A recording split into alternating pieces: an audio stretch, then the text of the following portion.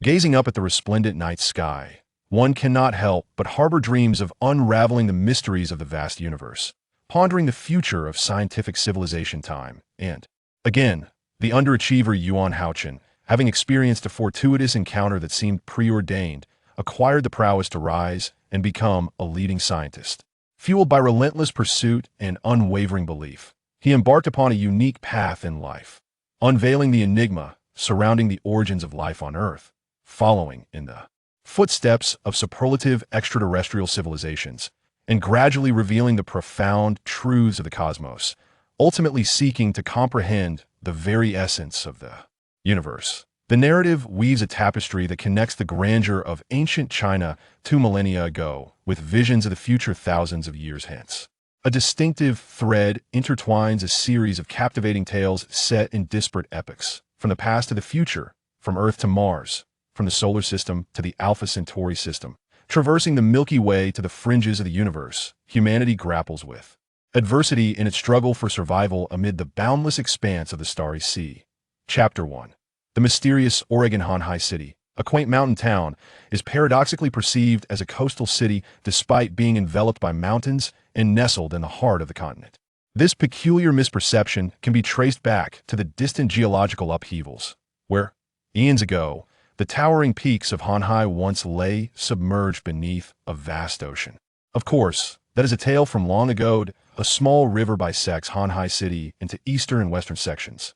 This river, originating from the southern mountain gorges, is fed by a multitude of subterranean streams and is renowned for its crystalline clarity and invigorating chill, setting it apart from rivers in other regions. Locals affectionately refer to this modest stream as the Sun Moon Creek, which has nourished the land and its inhabitants for centuries. Near the creek's source lies the outskirts of the mountain town, home to a quaint village. Though somewhat removed from the urban center, the village boasts an enchanting environment, nestled against the mountains and beside the water. Particularly after a fresh rainfall, the swirling mist envelopes the gorges, transforming the landscape into a veritable paradise. The creek, swollen with rainwater, occasionally bestows unexpected treasures upon the villagers, especially the children, adding countless joys to their daily lives. Just days prior, a torrential downpour had swept through the area. Yet by Saturday, the skies had cleared. In the evening, wisps of mist danced gracefully above the babbling creek, morphing in shape as the refreshing air, infused with the crisp aroma of the water, provided a delightful respite from the early summer heat. At the foot of the mountains, along the banks of the Sun Moon Creek, houses constructed by the riverside radiated a warm glow, resembling twinkling stars adorning the sinuous waterway. At this moment, within the first house of the mountain's base, the Yuan family gathered around the dining table. Every weekend, upon returning home from the third middle school of Hanhai City, the boarding student Yuan Hao-Chen felt as if he had been granted a reprieve. Life at school was undeniably stifling. In just over 10 days, he was to sit for the college entrance examination. Hanhai Third Middle School was an unremarkable institution, consistently overshadowed by the first and second schools, which outperformed it by considerable margins. Unfortunately, Yuan Hao-Chen stood out in his own right as a uniquely struggling student that he is aptly described as unique because he is the most diligent student in the entire school, albeit a rather lackluster one, but his dedication to his studies is renowned, known to all from the principal down to the gatekeeper, Old Wang. Regrettably, he is rather dim-witted, a quintessential simpleton, leading Principal Zhang to often pat his shoulder with great sympathy and awkwardly say, "Student Hao-Chen, academic performance does not encompass everything. We can still cultivate our talents in other areas." Inside their home, his mother hesitated several times, clearly wanting to express her concern and encourage him. However, such sentiments have been voiced too frequently, and now, as the final exams approached, she found herself at a loss for words. The atmosphere grew somewhat uncomfortable, prompting Hao-Chen to lower his head and eat hastily. Soon, he set down his bowl and chopsticks, saying, "Mom, I've been feeling a bit overwhelmed with studying lately. I'd like to take a stroll by the river, and I'll return to my books later." His mother paused for a moment, then replied, "That sounds great. Go ahead and take a walk, but don't overexert yourself." Following the sun and moon stream upwards, near the foot of the mountain, numerous small streams converge to form a small pond. Over time, this body of water has slowly taken shape. It is not very deep, and the water is crystal clear. The bottom of the pond is adorned with variously shaped stones, most of which have been smoothed by the passage of time and the flow of water, revealing the inner textures of the stones and showcasing a spectrum of hues, becoming even more lustrous under the gentle moonlight. Hao-Chen sat on a large rock by the pond, lost in thought, his bare feet submerged in the cool water, the refreshing sensation penetrating deep into his consciousness. He gazed up at the stars, and everything around him seemed to fall into a tranquil stillness. He was unsure of what thoughts occupied his mind. Perhaps he was still troubled by his studies or contemplating the paths available after the college entrance exams. His parents had toiled so hard, and if he did not gain admission to university, perhaps taking on some responsibilities for the family early on might be a reasonable outcome. The sky after the rain appeared even more distant and profound, the raindrops having cleansed the air of dust, allowing one to gaze deep into the heavens. Suddenly, Hao-Chen recalled a question he had posed to his father during his childhood. How vast is the universe? Does it have an edge? If it does, what lies beyond the edge of the universe? This question was clearly beyond the comprehension of both him and his father, yet the absence of an answer only served to heighten its mystery, and whenever he felt troubled, like today, he would gaze quietly at the cosmic stars. Out of the blue, a brilliant meteor streaked swiftly across the sky, drawing Hao-Chen's attention involuntarily.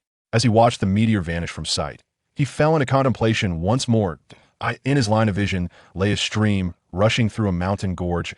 In the past, the water had not flowed with such ferocity, however. Following several days of persistent rain, the current had suddenly doubled in intensity. Another meteor. In his view, yet another meteor approached from the distance. Wait. Hao-Chen suddenly stood up, focusing intently. This meteor appeared extraordinarily remarkable, as it seemed to be cascading down the mountain gorge directly towards him. Hao-Chen understood that it was merely a visual illusion. It was not a meteor. He observed the cool, ethereal glow approaching him. In the blink of an eye, it was right before his eyes. With a splash, the luminous entity leaped into the center of the pool, emanating a faint glow from the depths below. Should we investigate? Might there be any danger? Radiation, perhaps? Who cares? Driven by an insatiable curiosity, Hao-Chen stumbled forward into the depths of the water.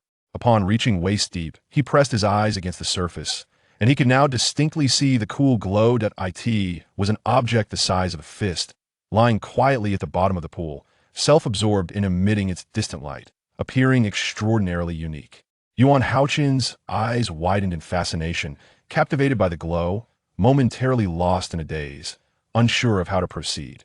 Could it be dangerous? He pondered hesitantly. After approximately 5 minutes, he finally plunged his body into the depths of the pool. He cautiously cradled the cool glow in his hands. Its texture resembled that of a stone, yet it radiated an enchanting light that was not glaring, but rather exuded an exquisite comfort. This glow reminded Hao-Chen of the moments after evening study sessions in school, when the dormitory lights were extinguished, and he continued reading under the cool street lights illuminating the playground. A fleeting illusion. Hao-Chen suddenly realized that the glow seemed to be gradually diminishing. Indeed, from the moment he grasped the luminous orb, its light began to fade at an imperceptible pace. Panic began to swell within him, as if this invaluable treasure were slowly slipping away. After about 5 minutes, the glow had dimmed to a barely perceptible level. It now felt like an ordinary pebble cradled in his hand. Time passed, and the serene moonlight continued to illuminate the small pool, leaving Hao-Chen standing foolishly in the water, waiting for a miracle to rekindle the light within his grasp.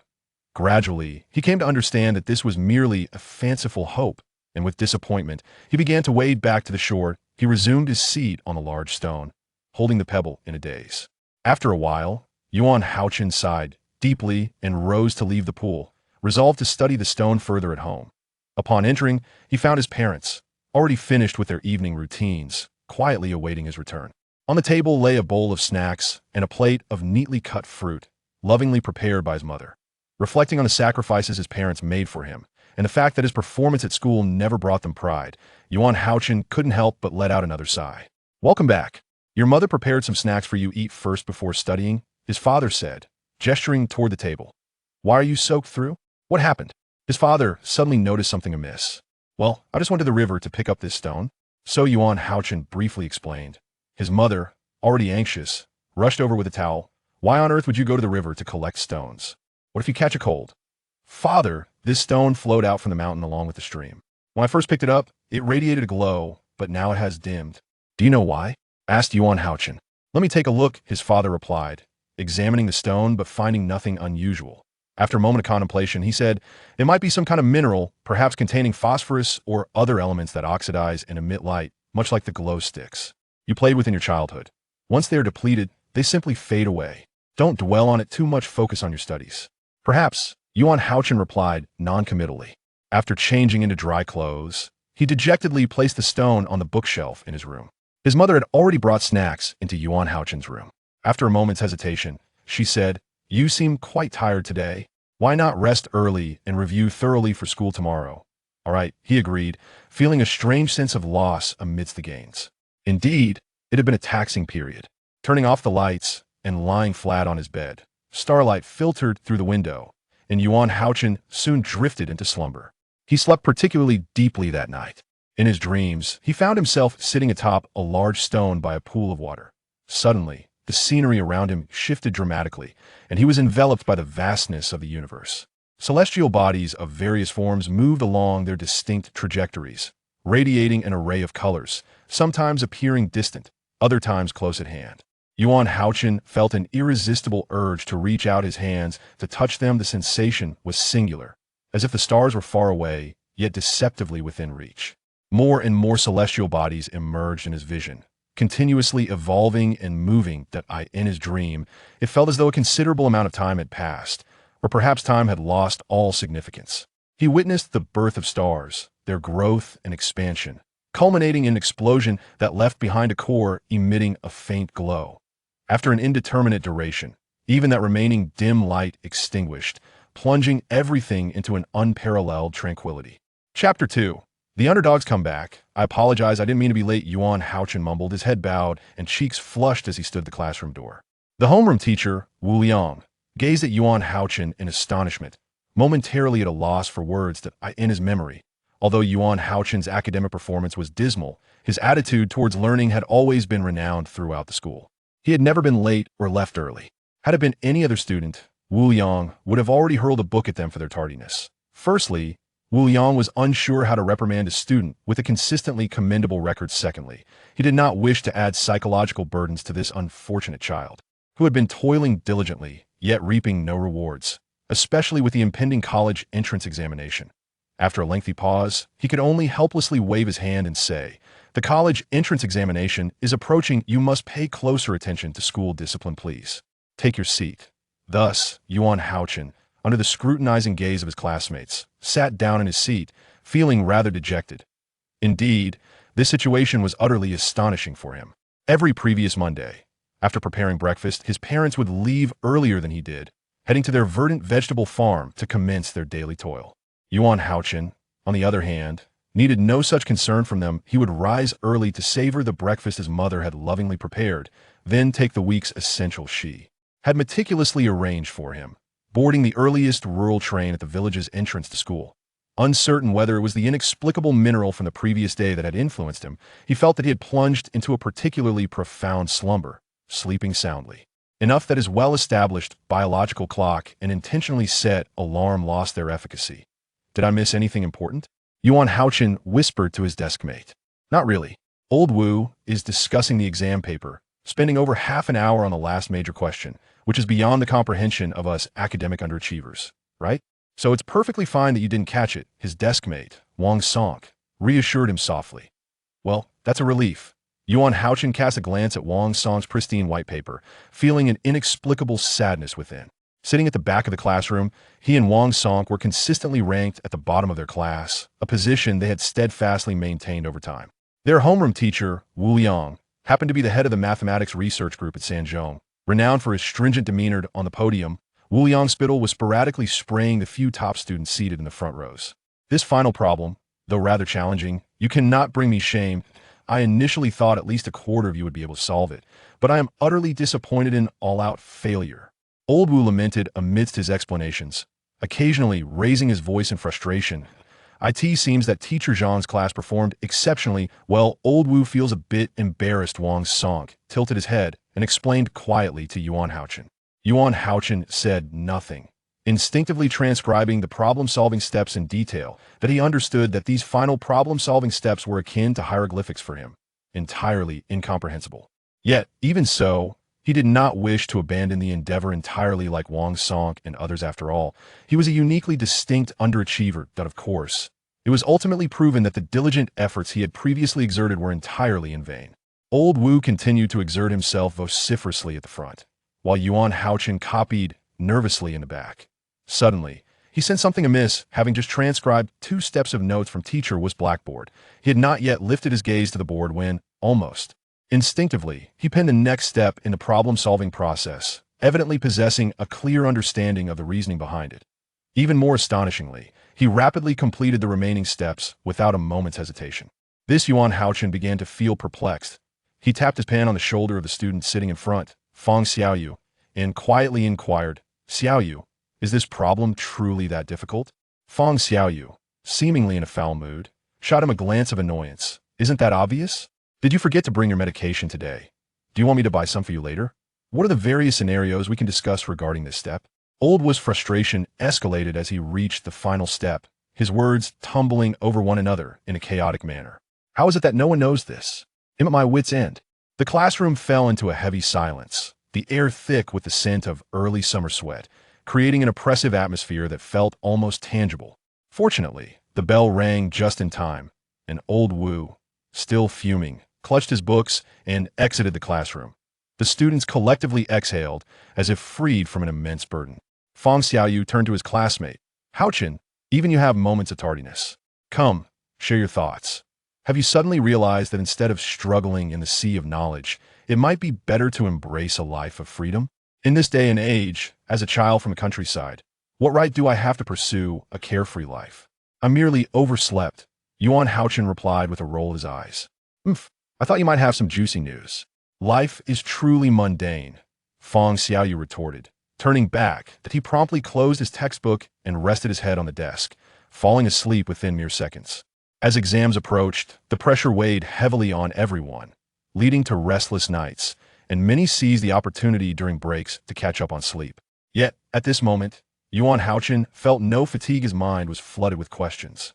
How peculiar! Could it be that I have encountered this problem before? Regardless, since I'm feeling so energetic, I might as well take this time to memorize those elusive formulas once again. That he recalled how, during last week's mock exam, he had forgotten a few commonly used formulas, resulting in lost points even on the simplest of questions, much to Fang Xiaoyu's amusement. These thoughts swirled in his mind. Yuan Hao-Chen opened his textbook. In the past, studying had often felt like being mired in quicksand, a nauseating sense of entrapment overwhelming him. His mind seemed filled with detritus, making it exceedingly difficult to absorb anything of value. Even simple formulas and concepts took ages to grasp, and the moment he felt he had understood a problem, changing just a few numbers would transform it into an entirely different beast. Such was the torment of his learning experience. However, upon opening the book today, Yuan Hao-Chen experienced a revelatory shift. His mind was astonishingly clear, and he felt a newfound focus. He rapidly skimmed through the pages, each word and punctuation mark appearing so natural and inviting. Every sentence and knowledge point seemed intricately connected, devoid of any sense of unfamiliarity, as if he had perused them countless times long ago. What on earth is happening? Yuan Hao-Chen pondered, utterly baffled. You find today's math textbook to be a bit more inviting?" he inquired of his deskmate. "Inviting?" Wang Sonk looked at him as if he were insane. "No matter how inviting it is, it's still our daunting challenge. There exists an insurmountable chasm between us and that challenge. Do you comprehend the magnitude of that divide?" In the second period, the mathematics class continued, with Mr. Wu expounding energetically, and the students could only endure his wrath. Meanwhile, Yuan Hao-Chen was entirely absorbed in his textbooks, leafing through them one after another. By the end of the lesson, he had astonishingly perused the entire high school mathematics curriculum. Closing his eyes and taking a deep breath, Yuan Hao-Chen felt an overwhelming certainty that the entire system of high school mathematics had been indelibly etched in his mind. What could possibly explain this phenomenon? Had the once academically challenged student suddenly experienced an epiphany? At that moment, Yuan Hao-Chen felt a mixture of exhilaration and trepidation. Even more alarming was the realization that during the subsequent 2 English classes, he astonishingly discovered that not only had the realm of mathematics become accessible, but the intricacies of English also felt surprisingly familiar. Words that had previously eluded him, as abstract as alien symbols, suddenly became effortlessly memorable. The once obscure grammatical structures were now easily comprehensible, as if a linguistic translation device had seamlessly integrated the entire framework of English grammar into his consciousness without omission. Am I dreaming? He pondered. This was indeed the most ironic and incredible day of Yuan Hao-Chen's life. He suddenly harbored grave doubts about the previous decade of his existence, feeling as though he had lived like a fool. A student who had once struggled with textbooks, yet achieved little had, in a single day, mastered knowledge that had previously seemed unattainable, and he had done so with remarkable precision. Chapter 3. College Entrance Examination Mobilization Meeting. If it had been in the past, after evening study sessions, Yuan Hao-Chen would have continued his nocturnal reading beneath the playground streetlights after lights out, but tonight seemed to render that unnecessary. After completing his evening routine, Yuan Hao-Chen lay on his dormitory bed, deep in thought. Something extraordinary was undoubtedly occurring within him, and his intuition firmly pointed to the peculiar mineral he had discovered the previous night. Could I have been irradiated into genius? Yuan Hao-Chen mused whimsically. Yes, it must be related to that mineral that I need to investigate it further to see if I can uncover anything. Lost in contemplation, he suddenly felt the upper bunk vibrating rhythmically. Fong Xiaoyu, have you overindulged? Mr. Wu warned against vigorous exercise before exams. No amount of eggs will replenish you otherwise, Yuan Hao-Chen exclaimed, kicking the bedboard above him. A head peeked over the edge of the upper bunk, and Fong Xiaoyu innocently waved the fan in his hand. Classmate Hao-Chen, how wicked. What are you thinking? I'm just fanning myself. Hey Xiaoyu, would you believe me if I suddenly became a top student? Seeing Fong Xiaoyu about to retreat, Yuan Hao-Chen quickly called out to him. Fool! Fong Xiaoyu scoffed. Ha! I dream every day of transforming into a top student, ultimately gaining admission to Peking University. Yet, the harsh reality remains. I continue to languish like a salted fish, remarked Wang Sanqua from the adjacent bed, instantly bursting into laughter upon hearing this. Wang Sanqua, when did it become your turn to be so animated? Fong Xiaoyu seemed to recall something and retorted, Hao-Chen, do not overthink it, that I understand that you have been under considerable pressure lately. However, if we do our best, opportunities will eventually present themselves. Enough of that, Xiaoyu. At least you have a chance of getting into a decent university. What about Hao-Chen and me? We are merely two financially constrained underachievers, filled with sorrow. Let's not even talk about dreams. A couple of years ago, I heard there was a temple behind the school, and I couldn't resist visiting it. Well, you know how it goes, Wang Sanqua lamented. It's best not to put faith in such superstitions. Do you think I lack sincerity? Am I not putting in enough effort? I am still just another underachiever. Yuan Hao-Chen's thoughts of being an underachiever led him to reflect on his current situation, and he suddenly felt a loss of confidence. Should I just come clean? We have endured together in this underachieving team for so many years, Yuan Hao-Chen mused. Am I merely dreaming?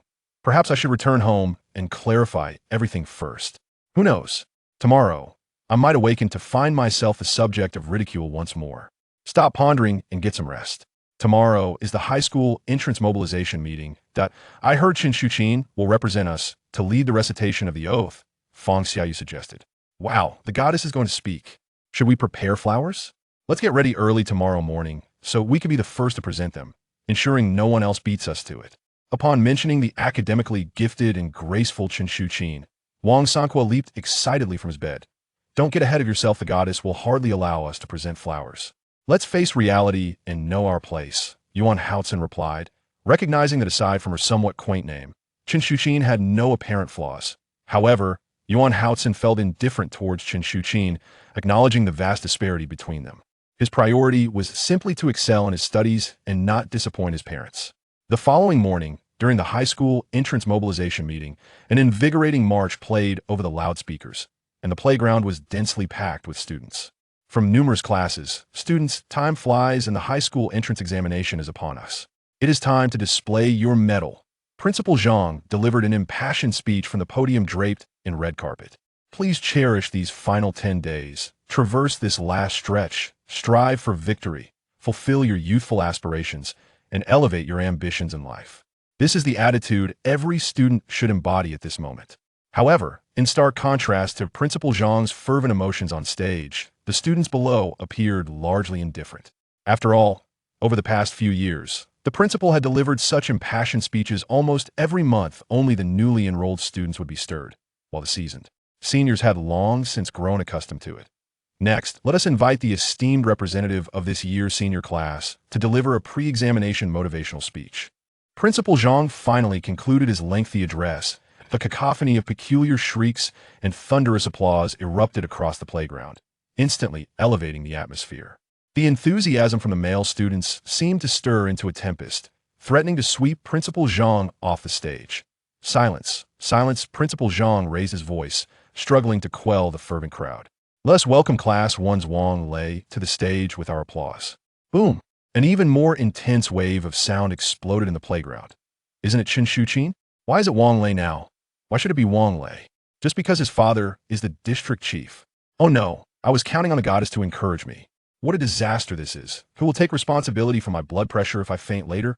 Quiet down, everyone quiet. Principal Zhang, drenched in sweat, was unable to regain control over the scene. Fortunately, the head of the year and the homeroom teacher intervened just in time to manage the excited emotions of the students, particularly the boys. Indeed, as per tradition, each year the student who ranks first in the provincial quality inspection speaks on behalf of the class and leads everyone in reciting the pre-examination pledge, Principal Zhang hurriedly explained. However, this year, due to Chen Shuqin's ill health, a wave of murmurs swept through the crowd as concerned gazes turned toward Chen Shuqin. At that moment, Chen Shuqin stood gracefully among her classmates, exuding calmness. Though clad in the same school uniform, she appeared statuesque, her shoulders elegantly poised and her waist delicately slender, radiating beauty. Yuan Hao-Chen, positioned not far from Chen Shuqin, remained composed and unperturbed, seemingly indifferent to the loss of this opportunity. Such nonsense, she's not sick at all. Voices of skepticism mingled within the playground. Ultimately, amid scattered applause, Wang Lei strode confidently onto the stage. Like most, Yuan Hao-Chen paid little attention to what Wang Lei had to say. It was commonly understood that with a district chief for a father, Wang Lei could easily secure a spot at the prestigious municipal high school. However, it was said that his father, with a commendable sense of integrity, insisted on placing Wang Lei in the rather ordinary third high school based on district regulations. Notably, high school had already become part of compulsory education at that time. Of course, Wang Lei's academic performance was commendable, consistently ranking within the top 5 of his cohort, thus earning his father considerable pride. In school, Wang Lei's social standing was neither particularly good nor bad. He did not flaunt his father's political stature, nor did he regard himself with excessive pride despite his academic excellence. Yet a subtle air of aristocratic arrogance lingered about him, albeit somewhat discreetly. Thus he and students like Yuan Hao-Chen, who struggled academically, inhabited entirely different realms with little interaction. One cannot claim that Wang Lei lacked the qualifications to speak on stage, but in the eyes of the multitude of boys, he could never be compared to the goddess. Moreover, such occasions invariably lead to a plethora of grandiloquent and insipid rhetoric. Since Wang Lei ascended to the stage, Wang Sankeo's lamentations, filled with despair, have frequently echoed behind Yuan Hao-Chen. Hao-Chen, how does Wang Lei manage to utter so much drivel? He is inherently so proud, yet he feigns an air of humility and gentleness. The thought of having to chant slogans alongside him makes me want to retch. He may be as ostentatious as he pleases. I regard him as mere folly. Fang Xiaoyu also harbored a wealth of grievances. Indeed, the subsequent slogan-chanting segment was a pitiful spectacle, as Principal Zhang and Wang Lei wore grim visages while awkwardly gesticulating on stage. Once the mobilization meeting finally concluded, as per tradition, classes would be suspended for the following 3 days. Each homeroom teacher would engage in heart-to-heart discussions with their students, while the subject teachers would diligently provide students with key topics and focal points for their studies. Of course, these efforts might prove to be of little consequence. The designated topics were not necessarily accurate, and the highlighted focal points seemed to render the entire book devoid of any insignificance. For the academic overachievers, these ensuing days held little relevance. They were already thoroughly prepared and merely awaited the examination. However, the plight of the underachievers was dire, as they sought desperately for a lifeline. Once they had compiled the so-called crucial review materials, they found themselves utterly overwhelmed. Oh heavens, with so many focal points, I am still at a loss. This is unbearable. It feels as though the exam will target precisely where I am weakest. Gazing at the towering mountain of revision materials, Wang Sankeo felt an overwhelming sense of despair. Before Wang Sankeo, Yuan Hao-Chen was at a loss for words, for speak the truth would be to undermine his comrade, while to utter falsehoods would be a blatant deception. Go home, Yuan Hao-Chen resolved in his heart. After 2 days of endeavor, he had become convinced that no examination question could truly confound him.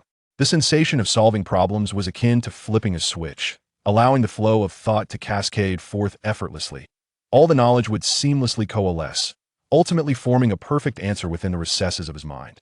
Moreover, he discovered that his thinking had become increasingly lucid over these past few days, with a breadth and depth of consideration far surpassing his previous capabilities. Chapter 4. The exam without suspense. The final week of study before the examination is a period left to the discretion of the candidates, whether to address specific shortcomings or to rejuvenate both body and mind. In accordance with tradition, once all the students have departed from the school, Yuan Hao-Chen eagerly boarded the rural train heading home. His urgency was not driven by a desire to study or to rest. Rather, his thoughts were consumed by the enigmatic mineral he had encountered. The journey home was not particularly long, taking roughly an hour to reach the village at the foot of the mountain.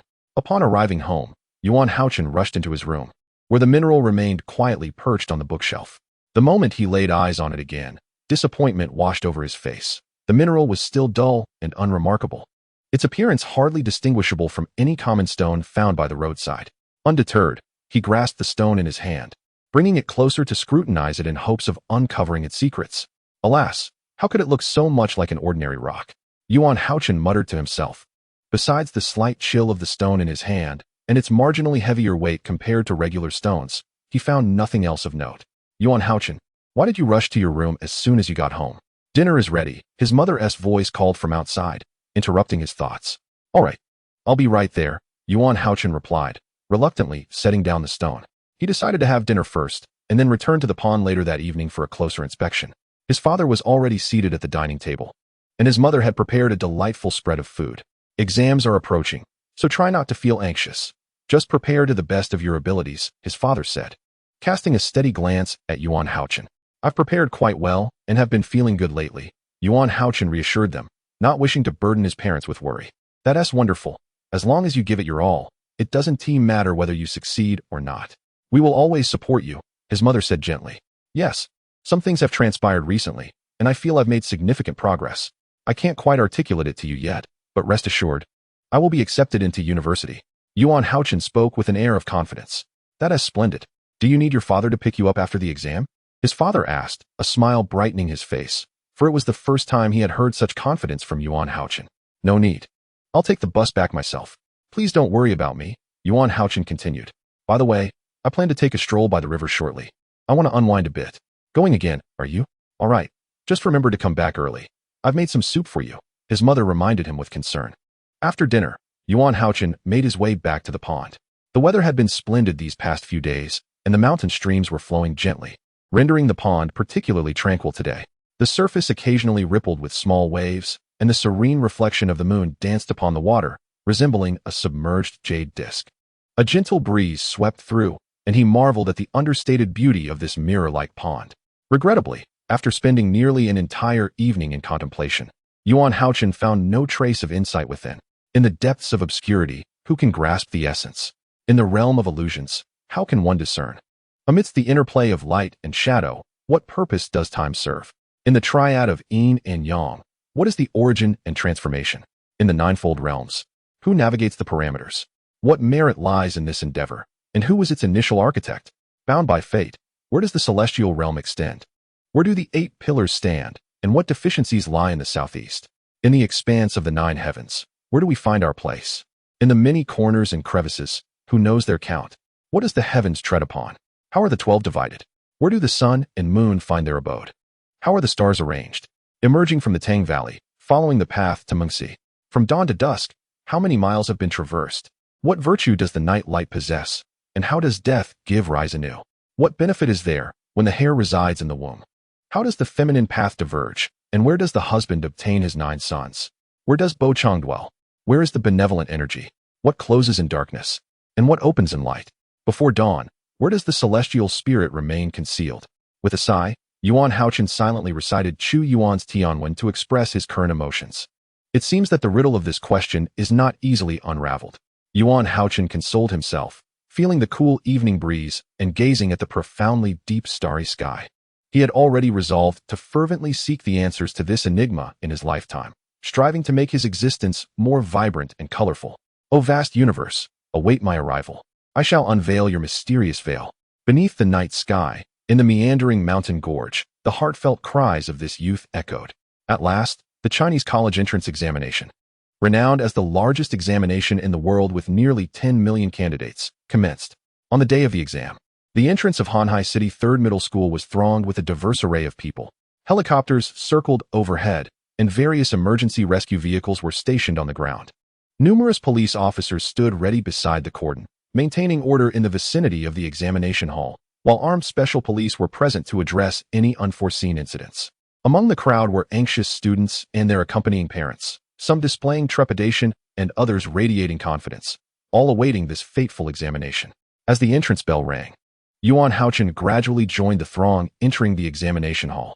The entry protocol was exceedingly rigorous, with staff assigned to every floor, and vigilant proctors stationed at the doors of each examination room. As a science student, he found the mathematics and comprehensive science papers to be remarkably straightforward. The English examination posed no challenge either. His writing skills had surpassed the high school curriculum requirements, with impeccable grammar and remarkably apt vocabulary, some of which could only be found in specialized dictionaries. Thus, his completed English essay flowed smoothly, elegantly, and splendidly, resembling a poignant poem. The Chinese language examination, however, presented some variables, as other questions allowed for greater creative expression beyond the foundational knowledge. In the eyes of Yuan Hao-Chen, reading and writing are intrinsically linked, each complementing the other in a harmonious interplay. The Chinese examination-oriented education system is both lamentable and fortunate. It is lamentable due to the exquisite reading comprehension passages that compel students to interpret them in an exceedingly rigid manner, ultimately forcing them to analyze and respond according to a prescribed formula. Conversely, it is fortunate for the examinees, as those with a certain level of literary proficiency instinctively know how to unravel each question posed. They merely need to identify the scoring points, adhere closely to the central theme of the text, and, when pondering the issues, consider them from a dialectical and multifaceted perspective to effortlessly arrive at the correct answers. As for the tedious task of analyzing sentence structures, Yuan Hao-Chen is already well-versed. By delving into rhetorical devices, methods of explanation, and modes of argumentation, he pays heed to the distinctions in the depiction of natural and social environments, while also being mindful of the varying effects and stylistic characteristics in character portrayal, encompassing aspects such as appearance, language, actions, demeanor, psychology, and detail. This is undeniably a world of formulas. This year, the topic for the college entrance examination essay revolved around effort and ideals. Who could rival Yuan Hao-Chen's fervent yearning for ideals and success? Who has ever studied as fervently for their dreams as he has? Thus, when composing this essay, Yuan Hao-Chen poured forth his very soul. With the literary prowess he has cultivated over time, the final piece he crafted elicited fervent applause and even tears of emotional resonance from its readers. The college entrance examination is indeed a unique and profoundly significant experience. As he gazed upon his meticulously completed, flawless paper, Yuan Hao-Chen felt a surge of excitement ripple through his otherwise calm heart. Would achieving a perfect score be too ostentatious? He chuckled softly to himself. After all, he had endured a protracted period as a struggling student, tirelessly studying, yet yielding little success. The persistent disparity between effort and reward had long weighed heavily upon him. He had dreamt countless times of gradually shedding the identity of an underachiever, envisioning that his diligence would bring glory to his parents. This time, he resolved to surprise everyone in a grand manner. Chapter 5. Fame in the Vast Ocean. Before long, the results of the college entrance examination were announced. Yet, at this moment, no one knew that the once obscure Xinjiang High School in Hanhai City and one of its underperforming students would suddenly become the center of attention. Principal Zhang, our school has finally turned the tide. Early in the morning, Lu Jinyu, the head of the senior class, could hardly contain his excitement as he reported to Principal Zhang that this year's science top scorer was none other than Yuan Hao-Chen. This is truly wonderful. For so many years, our academic achievements have been overshadowed by number 1 and number 2 high schools. At last, we can hold our heads high. Principal Zhang, reflecting on how this achievement would significantly enhance his political standing for the year, was overwhelmed with exhilaration. Wait, who did you say was the top scorer? Yuan Hao-Chen, Lu replied, only to be met with Principal Zhang's sudden realization, his expression transforming into one of utter astonishment. Indeed, I too am astonished. However, The results of the college entrance examination announced today by the provincial authorities indicate that the top scorer is, without a doubt, Yuan Hao-Chen, who achieved a perfect score across all subjects. Lu Jinyu, well acquainted with the circumstances of his students, expressed disbelief alongside several homeroom teachers upon receiving this news. Surely there must be some error in the process. You should prepare thoroughly for tomorrow's college application guidance meeting, while I make a call to confirm this with the provincial and municipal education departments and the Provincial Examination Institute. Principal Zhang instructed, striving to contain his excitement. Simultaneously, in the office of the district chief of Xinjiang district in Hanhai City, a conversation unfolded. Son, the college entrance examination results have just been released. I checked your scores, and they are commendable, 682. The caller was the father of Wang Lei, an outstanding student from Hanhai No. 3 High School.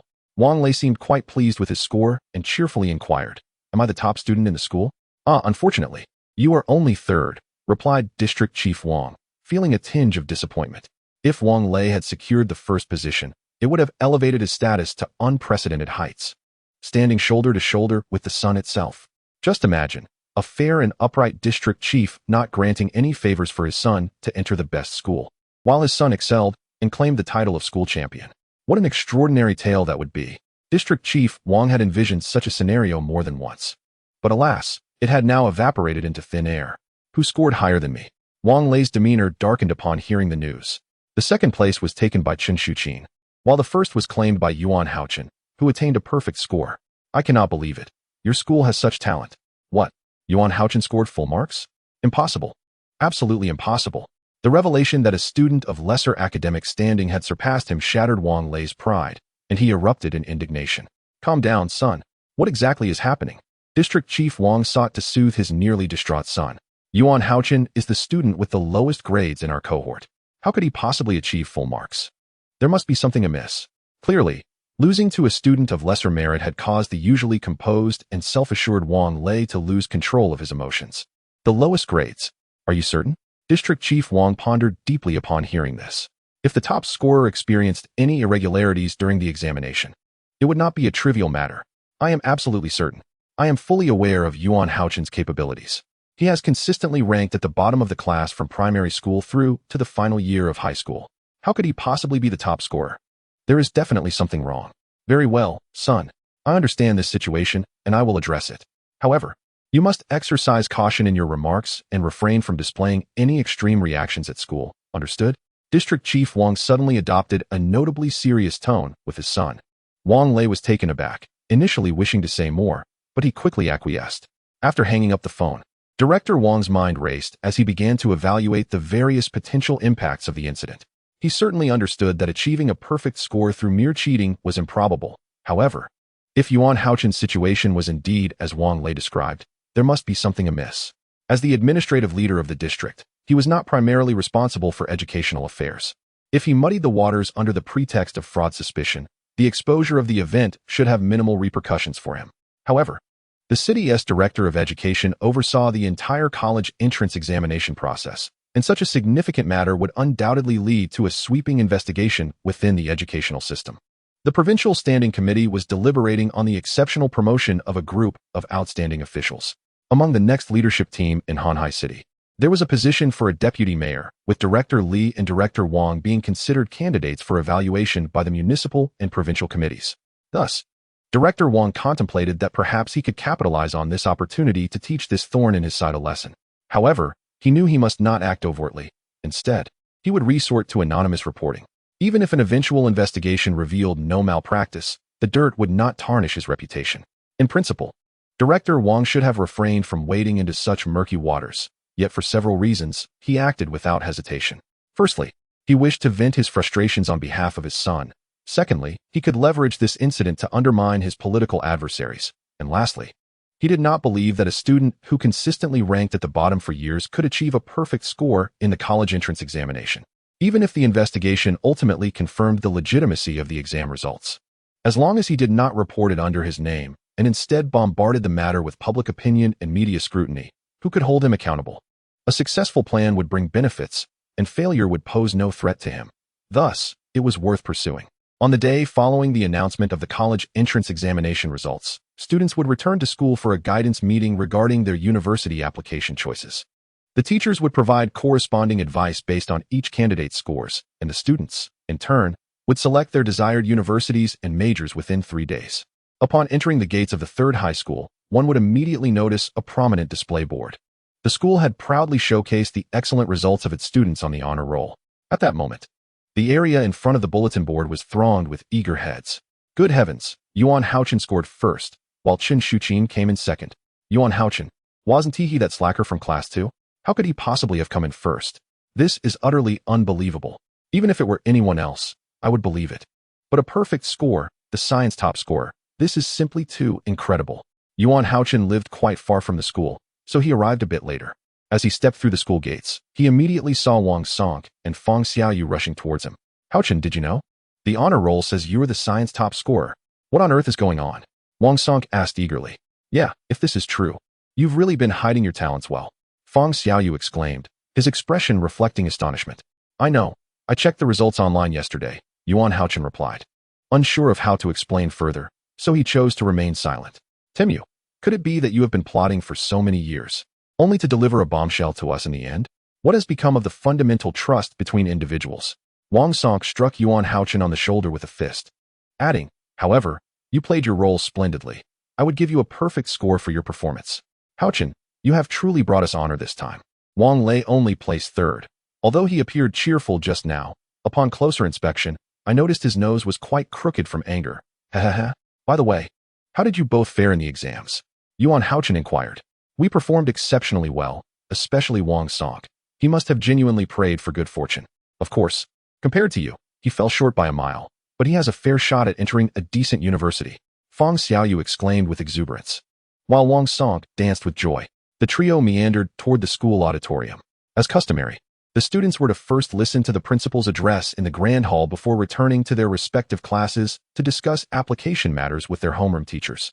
The auditorium was already brimming with attendees. The moment Yuan Hao-Chen stepped inside, he instantly felt the weight of numerous gazes upon him. The expressions of the crowd varied. Some looked astonished, others smiled in congratulations, yet most appeared incredulous, their faces marked with skepticism. Before long, when everyone had gathered, the principal commenced his speech. Principal Zhang began to speak passionately, recounting the school's founding and its arduous journey of development, reminiscing about the students' lives at the school and envisioning their futures as pillars of the nation. As he reached the more emotional parts of his address, he nearly broke into tears, prompting the faculty and students below to reflect on how unfortunate it was that he did not pursue a career in acting. However, to everyone's surprise, throughout the entirety of the speech, the school leaders made no mention of Yuan Hao-Chen's glorious achievement as the science top scorer. Once the address concluded, the students returned to their respective classes. Students, congratulations on your graduation. Life is such that, whether you are an antelope or a lion, when the sun rises, you must charge forward without hesitation. After 3 years of arduous study, your lofty ideals are now taking shape. I sincerely wish for each of you to paint your youth with vibrant colors. Mr. Wu, the homeroom teacher, expressed, visibly moved. I believe you have all seen on the honor roll that our classmate Yuan Hao-Chen has created a miracle. After a brief pause, Mr. Wu continued with fervor. Initially, I too was taken aback, and I have certainly heard many voices of doubt. However, regardless of what others say, I must wholeheartedly congratulate Yuan Hao-Chen. We have all witnessed his diligence and perseverance. Even in the face of adversity and immense pressure, he remained steadfast, never yielding, always fighting until the end. Through his actions, he has shown us that miracles do exist in this world. As fellow classmates, I hope everyone can resolutely support him and offer him the utmost encouragement. Hao-Chen, today's achievement is truly worthy of your efforts, and regardless of what others may say, I am proud of you. The resounding applause, cheers, and shouts enveloped Yuan Hao-Chen as he gazed into old Wu's slightly trembling eyes, feeling the bittersweet blessings from his classmates, his heart a tumult of emotions. An hour later, in the exclusive conference room of the school leadership, the door stood firmly closed, the deep crimson walls and dark brown conference table creating an atmosphere of palpable oppression. At the circular table, 4 individuals were seated, apart from Principal Zhang and the grade leader Lu Jinyu. The other 2 middle-aged men, bearing stern expressions, were unfamiliar to Yuan Hao-Chen. He found himself opposite them, the scene reminiscent of a disciplinary meeting for investigating violations. Chapter 6, Questioned Achievements. Classmate Hao-Chen, we have invited you here today to gain a preliminary understanding of certain matters. Please do not overthink it or feel burdened. began Lu Jinyu, the grade leader. This is Director Wang from the Xinjiang district of Hanhai City, and this is Director Li from our City Education Bureau. Director Wang was a bespectacled man of considerable girth, and Yuan Hao-Chen quickly deduced that he was Wang Lei's father. In contrast, Director Li appeared emaciated, seemingly unwell, and wore an expression of exhaustion, resembling a frail creature. Yuan Hao-Chen could naturally surmise the reason for this conversation. However, it was indeed perplexing that two administrative officials of such rank had come to seek him out. This unusual pairing did not escape his notice, yet here they were, sitting directly before him. It is like this, classmate Hao-Chen. First and foremost, I would like to congratulate you on your outstanding achievements in this year's college entrance examination, Director Li began, adhering to a scripted opening. After a quick glance at Director Wang, he continued, however, the education system has received reports suggesting that your examination results may not be authentic, and these allegations have garnered significant media attention. As you are the top science student in our province's examination district, this matter is particularly sensitive. If mishandled, it could lead to substantial negative public repercussions. Consequently, both provincial and municipal authorities are taking this issue very seriously, with high-ranking officials instructing us to swiftly ascertain the true situation and guide public opinion. As I oversee the college entrance examination affairs in the city, and Director Wang is your district's administrative supervisor, it is prudent for us to gather basic information. Just to clarify, this is merely an informal internal discussion, so please do not feel anxious. Focus on reporting the facts. Now, classmate Hao-Chen, I invite you to converse openly with Director Wang and Director Li, Principal Zhang added. His expression one of resignation. He found himself deeply conflicted. Naturally, he wished for Yuan Hao-Chen to be a genuine top scorer, as this would greatly benefit the school's reputation and his own professional standing. Yet, he was acutely aware of Yuan Hao-Chen's previous academic performance, leaving him with considerable uncertainty. He even pondered, what if Yuan Hao-Chen had indeed cheated? Why then such ostentation? Wouldn't it suffice to score a few points lower, achieving a more modest success? Scoring full marks, after all, invites scrutiny. Doesn't he understand that? The perplexities of today's youth eluded him entirely. Moreover, having navigated the corridors of power for many years, he possesses an exceptionally keen political acumen. Observing the current situation, it is evident that unseen forces are at play.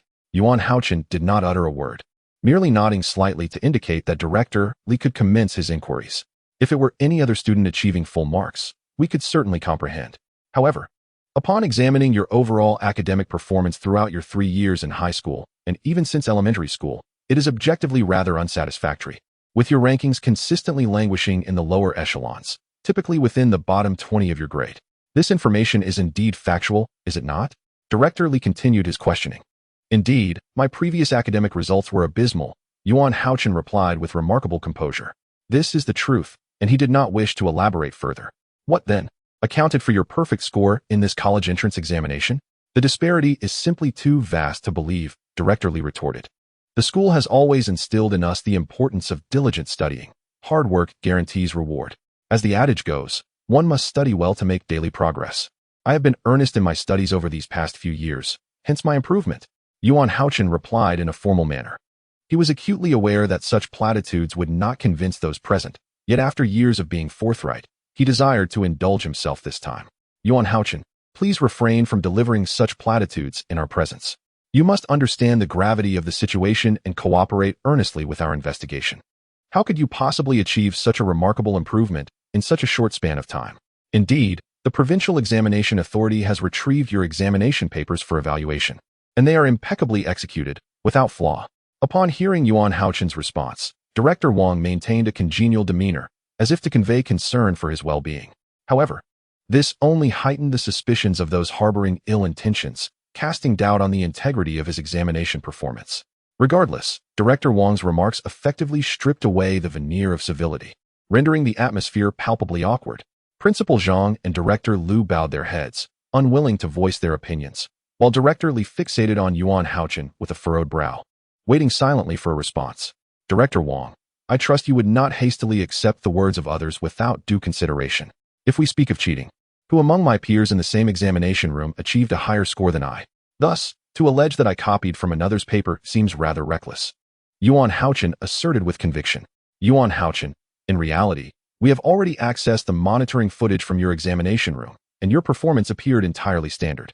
Yet, there are still those who suspect that you employed covert communication methods to cheat. even insinuating that you may have seen the examination paper in advance. Otherwise, how could a student with consistently low marks possibly achieve a perfect score? Director Wang seemed increasingly displeased with Yuan Hao-Chen's demeanor, shedding the initial restraint and posing ever more pointed inquiries. Director Wang, let us refrain from hastily concluding matters at this juncture. Is it not the case that some opinions may be rather rash? Our institution takes examination supervision with utmost seriousness, and it is simply inconceivable that any illicit electronic devices could be smuggled in. Surely, the communication jamming equipment surrounding the examination venue is not merely ornamental. As for the leakage of examination papers, such an incident would constitute an exceedingly grave examination-related catastrophe, with repercussions that extend far beyond the immediate context. Principal Zhang understands that should matters be classified in such a manner, both the school and he himself would face severe repercussions, a burden he cannot bear. Consequently, he hastily interjects his perspective, casting a hopeful glance towards Director Li, yearning for intervention from someone within the educational system. Director Li is acutely aware of the stakes involved. Should there indeed be a leak of examination papers, his position as the head of the Municipal Education Bureau would be rendered untenable. He muses that such an unjust label cannot be affixed to him without merit. With an understanding glance towards Principal Zhang, he states, "Indeed, our city has been thoroughly prepared for this year's college entrance examination, with stringent supervision to ensure fairness and impartiality, a directive we have consistently emphasized. I am confident that our monitoring processes are sound. Furthermore, the transportation of examination papers has been under the vigilant oversight of armed police, law enforcement, and various educational and social organizations, rendering any possibility of leakage utterly improbable." Director Wang, while there are indeed some sharp voices and opinions circulating in society, in accordance with the spirit of the Municipal Committee's meeting, our primary focus today is to understand the situation. The classification of this event and any in-depth investigation should be deliberated by the Municipal Committee or even the Provincial Committee. Yuan Hao-Chen observes the four individuals across the conference table, gradually discerning the thoughts and intentions of those present. Despite questioning his results, Principal Zhang, Director Liu, and Director Li are apprehensive about the repercussions that might ensue, wishing to avoid an uncontrollable situation. In contrast, Director Wang appears to harbor ulterior motives or a penchant for sensationalism, fanning the flames of the situation. Yet, Yuan Hao-Chen remains undeterred by potential conflict.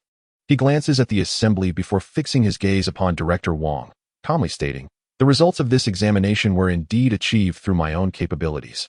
I wonder, Director Wang, how do you suggest I address those sharp criticisms and opinions?" "Well, I am not authorized to provide you with an answer," he replies, echoing Director Li's sentiments. "For today, our focus is primarily on understanding the issues at hand. However, should the situation escalate, the province may assemble a team of experts to conduct an on-site evaluation of your examination performance, so you ought to be prepared psychologically." Director Wang, wearing a smile, seemingly offers this advice with good intentions. According to Director Wang's reasoning, the likelihood of Yuan Hao-Chen experiencing a swift academic turnaround is nearly non-existent. While miracles may exist in the world, the notion of a mediocre student achieving a perfect score on the challenging college entrance examination through sheer ability is one that few would find credible. Unless, of course, Yuan Hao-Chen had been feigning mediocrity since kindergarten, biding his time to unleash a bombshell revelation. Such a scenario is one that any rational person would find implausible. Now, since Director Wang has tentatively inquired, everyone gazes at Yuan Hao-Chen with various emotions, anticipating his response. "There is no issue. You may conduct the inspection at any time," Yuan Hao-Chen replied with poise. Upon hearing his nonchalant reply, Director Li and Principal Zhang seemed to have been reassured, exhaling a sigh of relief. The sensation was akin to a sudden release after 3 days of constipation, a delightful relief. At that moment, only Director Wang's expression appeared somewhat complicated. He had anticipated that Yuan Hao-Chen would be nervous and flustered, yet the actual situation contradicted his expectations. In that instant, he felt an almost intimidating calmness emanating from Yuan Hao-Chen. However, he swiftly managed to muster a smile as warm as spring. "Excellent. Since you are so confident, we can rest easy. We shall return to report to the Municipal Committee. In the meantime, should you have any updates to share with us, please feel free to contact us through the school." After Director Li and Director Wang departed, Principal Zhang sighed, and then spoke. "Hao-Chen, you should return and prepare thoroughly. Once the testing date is confirmed, the school will notify you. I hope you place great importance on this evaluation. If needed, you may contact Director Liu to arrange for teachers in various subjects to assist you with your review." "Thank you, Principal Zhang and Director Liu, for your concern. I will take it seriously, Yuan Hao-Chen replied with a smile before turning to leave the conference room. Observing his confidence, Principal Zhang pondered. Could it be that Yuan Hao-Chen had been concealing his true abilities all along? This was truly unimaginable. During the days of filling out applications, students in every classroom fervently discussed their aspirations and preferred schools. Hao-Chen, are you applying to Tsinghua or Peking University? I heard Chen Shuqin has applied for the International Finance Program at Peking University, Wang Sankai exclaimed as Yuan Hao-Chen returned to the classroom. I haven't made a final decision yet, but I am inclined to apply for astrophysics at Tsinghua University, Yuan Hao-Chen replied calmly. Wow, why such a lofty choice? Will it be easy to find a job later? Wang Sankai asked, visibly surprised. The humble sparrow knows not the ambition of the swan. Do not judge Hao-Chen with such mediocrity. He is destined to become a leading scientist in our nation, perhaps even a Nobel laureate. We should be eager to support him, Fang Xiaoyu said with a knowing smile. Yuan Hao-Chen merely smiled in silence. Despite choosing a niche field, his decision was the result of careful contemplation over the past few days. Firstly, he had been enamored with the stars and the cosmos since childhood, dreaming of one day unveiling the mysteries of the universe. Secondly, following his recent experience with the peculiar mineral, he felt an intense intuition that the answer lay within the unknown realms of the cosmos. It seemed as if a mysterious force was summoning him. Chapter 7. The Manifestation of Strength. Unexpectedly, the integrity of the situation became compromised. Initially believed to be contained within a limited scope, the scandal of academic dishonesty has unexpectedly erupted onto the internet, subsequently magnified by astute news media, culminating in global awareness. Questions abound. Does the existence of cheating among top scorers in the college entrance examination hold truth? Is the incident of the discredited top scorer a remarkable turnaround for an underachiever or the greatest scandal in the educational realm? Is the high-achieving student merely a modest genius or a product of deceit? Concerns regarding significant loopholes within the examination system arise. How can one possibly achieve a perfect score through cheating? Public discourse has become a cacophony of opinions, with major media outlets monopolizing headlines related to this incident. The surge in shares and comments on related news has reached an astonishing peak, leaving many astounded. The overwhelming majority finds it hard to believe that an individual, who has consistently underperformed academically, could triumph in the nation's most crucial examination with an astonishingly perfect score. Humanity tends to approach others with skepticism. Although they cannot fathom the means to attain a perfect score in the college entrance examination, they are convinced that something is amiss. Naturally, the flames of controversy have been fanned by instigators behind the scenes. Under the directive of the provincial committee, the Hanhai municipal government has convened multiple special meetings to deliberate on the matter, in an effort to maintain social harmony and prevent further escalation. The municipal government has resolved to adopt a stance of fairness, inviting authoritative experts to assess the questioned top scorer, with reputable media overseeing the evaluation process. During the subsequent press conference, officials from the provincial government, the municipal government, the provincial education department, and the Provincial Examination Institute expressed their commitment to sternly punish any individuals found guilty of misconduct, as well as all responsible heads of educational departments, should the investigation reveal wrongdoing. 1 week after the completion of volunteer applications, Yuan Hao-Chen received notification that an expert group, assembled by the Provincial Education Department, had arrived in Hanhai City, and evaluations were set to commence shortly. On this day, the previously unremarkable Hanhai City Third Middle School unexpectedly became the focus of attention. The modest parking lot was filled to capacity with vehicles from various government departments. News media, armed with cameras, were already on high alert. The expert group comprised professors from various relevant disciplines across provincial universities. To underscore the significance of the occasion, the team was led by the nationally renowned researcher, Professor Zhang Tianqi. The spacious multimedia classroom had been cleared in advance, with only a long table and chairs placed in the center, exuding an air of solitude. 7 meticulously arranged seats occupied the front of the classroom, while real-time cameras were positioned in each corner. Once the expert group was prepared, Principal Zhang escorted Yuan Hao-Chen through the lengthy corridor to the multimedia classroom for evaluation. The principal remained silent, his demeanor tense, harboring deep apprehension. The stakes were high. He understood that the outcome of this evaluation would directly influence his professional trajectory. The two individuals swiftly arrived at the entrance of the multimedia classroom.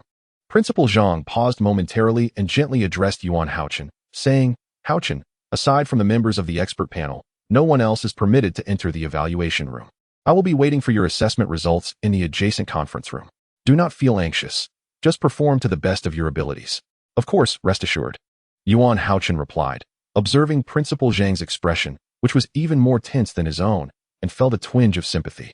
He offered a confident reassurance before turning to enter the room. Inside the evaluation room, 7 experts were already seated in the front row, their postures formal and attentive as they fixed their gazes upon Yuan Hao-Chen's entrance. In the past, such an imposing assembly would have left him in a state of trepidation. However, he was no longer the same person. He possessed a clear understanding of his own capabilities. Furthermore, Yuan Hao-Chen had gradually realized that, in addition to a significant enhancement in his intellectual prowess, his psychological resilience and cognitive abilities had also been steadily improving. This transformation, both internal and external, had altered his demeanor and the aura he exuded, rendering him almost unrecognizable compared to his former self. You must be Yuan Hao-Chen, am I correct? Please take a seat. Intoned the expert seated at the center, his voice deep and calm. With a head of silvery hair, he appeared to be around 60 years of age, and beneath his high spectacles gleamed a pair of remarkably perceptive eyes, radiating an air of wisdom and erudition. I am Zhang Tianqi, the head of this expert panel and the individual responsible for the physics assessment. Allow me to introduce the composition of our panel. It consists of 6 distinguished scholars and 1 representative from the supervisory agency. The evaluation process will involve the 6 scholars randomly selecting questions from a computer database encompassing 6 science subjects relevant to the college entrance examination. Given your status as a science prodigy, having achieved perfect scores across all subjects, we have collectively decided to exclusively select questions of the highest difficulty for this assessment. The supervisory expert and the on-site cameras will monitor the entire process, from question selection to your responses. Do you have any inquiries or suggestions? Zhang Tianqi, observing Yuan Hao-Chen's confident demeanor, smiled as he succinctly outlined the evaluation procedure. I have no objections. I am content to proceed as the experts dictate. Yuan Hao-Chen replied with calm assurance. Ha ha ha, splendid. Zhang Tianqi exclaimed with a hearty laugh, his interest piqued as he regarded Yuan Hao-Chen. As the assessment unfolded, the results were undeniably clear. Regardless of the discipline or the nature of the questions posed, Yuan Hao-Chen answered with remarkable ease, requiring little contemplation to produce his responses. The experts present were repeatedly astounded by his performance, their expressions growing increasingly animated and enthralling. Very well, there is no need for further testing. It is evident that this student possesses genuine knowledge and skill, Zhang Tianqi decisively declared as the assessment neared its conclusion. On behalf of the expert panel, I hereby affirm that Yuan Hao-Chen's results in this college entrance examination are credible and a true reflection of his academic proficiency. Thank you to all the esteemed members of the expert panel for your recognition, and thank you, Professor Zhang. Yuan Hao-Chen expressed his gratitude. Yuan Hao-Chen could readily perceive the goodwill and trust emanating from Zhang Tianqi. By the way, my dear classmate, having performed so splendidly, which university do you intend to apply to, and what major do you wish to pursue? Zhang Tianqi inquired with evident interest after the assessment concluded. I have already applied to Tsinghua University for a major in astrophysics, Yuan Hao-Chen replied with a smile. Oh, what compels you to choose such a relatively obscure field? Zhang Tianqi expressed mild surprise. Astrophysics is not only a principal branch of astronomy, but also a subdivision of physics. This discipline is notoriously challenging, demanding a high proficiency in both physics and mathematics, and its career prospects are considerably less favorable compared to more popular majors. This has been my aspiration since childhood. I long to explore the cosmos and uncover the origins of the universe, Yuan Hao-Chen responded earnestly. Zhang Tianqi gazed at Yuan Hao-Chen with a newfound fervor, even speaking with a hint of excitement. Excellent. For a prolonged period, our nation's endeavors in cosmic exploration lagged behind those of more advanced countries. It has only been in the past decade, with increased national investment and the relentless efforts of several generations of space pioneers, that our aerospace sector has achieved remarkable advancements, gradually attaining a leading position on the global stage. The nation needs passionate, ambitious young individuals like you. I have dedicated my career to the study of physics, and the esteemed Director Li of the Astronomy Department at Tsinghua University has been my research partner for many years. He is an expert in black hole physics, relativistic astrophysics, and cosmology. I shall recommend you to him. Please maintain this fervor, for I look forward to witnessing your emergence as a pillar of our nation. With these words, Zhang Tianqi led the way out of the assessment room to report the results to the anxious government officials and media awaiting next door. The following day, nearly all media outlets across the nation clamored to report the results of the assessment. Under the guidance of the government, Mainstream media endeavored to portray Yuan Hao-Chen as a shining example of perseverance leading to remarkable achievements, having secured the top position in the sciences. His story became a beacon of positivity, instilling confidence and hope in countless individuals facing adversity. During this time, several television stations sought to interview Yuan Hao-Chen, planning to produce news segments featuring him. However, he graciously declined all requests. For Yuan Hao-Chen, the spotlight on his college entrance examination was already sufficiently bright, and he believed that further ostentation could invite misfortune. He was solely focused on preparing for university to pursue further studies, as even grander aspirations awaited realization.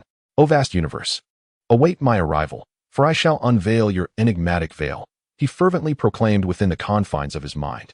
In the following days, the mayor of Hanhai City and Director Li of the Education Bureau made a special visit to Yuan Hao-Chen's home, expressing their intent to provide him with a scholarship to cover all his educational expenses during his university years.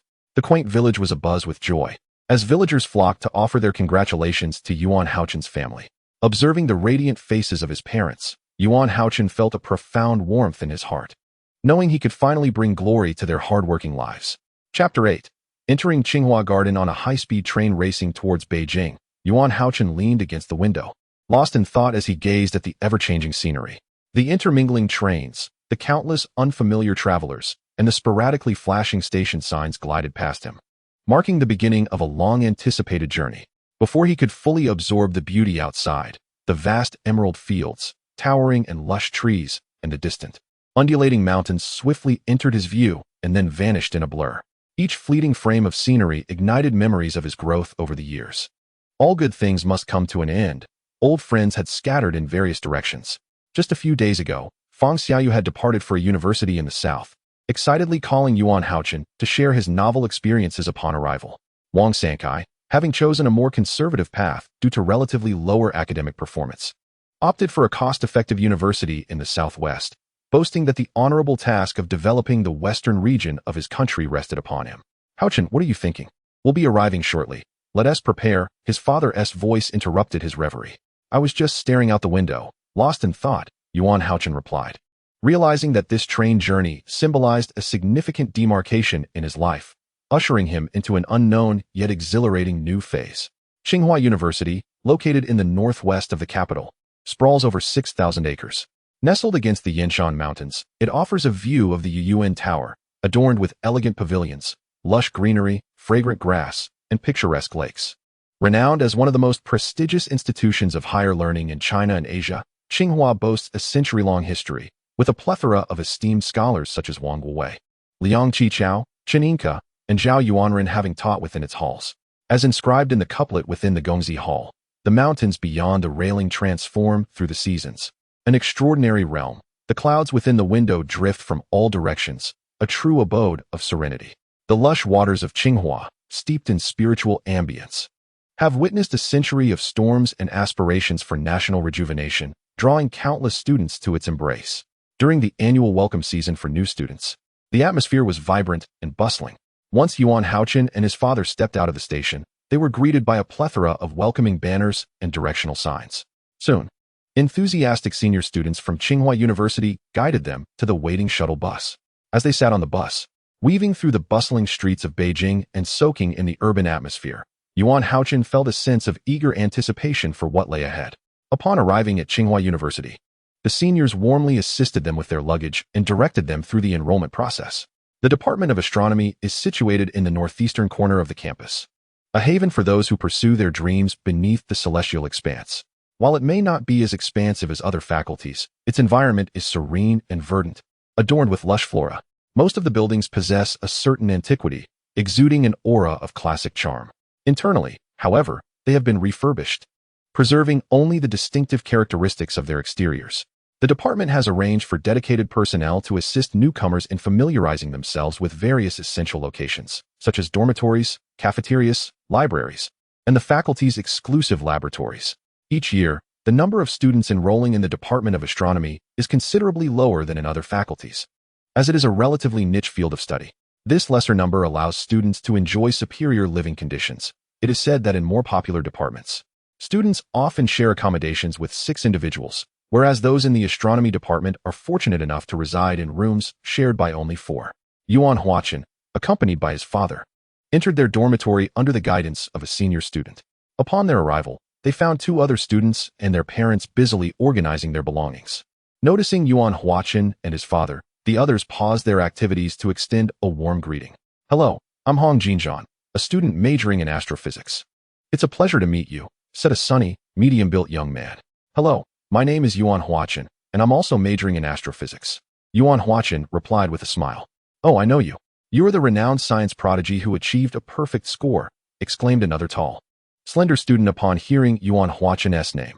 "Hi, I'm Yang from the south." "Ah, I recall now. I saw your story on the news. It's incredibly inspiring," Xinjiang added enthusiastically. In the dormitory, amidst a vibrant atmosphere, everyone busied themselves with tidying up, making their beds, and organizing their cabinets. Suddenly, a knock at the door interrupted their camaraderie, and a graceful woman in her early 30s, wearing glasses, stood at the threshold. "I'm your academic advisor for this cohort. My name is Yi," she said with a warm smile. One by one, they introduced themselves, and Ms. Yi quickly established a friendly rapport with the group. Through her guidance, they gained a deeper understanding of the Department of Astronomy and learned that another roommate, Deng Xiaoqiao from Beijing, had yet to arrive. "All right, I must visit other dormitories now. The schedule for the upcoming days is detailed on this chart. Please make sure to attend punctually. Additionally, kindly relay this information to the absent Deng Xiaoqiao," Ms. Yi remarked, lingering for about 15 minutes before adding, "Oh, by the way, parents can rest at the college hotel tonight. I shall take my leave now. Welcome once again." Once everything was settled, Hao-Chen and his father proceeded to the supermarket to procure daily necessities. After dinner, in a rare moment of leisure, the father and son strolled through the picturesque campus of Tsinghua University and the nearby Chun Garden, reminiscent of the night scene of the Lotus Pond penned by Zhu Ziqing. As twilight gradually enveloped the sky, a gentle evening breeze caressed their faces, and the stars twinkled with exceptional clarity. Beneath the Ziqing Pavilion, the father and son engaged in heartfelt conversation. The father, though not eloquent, expressed the tender concerns of a parent and the joy of witnessing his child's growth. Simple words imbued with profound emotion. Hao-Chen felt a pang of reluctance at the thought that his father would soon depart for their hometown of Hanhai. Chapter 9. The late arriving roommate the following morning. After a flurry of reminders, the father took a taxi from the school gate to the station, preparing to return to Hanhai City. He recalled frequently calling home, sharing any needs with his family. As the taxi driver turned the vehicle towards the distant road, Hao-Chen opened his mouth to speak, but the words never came. He could only silently watch as the car vanished around the corner.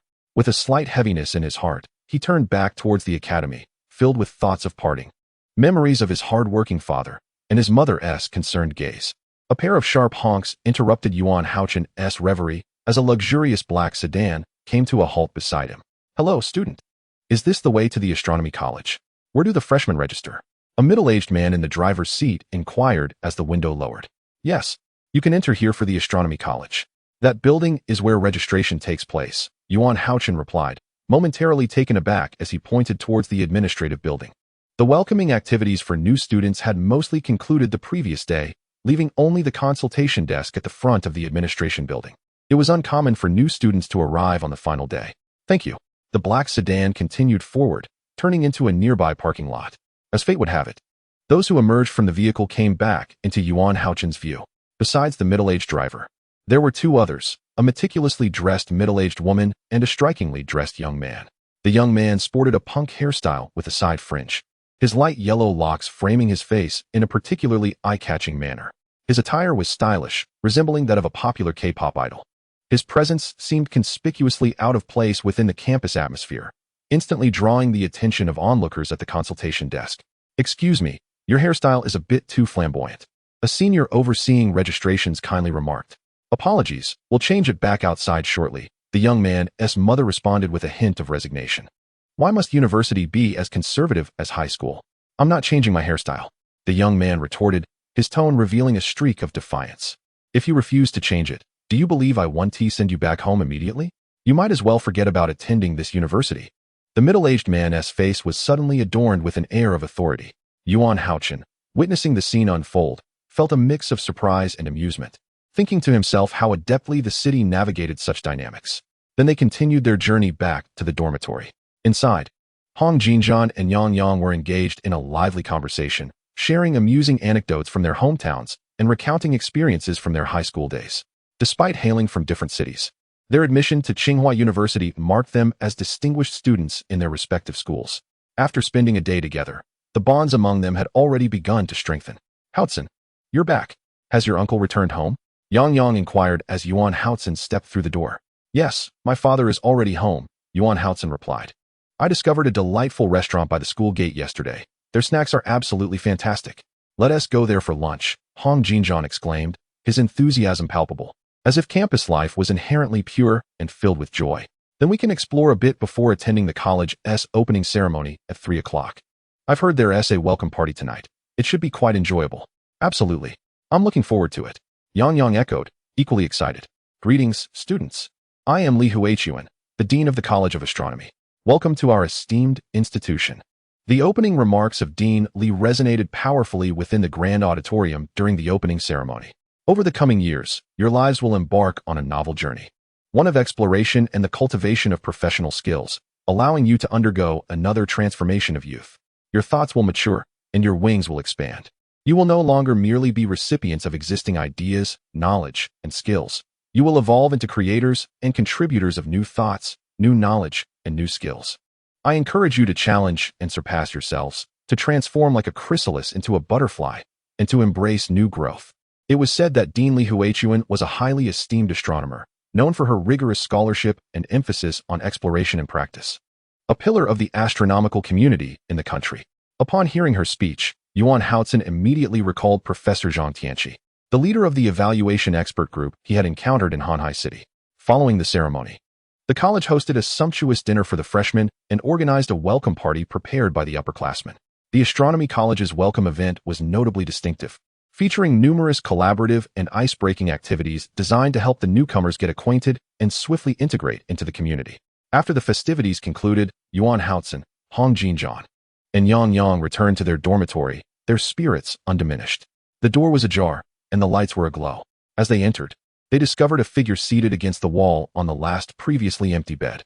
His flowing black hair appeared ethereal, his eyes gently closed, and his fair complexion, along with a stoic expression, accentuated by a striking pair of over-ear headphones. Yuan Hao-Chen was taken aback to realize that this was the same boy he had encountered at the school gate that morning. However, he had since shed his side-swept bangs and transformed his previously light yellow hair into a glossy black. It turned out he was their late-arriving roommate, Deng Xiaoqiao. Chapter 10. Learning Barriers. Deng Xiaoqiao seemed to sense the presence of newcomers, slowly opening his previously half-closed eyes. Upon seeing Yuan Hao-Chen and the other two, he swiftly executed a somersault, elegantly sliding down from the upper bunk, before standing firmly on the ground. I have perused the dormitory roster. You must be Hong Jinjian, Yang, and Yuan Hao-Chen. It is a pleasure to make your acquaintance. You should be aware of my identity, I presume? Deng Xiaoqiao initiated the conversation, exuding a commanding presence that emanated effortlessly from him.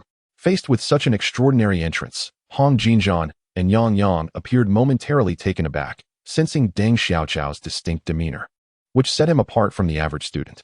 Greetings, I am Yuan Hao-Chen, and this is Hong Jinjian, while the other gentleman is Yang. Observing the awkward atmosphere, Yuan Hao-Chen smiled amiably to ease the tension. Hello, welcome back, Hong Jinjian and Yang finally responded, coming to their senses. Xiaoqiao, I heard you reside in Beijing. Why did you arrive so late for registration? Yuan Hao-Chen inquired. Let us not dwell on it. I had a bit of a disagreement with my parents these past few days, which led to this delay, Deng Xiaoqiao replied nonchalantly. Yuan Hao-Chen chuckled knowingly, choosing not to probe further, and casually handed a schedule to Deng Xiaoqiao. This document outlines our agenda for the upcoming days. Tomorrow morning at 8 a.m. We are to collect our military training uniforms from the administrative building, followed by 2 weeks of military training, Yuan Hao-Chen continued. All right, thank you, Deng Xiaoqiao said, not elaborating further. He glanced at the schedule before returning to his bunk, leaning against the wall to listen to music. Subsequently, the group, having had a long day, proceeded to wash up and prepare for the dawn of a new day. As the night deepened, the luminous moon traversed gracefully through the soft, billowy clouds, quietly gazing down upon this tranquil world, casting its pure light. Time is but a transient visitor of countless generations. The universe serves as a reverse journey for all beings. Humanity must forge ahead with determination, for only those with lofty aspirations may achieve greatness. In the Tsinghua University campus, within the dormitory of the School of Astronomy, a group of young men is now blissfully lost in dreams. Though they hail from diverse backgrounds and regions, they share the exuberance of youth, brimming with ideals and ambition. The 2 weeks of military training passed swiftly, marking the true commencement of their academic journey in university.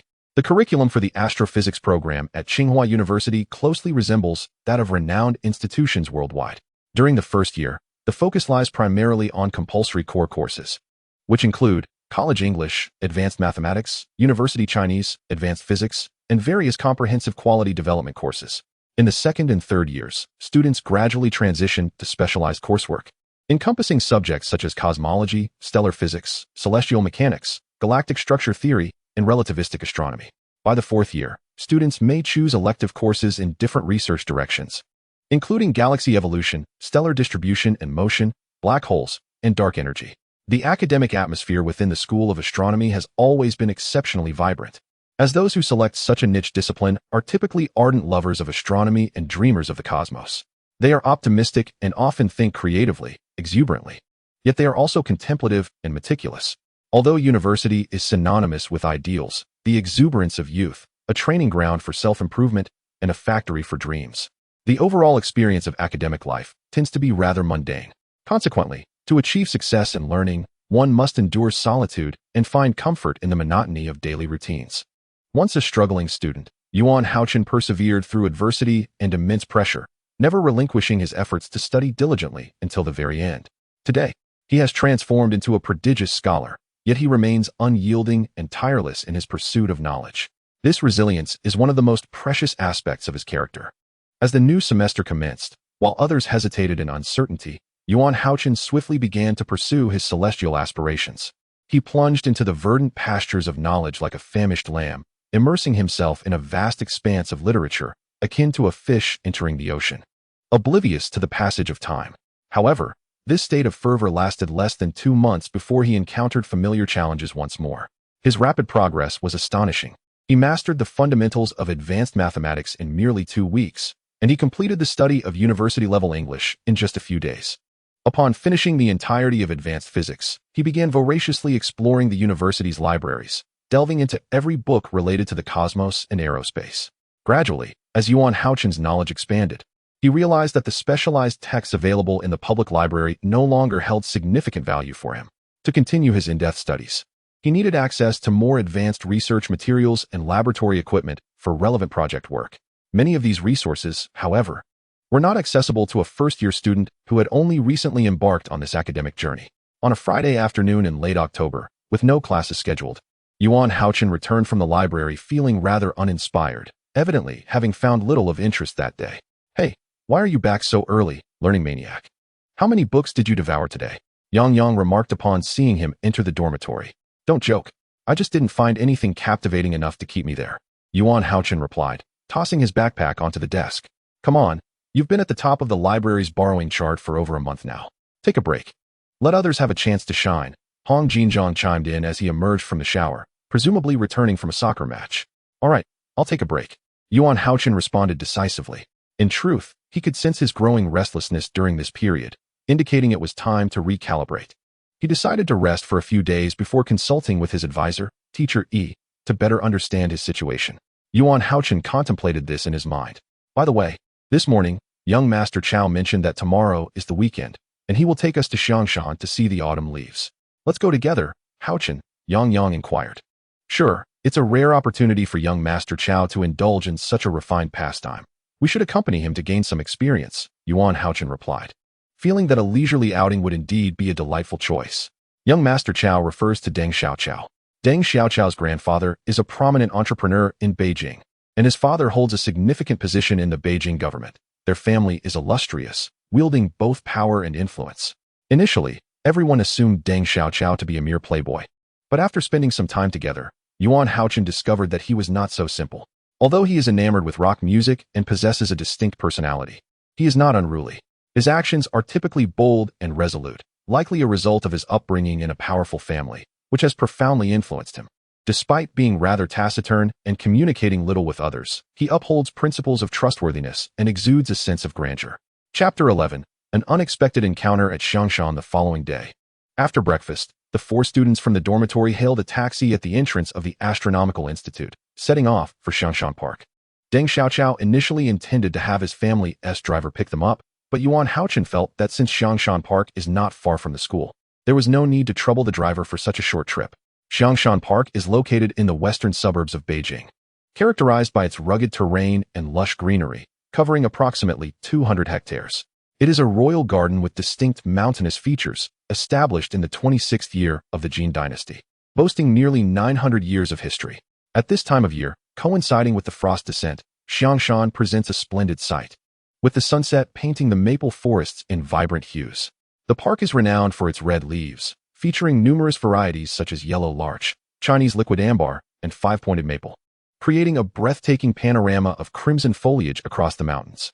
As it was the weekend, there were many enthusiastic visitors, and the roads were bustling with traffic. By the time they arrived at the foot of Xiangshan, it was already 9 a.m.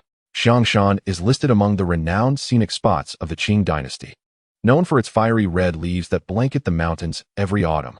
The optimal time for viewing the autumn foliage is from mid-October to early November, with Half Mountain Pavilion, Yuhua Villa, and Langfeng Pavilion being excellent vantage points.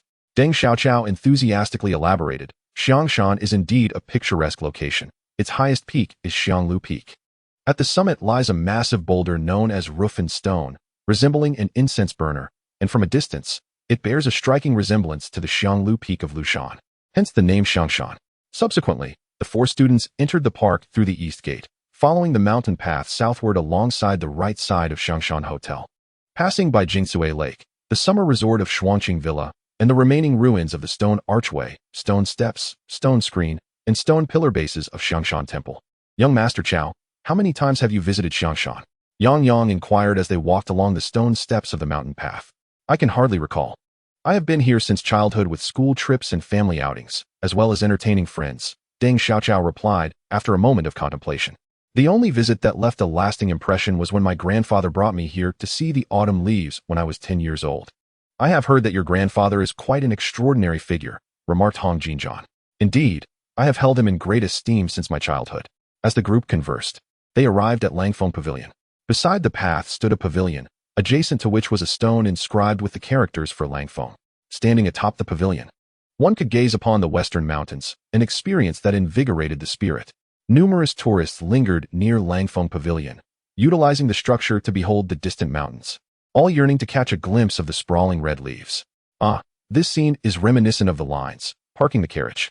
I sit in admiration of the maple woods at dusk. The frost-kissed leaves are redder than flowers in February, Yang exclaimed with enthusiasm. However, this pavilion is not the same as the one depicted by Du Mu. That refers to the Iwan Pavilion on Yuelu Mountain in Changsha, which is quite distant from here. Influenced by the romantic scenery before them, Yuan Hao-Chen seemed to momentarily forget the worries of his recent studies, feeling considerably more at ease. Look over there. A few graceful beauties. The combination of breathtaking scenery and lovely maidens is truly delightful, Hong Jinjian suddenly exclaimed, his eyes sparkling as if he had discovered a new world. Indeed, even the silhouette of the woman in the center is imbued with poetic charm, Yang agreed as he followed Hong Jinjian's gaze. In the southeast corner of Langfeng Pavilion, a woman clad in a flowing white dress danced gently in the breeze, a cascade of lustrous black hair cascading down her back. Her figure exquisite. Though her face remained unseen, she exuded a refreshing and natural aura, creating a harmonious tableau with the vibrant autumn leaves, a sight to behold. Yuan Hao-Chen was mesmerized, and just then, the woman inadvertently turned to face him. Her delicate and charming visage, coupled with her lively and clear eyes, instantly captivated him. Despite the distance of several meters, their gazes met, and both exchanged faint smiles. The woman was none other than Qin Shuqin, also from Hanhai City. By the time Yuan Hao-Chen and his companions reached the base of Langfeng Pavilion, Qin Shuqin was already patiently awaiting them, a heartwarming smile gracing her face. Hello. I did not expect to encounter you here, Yuan Hao-Chen expressed joyfully upon seeing his old classmate. Indeed, what a coincidence. Qin Shuqin replied with a radiant smile. This is my high school classmate, Qin Shuqin, who is currently studying at Peking University. These three are my roommates, Yuan Hao-Chen quickly introduced, noticing the astonished expressions of those nearby. Hello, I too am here enjoying a day out with my roommates. Allow me to introduce them, Qin Shuqin said as she greeted the two girls beside her. This is Wang Yali, and this is El Qiufang.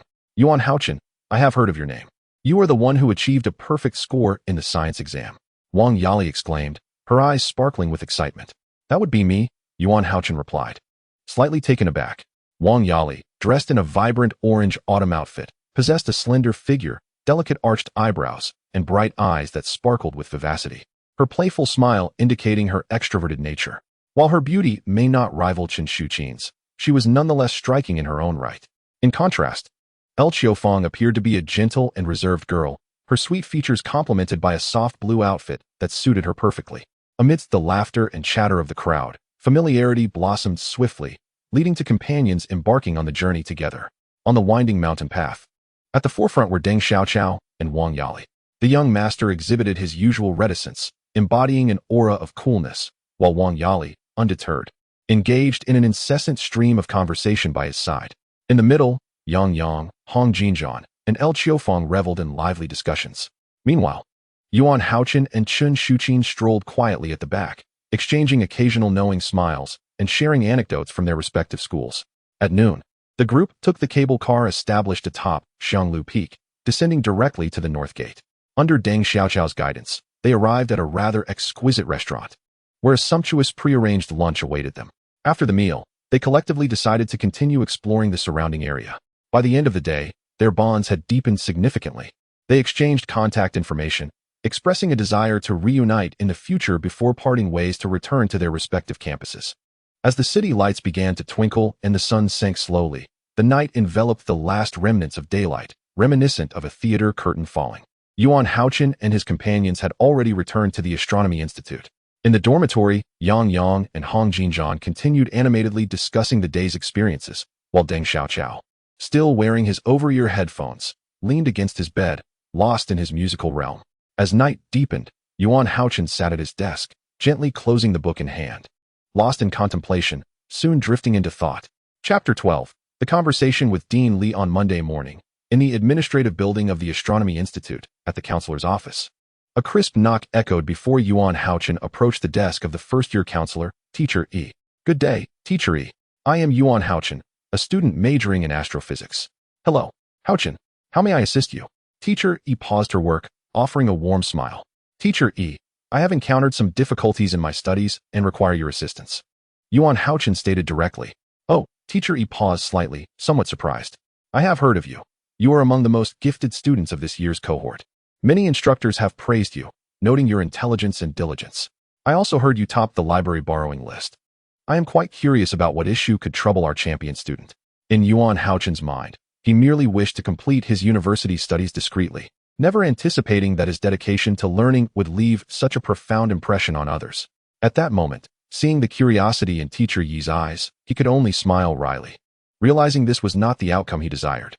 It seems that perhaps my pace of study has been too rapid, leading me to encounter a learning bottleneck. Hao-Chen elaborated candidly on his situation. As he spoke, Teacher Yi's expression transformed increasingly, culminating in a look of disbelief. Hao-Chen, do you mean to say that you have mastered all the foundational courses at university and have self-studied the majority of your specialized courses? E inquired again with uncertainty. Indeed, that is the case. Therefore, I am in need of assistance and would appreciate your guidance, Hao-Chen affirmed with a nod of conviction. Observing Hao-Chen's resolute demeanor, Teacher E adopted a more serious and earnest expression. Throughout the years, Tsinghua University has produced many prodigies, most of whom possess extraordinary talent, unwavering determination, and lofty aspirations. Teacher E stated gravely. They also exhibit commendable learning abilities. However, they pale in comparison to your situation. After a minute of silence, Teacher E continued, Hao-Chen, regarding your performance this semester, I subjectively wish to believe your account. Nonetheless, your circumstances are astonishing, and I must carefully consider how to assist you. After another 5 minutes, Teacher E looked at Hao-Chen and said, if you wish to delve into more advanced courses and engage in scientific research ahead of schedule, a feasible path would be to graduate early and enroll in the master's program at the School of Astronomy. However, Tsinghua University operates on a credit system, which theoretically allows for early graduation upon fulfilling the required credits and completing a thesis. Yet, based on past experiences, completing all credits in 2 years is a remarkable achievement. Hao-Chen, however, aspires to accomplish this within a year, an unprecedented feat in the annals of Tsinghua's history. Thank you, Teacher E, for your guidance. How can I complete all my credits ahead of time? Hao-Chen was undeterred by the skepticism of others. He believed that as long as there was a path, He could achieve it. I cannot provide you with an answer at this moment, Yi sighed, perceiving Hao-Chen's relentless gaze. I will first report to Dean Li. And after discussions with the Academic Affairs Office, perhaps you will receive a satisfactory response. Oh, I appreciate your assistance, Teacher Yi. No need for thanks, it is my duty. I also hope you can create a new miracle for Tsinghua University. Please wait for my news, she concluded, adjusting her glasses and tucking a stray lock of hair behind her ear. Watching Hao-Chen's departing figure, her expression softened considerably. 3 days later, Hao-Chen received a notification that Dean Li Hao-Chen wished to speak with him privately regarding his current situation. On a misty morning at Tsinghua University, raindrops pattered softly against the ground, and the ethereal presence of the teaching buildings, green trees, and lawns imbued the scene with poetic beauty. In the administrative building of the School of Astronomy, Dean Li Hao-Chen sat across from Hao-Chen. The office was spacious, bright, and tidy, adorned with numerous green plants without appearing ostentatious. A row of bookshelves lined the walls, brimming with books, exuding a rich cultural ambience. Though nearing 60, Dean Li was remarkably vigorous, his square face presenting a dignified appearance. At this moment, he was keenly observing Yuan Hao-Chen. You are Yuan Hao-Chen. I recall that Professor Zhang Tianqi mentioned you over the phone a few months ago, stating that you are a rare talent. Although Dean Li was no longer young, his words resonated with vitality. Professor Zhang has overly praised me. I hardly deserve such compliments, Yuan Hao-Chen replied humbly. Naturally, he felt immense respect in the presence of a leading astronomer. Dean Li waved his hand dismissively, saying, there is no need for excessive modesty. Teacher Yi has already informed me about your situation. If it is indeed true, it validates Professor Zhang's words. Thank you all for your kind words. I merely possess a profound interest in astronomy and the cosmos. Yuan Hao-Chen spoke sincerely. Excellent. Interest is the finest teacher. To achieve success in any endeavor, one must cultivate a passion for it and dedicate a lifetime to its pursuit. Dean Li articulated with heartfelt conviction. The Academic Affairs Office has already discussed your case. Given your confidence, we have no reason not to support a student's thirst for knowledge and exploration. Thank you to the school and all the teachers for your support and assistance, Yuan Hao-Chen expressed, revealing a hint of excitement. However, this matter must adhere to certain processes and regulations, Dean Li continued. The Academic Affairs Office has reported to the school, which has approved your participation in all relevant examinations for the undergraduate astrophysics program at the end of this semester. If you can achieve high scores, you will earn the corresponding credits. I hope you do not disappoint us. I will give it my all. Yuan Hao-Chen responded with unwavering confidence, fully aware of his capabilities. Observing Yuan Hao-Chen's self-assured demeanor, a smile gradually adorned Dean Li's face. By the way, merely passing the specialized examinations is insufficient. You must also complete an undergraduate thesis and successfully defend it to graduate with a bachelor's degree, Dean Li suddenly recalled and added. Starting next semester, would you be interested in selecting my research topic for your thesis? This is truly an incredible opportunity, Yuan Hao-Chen exclaimed, unable to contain his excitement at this unexpected surprise. Chapter 13. Returning together 2 months later, on the eve of the winter vacation, Yuan Hao-Chen was studying at his desk in the dormitory when the phone rang. Hao-Chen, have your classes at school concluded? When do you have your break? The gentle and melodious voice of Chen Shuqin came through the line. Once this week's exams are finished, we will be on break next week, Yuan Hao-Chen replied cheerfully. Since the time is nearly upon us, shall we return together? Please help me book the tickets, so I can take it easy. Chen Shuqin's cheerful voice echoed from the other end. Sure, I will arrange the travel plans home, Yuan Hao-Chen readily agreed. The two continued their conversation for a while before concluding the call. After hanging up, Yuan Hao-Chen let out a sigh, filled with sentiment. He and Chen Shuqin were entirely from different worlds during their high school years, the disparity between them being immense, with their interactions barely amounting to a handful of exchanges. However, ever since their serendipitous encounter in Xiangshan, the communication between Chen Shuqin and Yuan Hao-Chen gradually increased. Perhaps it was due to their shared roots in the distant Beijing. Both hailing from Hanhai No. 3 High School, attending universities in close proximity, and possessing similar temperaments. Over these past few months, they have exchanged experiences and anecdotes from campus life weekly, as well as shared insights on their studies. Nevertheless, Yuan Hao-Chen did not develop any further notions from their frequent correspondence. Firstly, he was solely focused on completing his studies expeditiously, unwilling to be distracted, as a grand ambition continually beckoned him. Secondly, based on his current understanding of Chen Shuqin's character, he assumed she harbored thoughts akin to his own. Perhaps their friendship blossomed from the solitude experienced on their individual journeys, as they found solace in each other's company. However, The other young men and women at university did not share the same capacity for solitude as he and Hao-Chen did. During this time, some rather intriguing events unfolded around Hao-Chen. Approximately a month ago, the sunny and cheerful Xinjiang successfully confessed his feelings to El Qiufang, elevating their camaraderie into a relationship that everyone deemed promising. As the saying goes, clouds disperse, revealing the sky. Birds weary from flight return home. The longing for one's hometown is an everlasting tether, a refuge for weary souls, and a spiritual sanctuary. A week prior to New Year's Eve, individuals traveling far and wide across the nation, whether for work or study, were filled with eager anticipation to return home and reunite with their loved ones. On a swiftly moving super train, Hao-Chen and Hao-Chen occupied two adjacent seats by the window. As they gazed at the picturesque scenery outside, reflecting on the diminishing distance to home, their spirits soared. The feeling of returning home is truly delightful, Hao-Chen exclaimed with a stretch of her body. Hao-Chen slightly turned his head to admire Hao-Chen's graceful profile, remaining silent, yet offering a gentle smile. Hao-Chen, I heard you participated in all your final examinations last week. Hao-Chen suddenly turned with enthusiasm, gazing at Hao-Chen. Indeed. I hope to graduate soon and then pursue further studies, allowing me to commence my research projects earlier, Hao-Chen replied slowly, captivated by the clarity and liveliness in Hao-Chen's eyes. Do you know? Even our school is abuzz with tales about your examinations, Hao-Chen continued, clearly intrigued by the topic. Is that so? What are they saying? Initially, no one believed you could pass dozens of courses in just 2 weeks. They thought you were merely putting on a show for attention. So they thought I was acting, did they? Hao-Chen smiled as he took over Hao-Chen's words. Indeed, that was the implication. At this point, Hao-Chen couldn't help but chuckle. Were there many people watching you during the exam?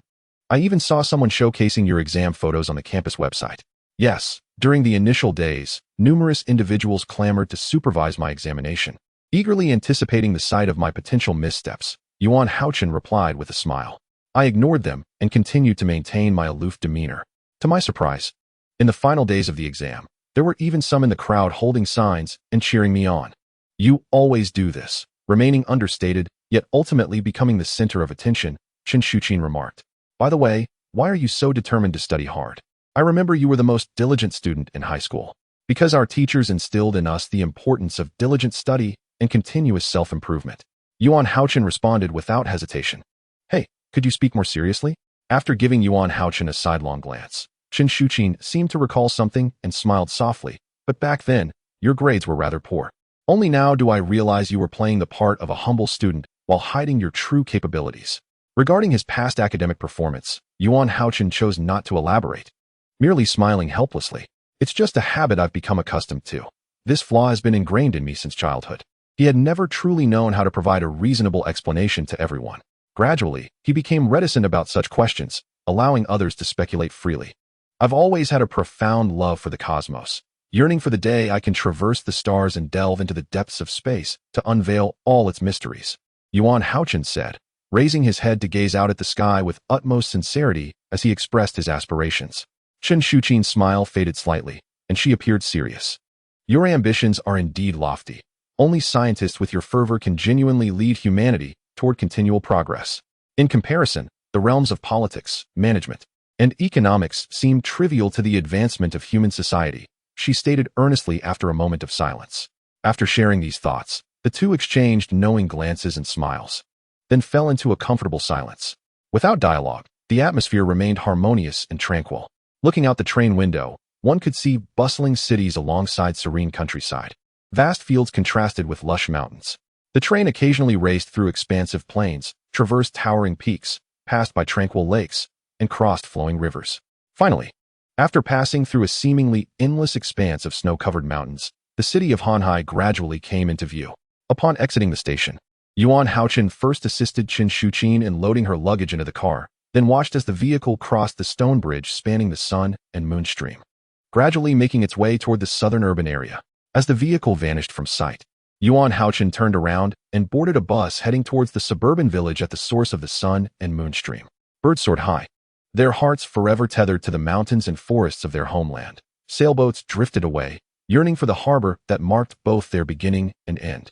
Hao-Chen observed the hurried passers-by outside the window, immersing himself in the lively atmosphere of the small town. At this moment, The world was filled with individuals bearing either the weight of exhaustion or the eagerness of hopeful dreams. Returning home, the journey was joyous, the mood delightful, and the feeling blissful. Chapter 14. Return to school and thesis topic selection in the evening, at the source of the sun and moon stream. The gentle sunset and vibrant clouds seemed to recline upon the nearby mountains, beneath which lay a cluster of villages nestled against the hills and beside the water. The evening glow and mist of the stream intertwined in the sky, gradually revealing the scenery from a veil of haze. Gazing from the tranquil foothills, the lush trees on the mountain appeared to be adorned with a halo of light. A crystal-clear stream meandered down the mountainside, its waters gently lapping against the rocks, with smooth pebbles visible beneath the surface.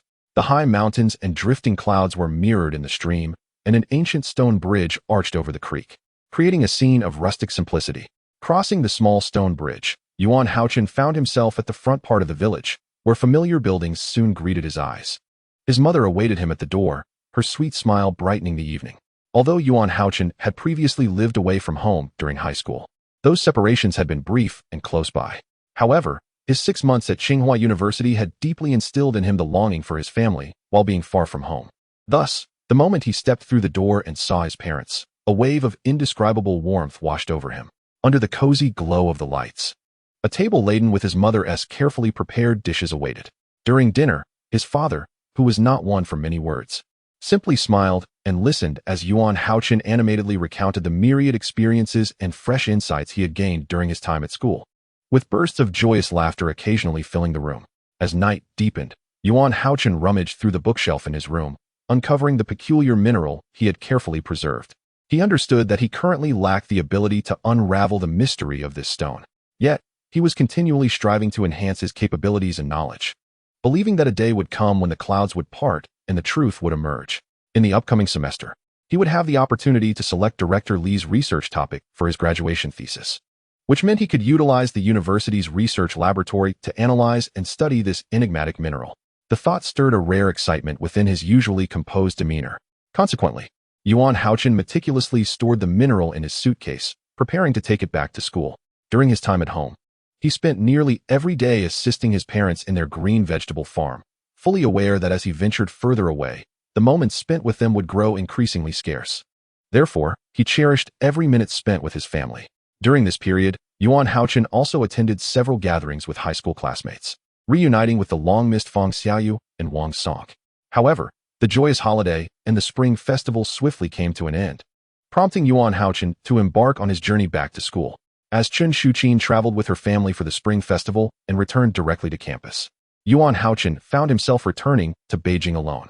The new semester commenced in an orderly fashion, with faculty and students at the astronomy college fervently discussing matters concerning Hao-Chen. A freshman, he had nearly achieved full marks in all courses originally planned for 4 years, thus earning the corresponding credits. This semester, he was to commence early research for his graduation thesis under the guidance of the dean. In the dormitory, Xinjiang boisterously exclaimed, "Hao-Chen, you are indeed impressive. We used to be considered top students, but in comparison to you, we now feel like mere underachievers." He continued, "Just look at how diligent Hao-Chen is, unlike you, who spends every day indulging in a world of comfort." Yang teased him about his romantic entanglements with El Qiufang. Meanwhile, Chao Gongzi sat quietly in his chair, saying nothing but turning to give Hao-Chen a thumbs up. "It's nothing, really. It's just that our interests differ," Hao-Chen began to explain, but was abruptly interrupted by a pillow flying towards him. "You show off too much. Dinner is on you tonight." The others insisted with feigned seriousness. Director Li, a doctoral advisor at the astronomy college, traditionally seldom supervised undergraduate thesis projects. However, this year, his laboratory happened to have a project that combined meteorites and astrochemistry, making it suitable for undergraduate students to explore as a graduation thesis topic. Consequently, this project naturally fell into Hao-Chen's lap. His primary task involved analyzing samples of meteorites collected globally, thereby deducing vital information regarding the primary components, evolution, and formation of the solar system's nebula. Hao-Chen had extensively studied meteorites last year, rendering him quite familiar with the subject. Meteorites are remnants of cosmic meteors or dust particles that have escaped their original orbits, rapidly descending to the surfaces of Earth or other planets as unburned, solid, metallic, or stony iron mixtures. The shapes of meteorites vary widely. Over 40,000 samples have been collected worldwide, generally categorized into 3 main types: stony meteorites, iron meteorites, and stony iron meteorites. The largest meteorite discovered to date hails from China, weighing 1,770 kilograms, while the largest iron meteorite, the Hoba meteorite from Namibia, weighs approximately 60 tons. Most meteorites on Earth originate from the asteroid belt between Mars and Jupiter, with a smaller portion coming from the Moon and Mars. Astronomers have observed over the years that between the orbits of Mars and Jupiter lies an asteroid belt, the birthplace of meteorites, where asteroids continually collide and occasionally get dislodged from their paths, eventually hurtling toward Earth. Every day, our Earth receives a multitude of gifts from the cosmos. Naturally, the majority of meteors burn up at altitudes ranging from 10 to 40 miles above the ground. And even those that do reach the surface are often difficult to locate. As meteors traverse the vastness of space without any protective shield, they are directly subjected to various cosmic rays and catastrophic events, thus encoding a wealth of reliable and invaluable information within them. This information holds significant scientific value in fields such as high-energy physics, celestial evolution, geochemistry, and the study of the origins of life. Chapter 15. Meteor showers in the meeting room of the experimental group, led by Director Li Huachuan at the Astronomical Institute's laboratory building. 6 individuals were gathered. During today's regular meeting, I introduced our team's new member, Yuan Hao-Chen. Director Li Huachuan patted Yuan Hao-Chen on the shoulder and continued, as you may have heard. Yuan Hao-Chen has completed 4 years of undergraduate coursework in astrophysics within just 1 semester. This semester, he will be conducting research for his graduation thesis within our experimental group, focusing on analyzing the main components and evolutionary information of the solar nebula through the examination of meteorite samples.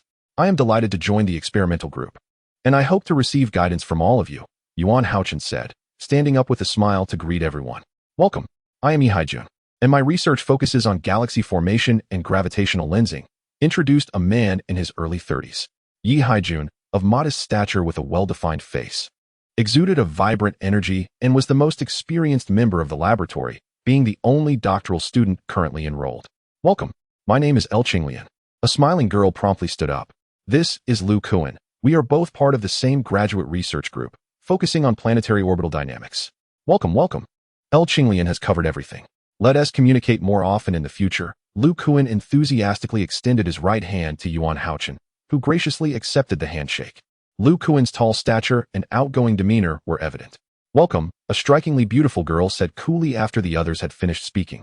Yuan Hao-Chen later learned from the introductions that her name was Chen Shi, a master's student in the experimental group, reputed to have an impressive family background.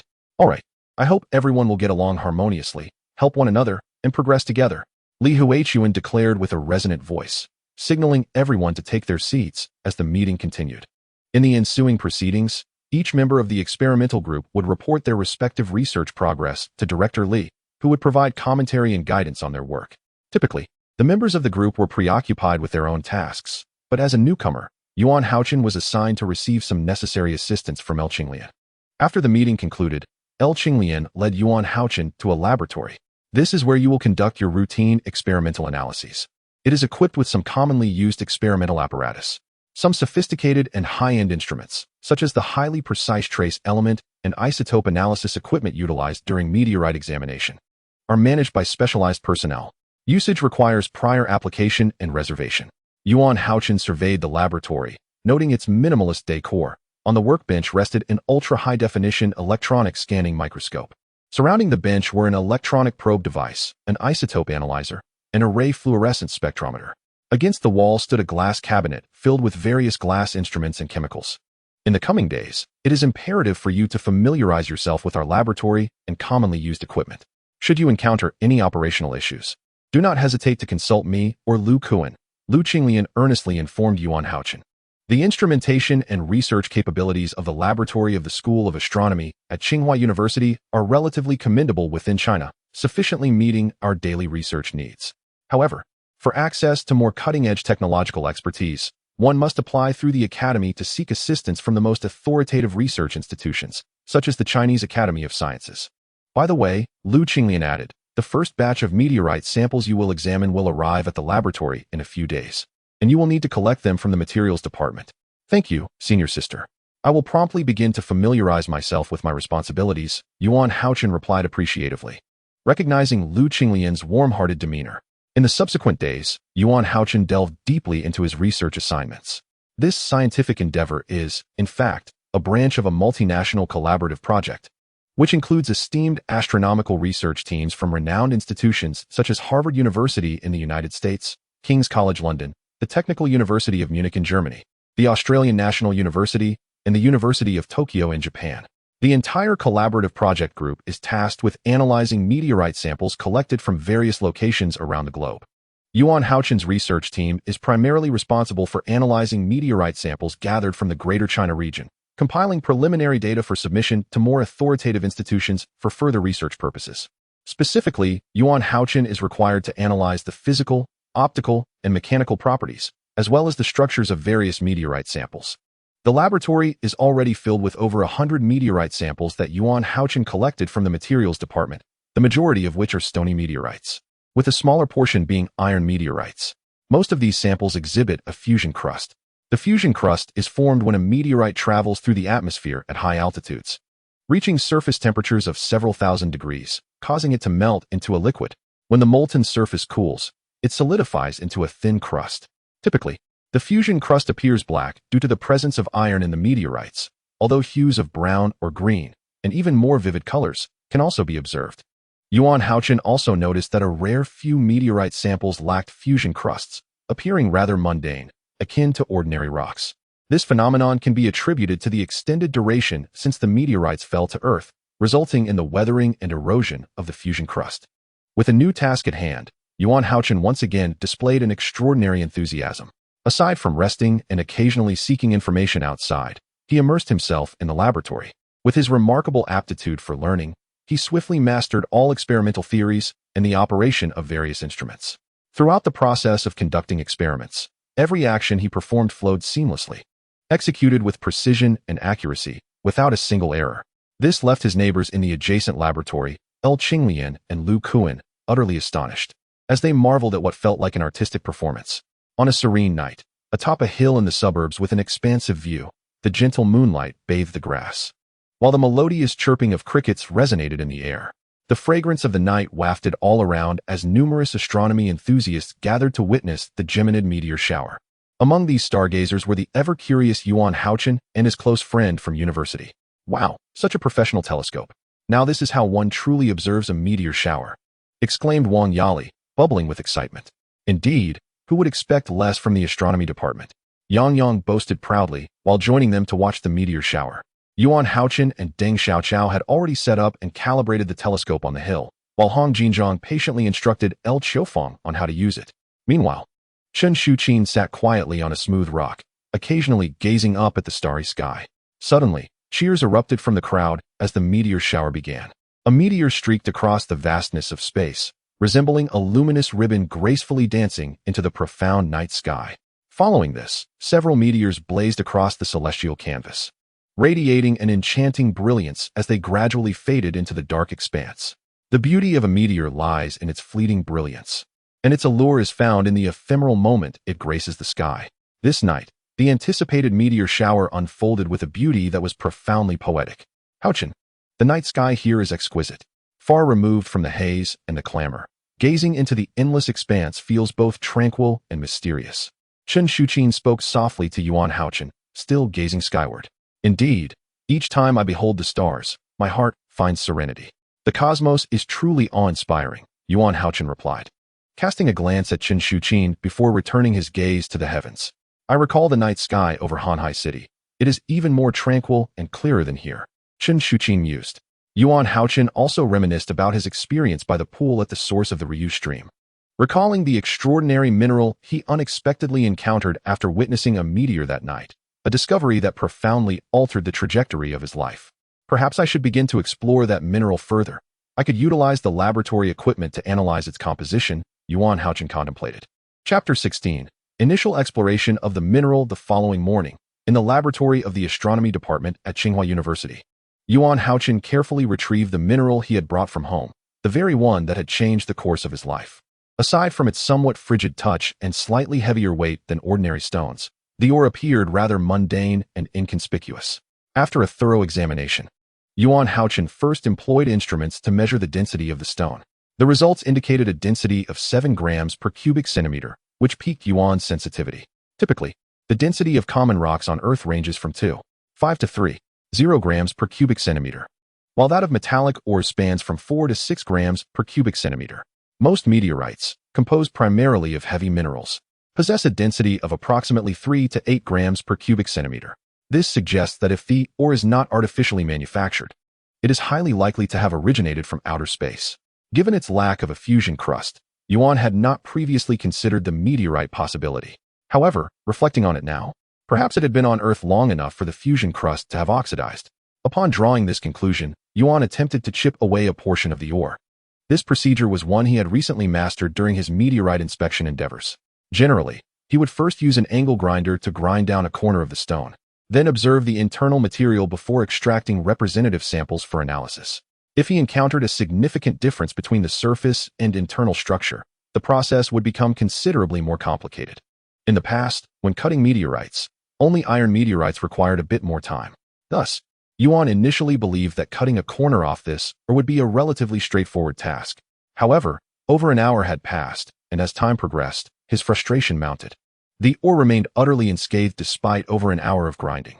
Aside from the sparks flying, he had replaced several ultra-high hardness saw blades, yet achieved nothing. Yuan ceased cutting and lifted the ore nearly to his eyes, but still noticed no signs of damage on its surface. What astonished him further was that after 2 hours of polishing, the ore still felt cold to the touch. Were it any other stone, the heat generated from 2 hours of cutting would likely suffice to fry an egg. Yuan fell into deep contemplation, his thoughts racing to identify any known substances that fit the criteria. A half hour passed, and he could only sigh. Evidently, this enigma exceeded his comprehension. Indeed, this stone was no ordinary object, Yuan mused inwardly. After some deliberation, he decided to set aside this peculiar stone for the time being.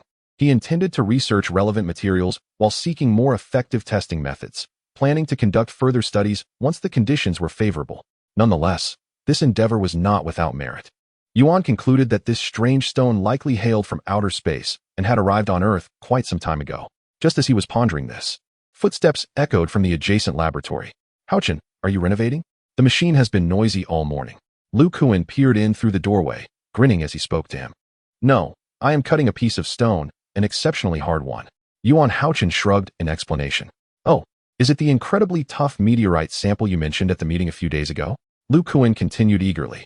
Indeed, it is that one. Yuan Hao-Chen replied after a brief pause. Make sure to handle it well. Deanly seems quite invested in this meteorite. Who knows? It could lead to a significant news story. After finishing his remark, Lu Kuan turned and returned to his laboratory to continue his work. What Yuan Hao-Chen and Lu Kuan had just discussed certainly did not pertain to his peculiar mineral specimen. Last week, while conducting meteorite analyses, Yuan Hao-Chen uncovered a rather extraordinary specimen. Its fusion crust displayed a captivating black-green hue and possessed remarkable hardness, requiring considerable effort to cut through it. Through compositional analysis, Yuan Hao-Chen determined that it did not belong to the asteroid belt, nor did it originate from the moon. Despite numerous comparisons, he could not ascertain its planetary origin or identify the specific region within the solar system from which it hailed. Upon hearing about this intriguing meteorite during the weekly meeting, Li Huichuan expressed keen interest, asserting that the research value of this specimen was exceptionally high. He urged Yuan Hao-Chen to conduct further analyses and to gather detailed information about the sampling location, suggesting that, if necessary, an on-site investigation could be conducted. After some investigation, Yuan Hao-Chen discovered that this unusual meteorite originated from the Xinjiang region. Unlike other meteorite discoveries, this particular specimen was found by a villager from Hetian County, approximately 150 kilometers north of the county seat, within an ancient site located in the Taklamakan Desert. Yuan Hao-Chen referred to relevant materials and found that this location corresponds to the ancient city of Naya, often referred to as the Eastern Pompeii. The ancient city of Naya was first discovered by the British explorer Stein in 1901. Stein collected an extensive array of Han Dynasty manuscripts, pottery, wooden carvings, and coins, which generated quite a stir in the archaeological community. However, until the 1930s, the precise origins of this ancient site remained elusive. It was only later, through the discovery of several Han bamboo slips, that scholars could trace back a segment of history from the Eastern Han period. This history dates back 2,000 years, when the renowned General Ban Chao camped in the western regions for several decades to combat the Xiongnu and stabilize the area. He united the 36 nations of the western regions to resist the invasions of the Xiongnu, leaving behind a timeless tale of valor. This long-forgotten site amidst the vast sands was once part of the 36 nations of the western regions. Yuan Hao-Chen's intuition led him to believe that the method of discovery of this meteorite was indeed unusual. Only through meticulous field investigation and a comprehensive understanding of its origins could the deeper significance of this meteorite be unearthed. After sharing his preliminary thoughts with Li Huichuan, the dean wholeheartedly concurred with his perspective, agreeing to authorize him to conduct an on-site investigation and planning to request dedicated funding to establish a scientific research team. In addition to this, the scientific research team also plans to invite a specialized archaeological research group from Tsinghua University to assist in their endeavors. Chapter 17. Selection of the research team. Approximately a week later, the application for the formation of the meteorite research team was successfully approved by the university. The next task was to determine the members of the team. According to the approval plan, the research team would consist of 4 individuals. 3 members would be selected from the scientific research group of the College of Astronomy, and considering the unique nature of the meteorite sampling location. The university would also appoint a graduate student specializing in archaeology to accompany them in their work. Yuan Hao-Chen had submitted a report of recommended candidates to Li Huichuan over the past few days, proposing to select L. Qinglian and Lu Kuan from the 3 members of the College of Astronomy to join him. Li Huichuan expressed her agreement and instructed him to prepare accordingly, indicating that they would set off immediately once the archaeological candidate was confirmed. As planned, the research team would stay in the area for nearly a month to conduct comprehensive and in-depth investigative research. In the dormitory, only Yuan Hao-Chen and Deng Xiaoqiao were present at that moment. Yuan Hao-Chen was busy preparing a change of clothes, meticulously organizing the outdoor exploration tools and other luggage he had purchased. Hao-Chen, I heard you're going to Xinjiang for an investigation? Deng Xiaoqiao suddenly inquired with a hint of significance. Yes, while conducting research for my graduation thesis, I made some particularly intriguing discoveries. So I decided to visit the sample collection site, Yuan Hao-Chen replied. Who else is going with you? Deng Xiaoqiao asked. You seem quite interested in this scientific expedition. Just asking casually, they exchanged smiles, prompting Yuan Hao-Chen to pause his preparations and engage in conversation with Deng Xiaoqiao. There are 2 senior students from the same experimental group, and one who is said to be a senior from our university's archaeology program. Is one of them named Chen Shi? Deng Xiaoqiao inquired thoughtfully. Chen Shi is indeed part of our experimental group, but she was not included in the previously submitted list for the research team, Yuan Hao-Chen remarked with some surprise. What? Do you know Chen Shi? Indeed, due to connections through my family, I have met her a few times, Deng Xiaoqiao mentioned casually. Yet he cast Yuan Hao-Chen a knowing glance. She called me this morning to inquire about you. Inquire about me? Did she mention why? Yuan Hao-Chen found this peculiar. As he and Chen Shi generally had no communication, she seemed to be asking specifically about the research team. If I am not mistaken, there might be changes in your team as composition, Deng Xiaoqiao said meaningfully. Yuan Hao-Chen fell silent for a moment. Why would Chen Shi abruptly want to join the research team at this time, when the personnel is almost finalized? How could she manage that? Are you familiar with Chen Shi? Deng Xiaoqiao asked again. Other than our daily encounters in the experimental group, I have had little interaction with her. I find her rather aloof, Yuan Hao-Chen replied candidly. As far as I know, her family background is quite remarkable, regardless of her intentions this time. It is prudent to exercise caution when dealing with her in the future. Deng Xiaoqiao's expression was grave, as if he were imparting a matter of utmost importance. I will be careful. Thank you for your reminder, Yuan Hao-Chen replied with a smile, patting Deng Xiaoqiao on the shoulder. As anticipated, Deng Xiaoqiao's words were substantiated in the subsequent meeting convened to prepare for the scientific expedition. Due to a significant discovery made by Hao-Chen, the school had organized this scientific expedition, presenting a rare opportunity for learning. After leisurely discussing other agenda items, Li Huichuan continued, thus, our experimental group will dispatch 2 experienced members to accompany Hao-Chen on-site, assisting with his research endeavors. As Yi Haijun had other pressing commitments, he would not be participating in this endeavor.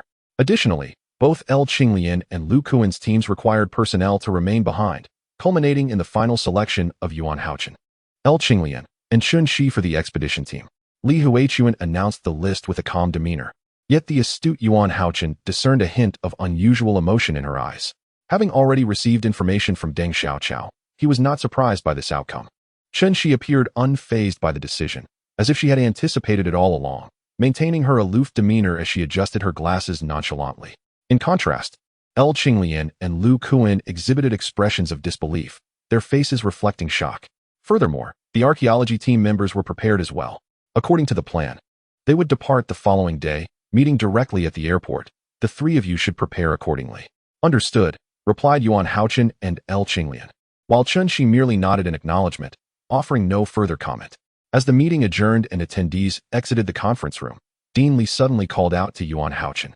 Hao-Chen, although this undertaking deviates somewhat from the original plan, I hope you can coordinate every aspect effectively and accomplish the mission successfully, Li Huachuan advised with a smile. Rest assured, Dean, we shall complete the task with excellence. Yuan Hao-Chen sensed the Dean's concern for him. Excellent. Report any issues promptly, and I look forward to your triumphant return. Observing Yuan Hao-Chen's confidence, Li Huachuan's smile grew even brighter. After bidding farewell to the Dean, Yuan Hao-Chen returned to his dormitory to make preparations. Knowing he would be delving deep into the heart of the desert for an extended period, with limited means to contact the outside world, he made brief phone calls to his parents and Shen Shuqin, succinctly informing them of his upcoming itinerary. After a series of reminders and advice, Yuan Hao-Chen retired early, eagerly anticipating the journey ahead. The next day, at dawn, Beijing Capital Airport, a specialized vehicle pulled up at the terminal, and Yuan Hao-Chen, L. Qinglian, and Chun-Shi disembarked in succession, wheeling their luggage as they commenced the check-in process. Once the formalities were completed, the trio finally encountered their fellow archaeologist, Lin Feng, who would be joining them on the expedition. Before them stood a remarkably tall and handsome man, with bronze skin and sharply defined features.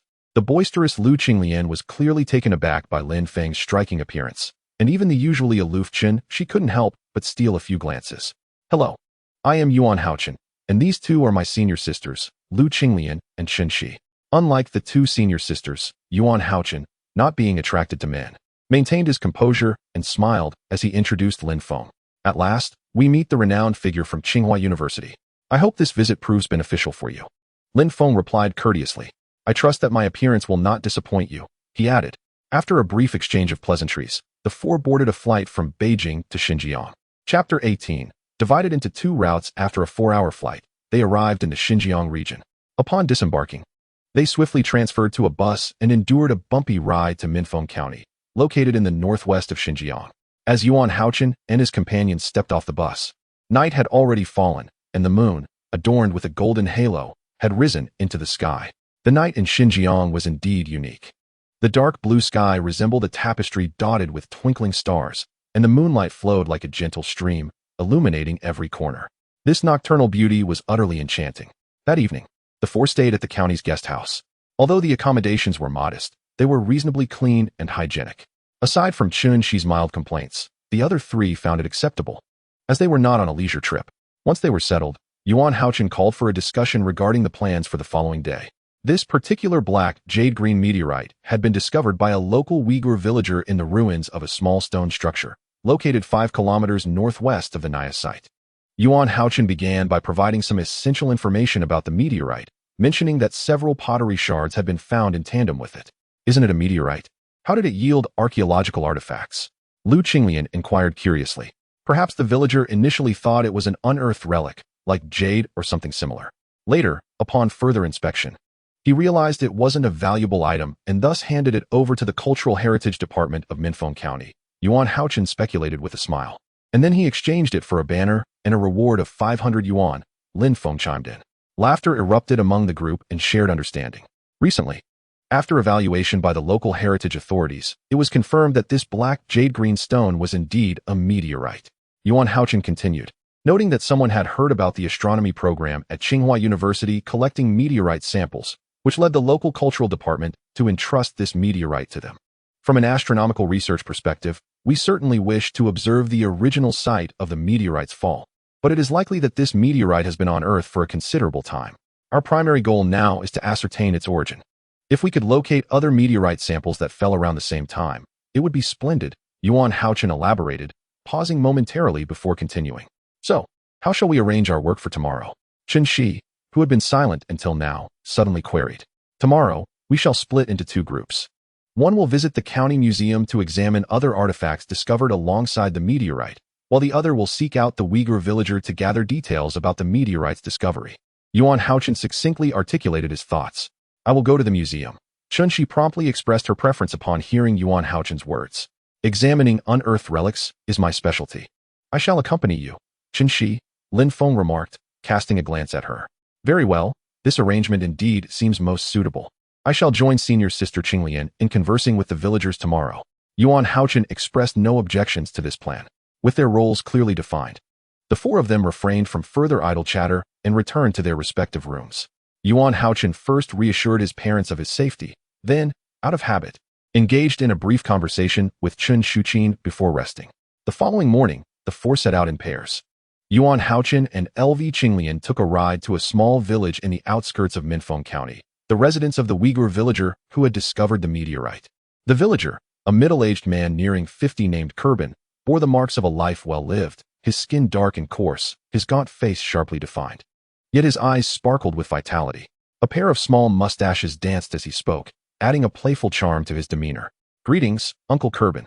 We are research team members from Beijing," Yuan Hao-Chen began, expressing gratitude for the discovery of the meteorite. "Ah, Yakshur, that stone. I found it last year in the desert ruins," Kerbin replied excitedly in a distinctly Uyghur-accented Mandarin, perhaps finding Kerbin's amusingly accented speech entertaining. The carefree LV Qinglian began to mimic him. "Yakshur, thank you so much. We came all the way from Beijing to hear how you discovered this stone." She quickly engaged Kerbin in lively conversation. "Well, it was like this. That day, I went to the desert to search for some dead poplar wood for crafting. Suddenly, I stumbled upon an abandoned little stone house," Kerbin animatedly described, gesturing with enthusiasm. "The walls were all that remained, so I went inside to dig and push. And that is how I found it." Listening to Kerbin's account, a few dark lines appeared on LV Qinglian's face, as it became evident that there might be some barriers in their linguistic exchange due to Kerbin's limited Mandarin proficiency. "Uncle Kerbin, could you take us to see the site?"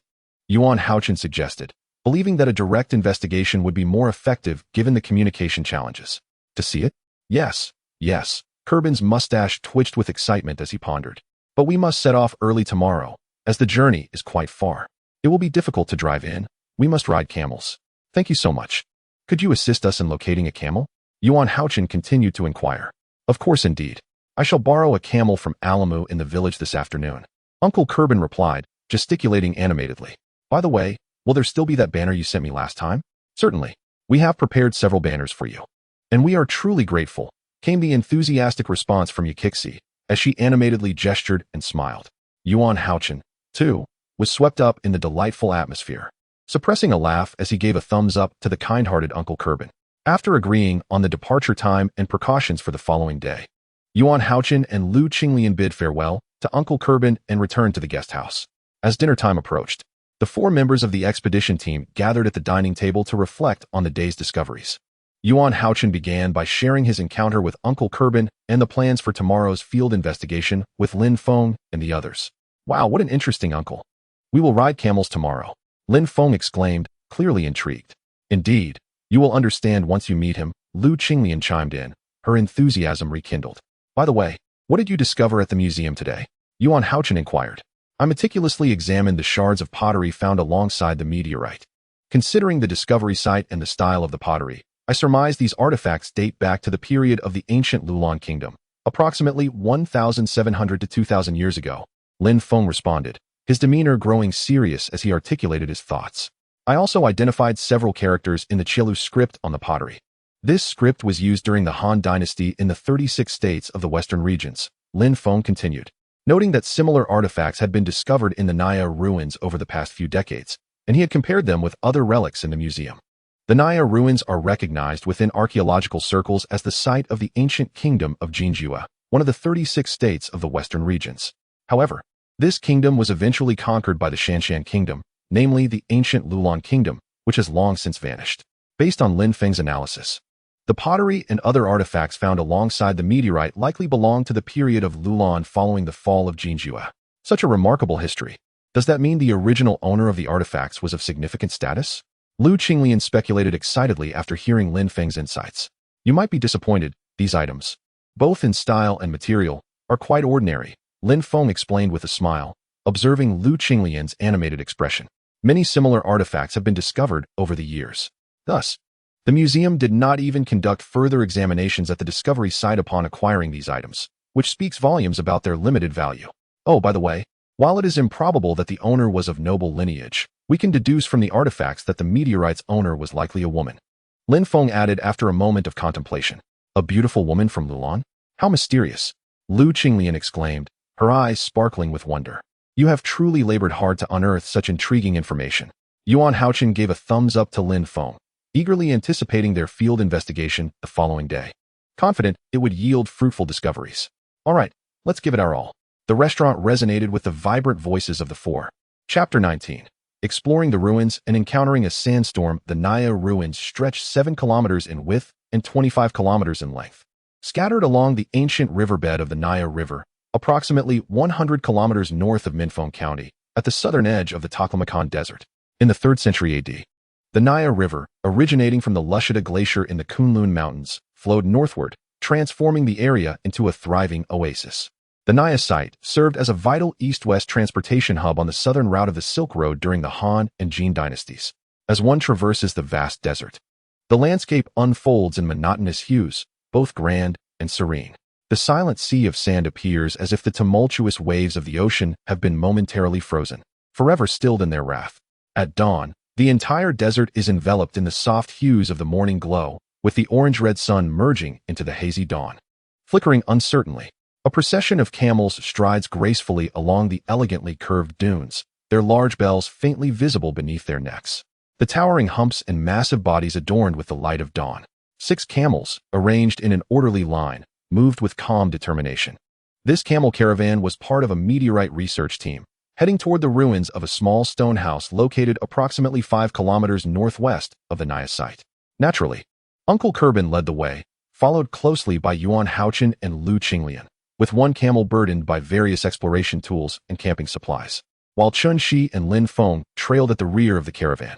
The weather today was tolerable, with occasional gentle whirlwinds stirring the sands into swirling plumes, resembling smoke rising from the ground, weaving through the desert.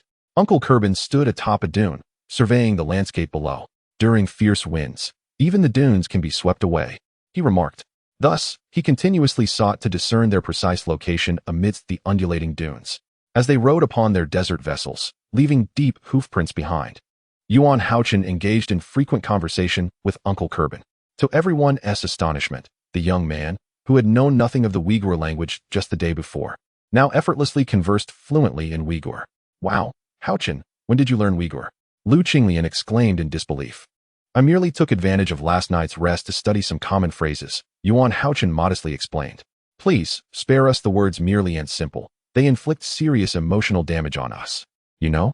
Lin Feng chimed in from the side. How should I phrase it then? Am I not allowed to be discreet? Yuan Hao-Chen replied, feeling exasperated. No matter how he approached similar situations, whether ostentatiously or modestly, he always seemed to attract accusations of pretense. Oh, the diligent scholars of Tsinghua University truly possess an unparalleled capacity for learning. Thus, the crowd continued to express their astonishment as they journeyed onward. After approximately 3 hours of intermittent trekking towards their objective, they finally beheld the remnants of a small stone dwelling after traversing a particularly undulating expanse of sand dunes. In that moment, the ancient, wind-eroded ruins stood stark against the vast sea of sand, exuding an aura of desolation. The group could no longer contain their excitement and quickened their pace toward the site of the small stone structure. Judging by the contours of the remaining walls, the stone house spanned roughly 50 square meters, featuring merely 3 modest rooms. The edifice was constructed entirely from limestone, yet had suffered the ravages of millennia, battered by relentless sandstorms and the passage of time. Before the onlookers, the stone house had long lost its former glory. The remaining walls resembled a body devoid of support, crumbling and fragmented, with not a shard of debris left behind. Amidst the ruins, Uncle Kerbin animatedly pointed to a dilapidated wall corner in one of the slightly larger room remnants. There, they discovered a fractured stone table leaning against the wall. At the base of the stone table, a small storage space lay hidden, which Uncle Kerbin claimed was where he had discovered meteorites and other artifacts. However, a year had passed, and the storage compartment was now filled with shifting sands. This inconspicuous site, dating back nearly 2 millennia, was challenging to associate with meteorites, as Chun Shi remarked while surveying the surroundings. Even Lu Qinglian expressed her disappointment with a sigh. Uncle Kerbin had mentioned that the site was once buried beneath a dune, and it was only last year that the wind had swept away the sand, revealing the ruins. Yuan Hao-Chen pondered for a moment and remarked, "It seems this long-buried site has resurfaced after a millennium, simply to encounter us." Lin Feng wore a contemplative expression. "You archaeologists certainly possess vivid imaginations." Chun Shi retorted with a hint of sarcasm.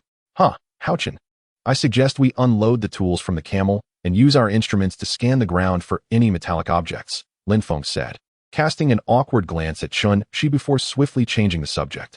As time passed, the group busied themselves digging through the sand, hammering at the walls, and using metal detectors to examine every corner of the stone house. Regrettably, despite their efforts over the course of 2 arduous hours, they only unearthed a few shattered pottery shards, leaving them largely empty-handed. Signs of fatigue began to show among the group. Lu Qinglian and Chun Shi had ceased their search, wiping the beads of sweat from their brows. Uncle Kerbin, meanwhile, entertained himself nearby with the camel, while only Yuan Hao-Chen and Lin Feng continued their industrious endeavors. As noon approached, the sun's rays in the desert grew increasingly intense, prompting Yuan Hao-Chen and the others to feel the oppressive heat. Fortunately, occasional gusts of wind swept through. Though they left the group dust-covered, they offered a modicum of relief from the sweltering heat. Suddenly, Uncle Kerbin, who had been lingering by the ruins, rushed towards Yuan Hao-Chen and the others, his mouth mumbling in distress, his face a portrait of panic. "This is bad.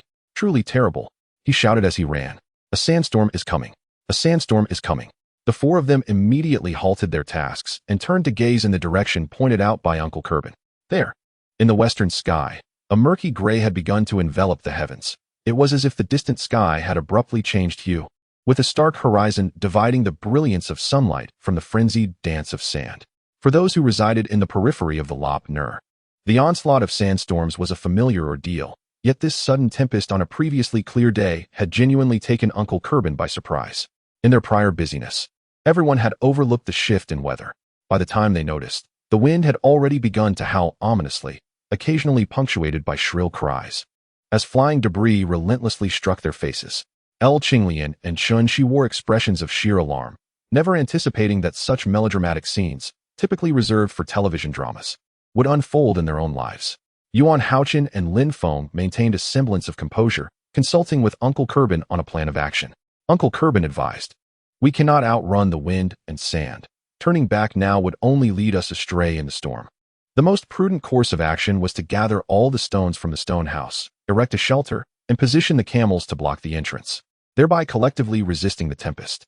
In the face of this dire situation, everyone cast aside their panic and set to work, energetically piling the stones into a semblance of a sturdy wall against the wind.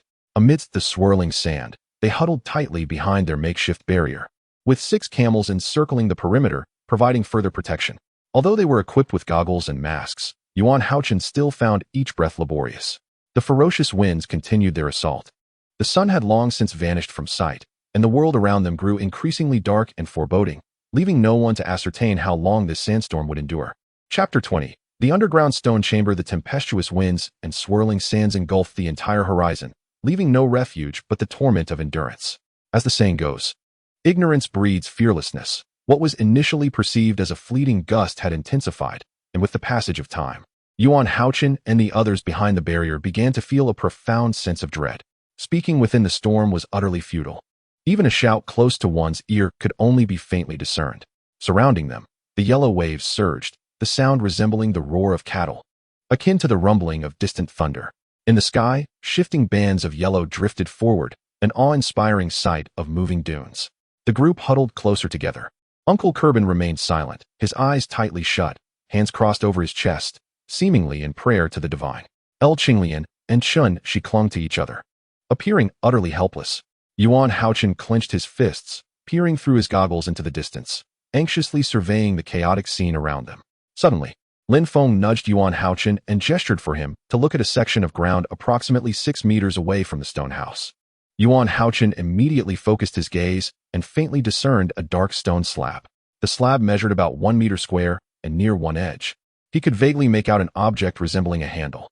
It seemed that this slab had suddenly emerged from the sands, having been uncovered by a sandstorm that had swept away the yellow dust that once concealed it. Both Yuan Hao-Chen and Lin Feng were particularly attuned to this stone. After much contemplation, they nodded to each other and, braving the fierce winds and sand, slowly crawled toward the slab. For safety, they proceeded cautiously. Although only 6 meters separated them from the slab, it took them over a minute to traverse the distance. Indeed, one side of the slab bore a switch handle. Amidst the relentless wind and sand, the two exerted considerable effort to pry the slab open. The moment they lifted it, a dim space seemed to transcend a millennium. finally connecting with the world of the living. Beneath the slab, a stone staircase descended into the darkness. Lin Feng, filled with excitement at the sight, was eager to descend the stairs. However, Yuan Hao-Chen grasped Lin Feng's hand and retrieved an air quality detection device from his pocket, signaling for caution. Lin Feng nodded in agreement and subsequently slowed his pace. They illuminated their headlamps and cautiously ventured into this long-secluded subterranean space. Fortunately, the underground chamber was not overly spacious and posed no immediate danger.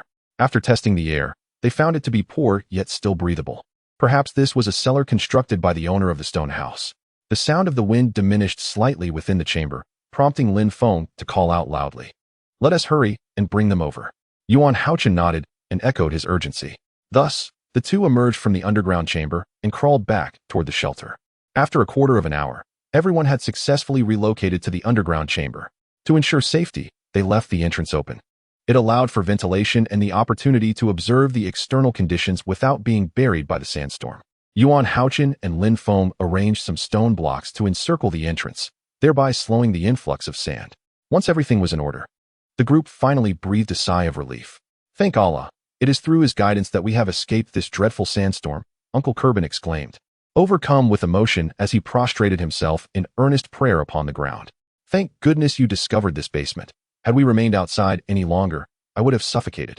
Lu Qinglian remarked, her relief palpable. At that moment, Chunxi appeared pale, her chest rising and falling erratically, remaining silent as she leaned against a wall, breathless. A modestly powered emergency light was placed in the center of the chamber, casting faint illumination across the corners. It was only then that the group, having narrowly escaped peril, began to take in the details of this enigmatic stone chamber. The entire room was constructed from green granite blocks, with smooth walls, covering an area of over 50 square meters. The dimly lit chamber was devoid of any furnishings, save for a square table nestled in one corner, upon which rested a stone oil lamp, its flame long extinguished. After nearly 2 millennia of tumultuous history, who could possibly glean the past hidden within this obscured darkness? The lack of remarkable artifacts within the stone chamber left the group feeling somewhat disheartened, as it appeared to be merely an ordinary cellar. Perhaps, with a stroke of luck, they might uncover remnants of food from a millennium ago. As L. Qinglian's spirit settled, she became more carefree. We had focused solely on the ruins of the stone house, thus failing to notice this secluded chamber. Yu Huochen remarked with a wry smile. "It seems we owe our thanks to the sandstorm for unveiling this concealed secret. Let us divide and search more thoroughly. We might discover something of value." Lin Feng concurred. "Look, there are inscriptions on the wall," Lin Feng exclaimed. But before he could finish, Yu Huochen had already noticed the unusual texture of the wall through the dim light. "This wall bears inscriptions too," Qinxi pointed out, gesturing to the stone wall behind her. "Haha, a significant discovery." Lin Feng, with a keen sense as an archaeology major, laughed exuberantly. The group gathered around the wall, examining it closely.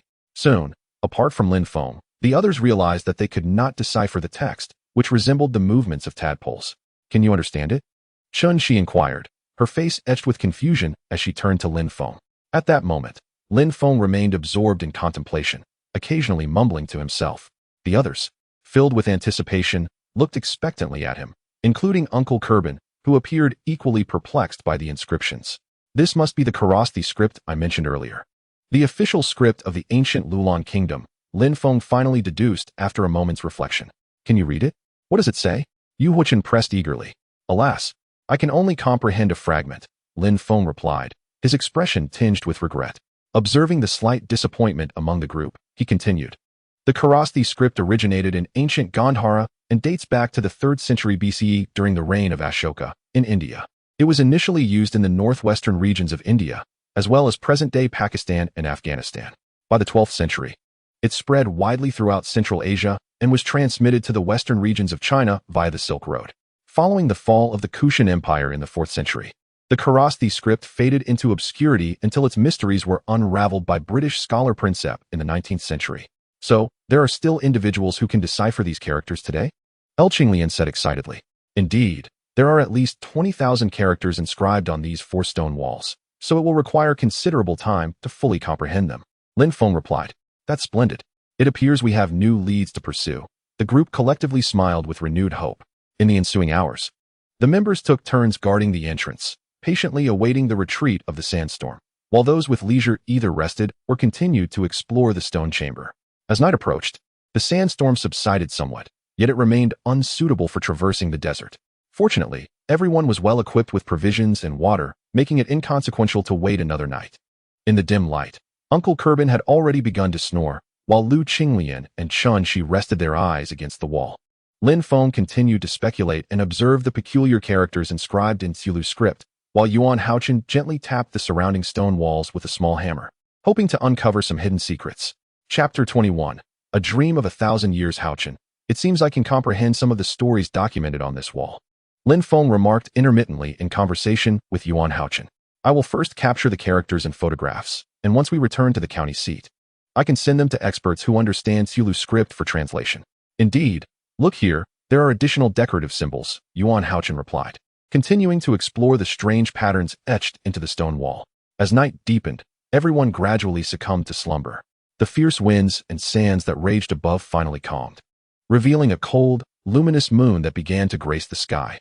Beneath the azure expanse, the bright moon echoed a melancholic tune of the Hujiao, evoking reflections on how the current generation cannot witness the moon of ancient times, yet this very moon once illuminated those of yore. Time intertwined. And who would have anticipated that the millennia-old stone chamber would be unveiled to the world once more today? Leaning against the cool stone wall, Yuan Hao-Chen felt the refreshing touch seep through him, as if the wall breathed in sync with the rise and fall of his chest. In a state between dreams and wakefulness, he seemed to glimpse a beautifully exotic middle-aged woman seated at a previously empty square table in the corner. Dressed simply, with slightly rosy skin, a high and slender nose, a pointed chin, delicate brows, and thinly pressed lips, she exuded an air of melancholic beauty. Before her stood 3 armored soldiers, their demeanor imposing. Princess Hanyue, we are the personal guards of the general, and we have journeyed a great distance at his command to deliver this item into your hands. The leading soldier knelt on one knee, respectfully presenting a wooden box. I have long ceased to be called by that title. You may simply refer to me as Hanyue. The woman replied as she took the box with an air of composure. Your royal status is too exalted. How could I presume to address you so informally? The leading soldier hastened to respond. Princess Hanyue, without uttering a word, silently opened the wooden box. Inside, a precious green stone lay quietly. The very meteorite sample that had sparked Yuan Hao-Chen and his companion's expedition to the ruins of Naya. The general mentioned that this extraordinary stone was hewn from the original fallen star. He wished for you to keep it as a token of remembrance, the leading soldier continued. Princess Hanyue gazed sorrowfully at the stone within the box. After a prolonged silence, she sighed and closed the box, inquiring, It has been 15 years. How has the general fared recently? After a moment's reflection, the leading soldier replied slowly. The general returned to his homeland a year ago. Though Luoyang remains as vibrant as ever, it is a world that has changed beyond his recognition. With loved ones gone and the path now foreign, his longing grows ever deeper. Princess Hanyue sat quietly beside him, listening intently to the soldier's account without uttering a word. The foremost soldier, with a sorrowful demeanor, bowed his head and spoke. General, he departed on a rainy night several months ago. Silence enveloped the gathering, yet Princess Hanyue appeared increasingly heartbroken, her eyes devoid of their former vibrancy, as though she had aged significantly in that fleeting moment. In his final hours, the general had repeatedly mentioned Her Highness, the princess, and aside from this peculiar stone, he had entrusted further words to be conveyed.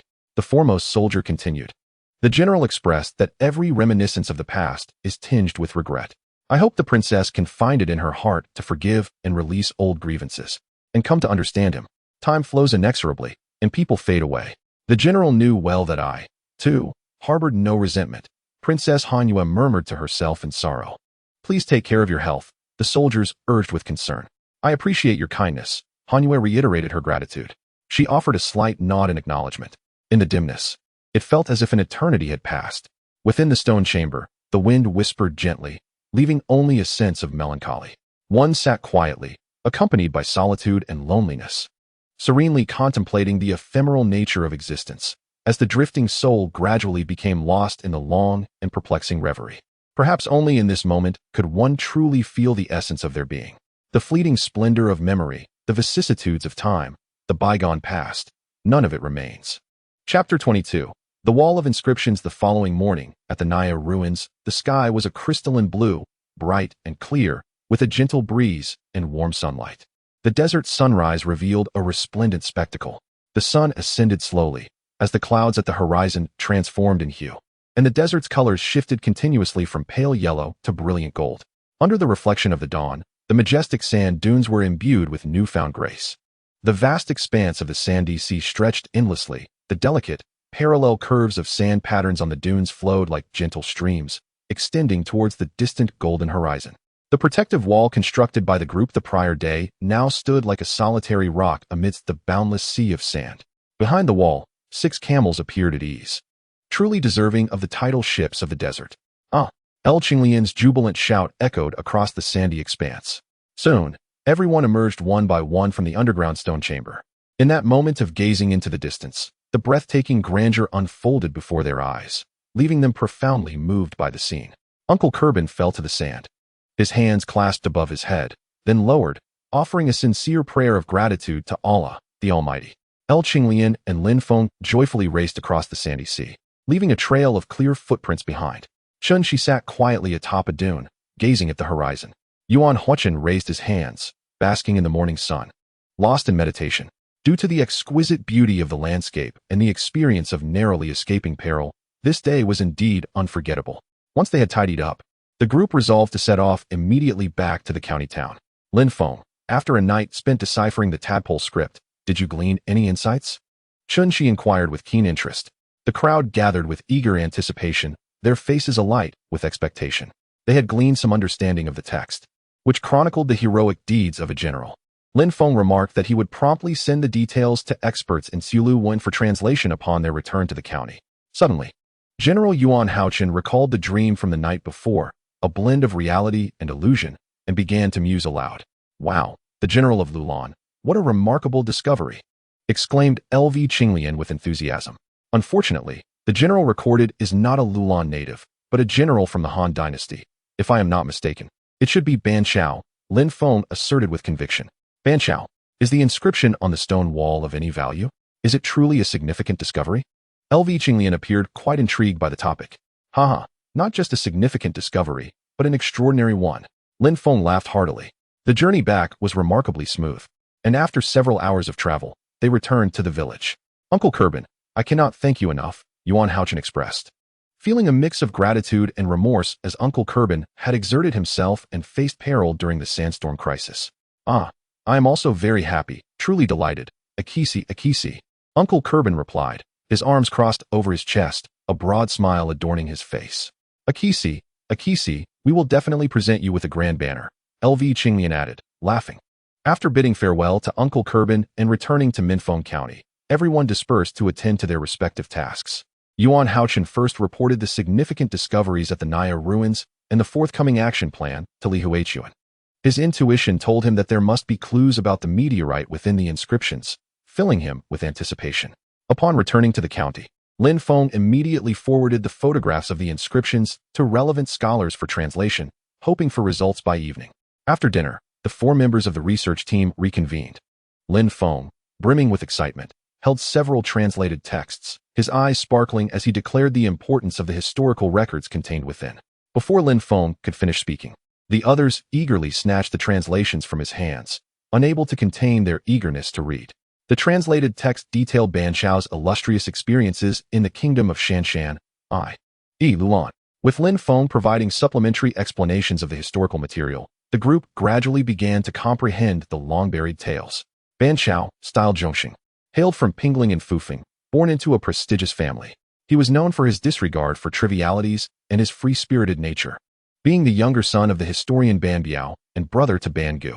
During the Eastern Han dynasty, Luoyang was the political and economic heart of the nation, and Ban Gu had extolled its prosperity in his work, Ode to the Eastern Capital. Such a flourishing place was indeed the best breeding ground for men to realize their dreams. However, upon his arrival, Ban Chao found himself compelled to assist his brother in copying texts and compiling history for a living. While the task of transcribing and recording history was not inherently negative, it was hardly a challenge for the talented Ban Chao. Yet, each individual is destined to fulfill a particular role in life. For Ban Gu, transcribing and documenting history might have represented a noble conclusion, but for Ban Chao, it was merely an insufficient beginning. Since Emperor Wu of Han vanquished the Xiongnu and Emperor Xian established the protectorate of the western regions, the kingdoms of the West have maintained a relatively amicable relationship with the Western Han dynasty. However, This harmony was shattered by the widespread dissatisfaction stemming from Wang Meng's derogation of the titles of the Western region's kings during his reform. In the year 16 AD, the general Li Chong, dispatched by Wang Meng to the west, led his troops only to be annihilated by the nations of Yanqi and Gumo. Following Li Chong's demise, the kingdoms of the west severed all ties with the Central Plains dynasty. Seizing the opportunity, the Xiongnu chieftain publicly severed relations with the Xian dynasty and sought to expand his influence, planning to reconquer the western regions. In 38 AD, under the threat of the Xiongnu, the kingdoms of Shache and Shanshan sent envoys to Luoyang to pay tribute and requested the Eastern Han dynasty to dispatch a protectorate. By 45 AD, Shanshan, Chushi, and 16 other kingdoms sent their sons to serve and once again petitioned for a protectorate. Subsequently, the kingdoms of the West engaged in mutual conflict, ultimately falling under Xiongnu control. Following this period of development, the Xiongnu repeatedly encroached upon the borders, threatening the Hashi territories of the Han dynasty. In such an environment, the Han dynasty could no longer endure the provocations. The cavalry commander Dogu was ordered to strike against the Xiongnu. Ban Chao, who had abandoned his pen for the sword, joined the campaign, successfully engaging in battle against Yu and at Pulei Lake, where he claimed numerous enemy heads before returning. That year, Ban Chao was dispatched to Shanshan, modern-day Loulan, a fertile land situated on the Silk Road, rich in resources, a veritable oasis in the desert. Gaining the support of Shanshan was instrumental in maintaining the Han dynasty's control over the entire western regions. Upon Ban Chao's arrival in Shanshan, the king welcomed them with great hospitality.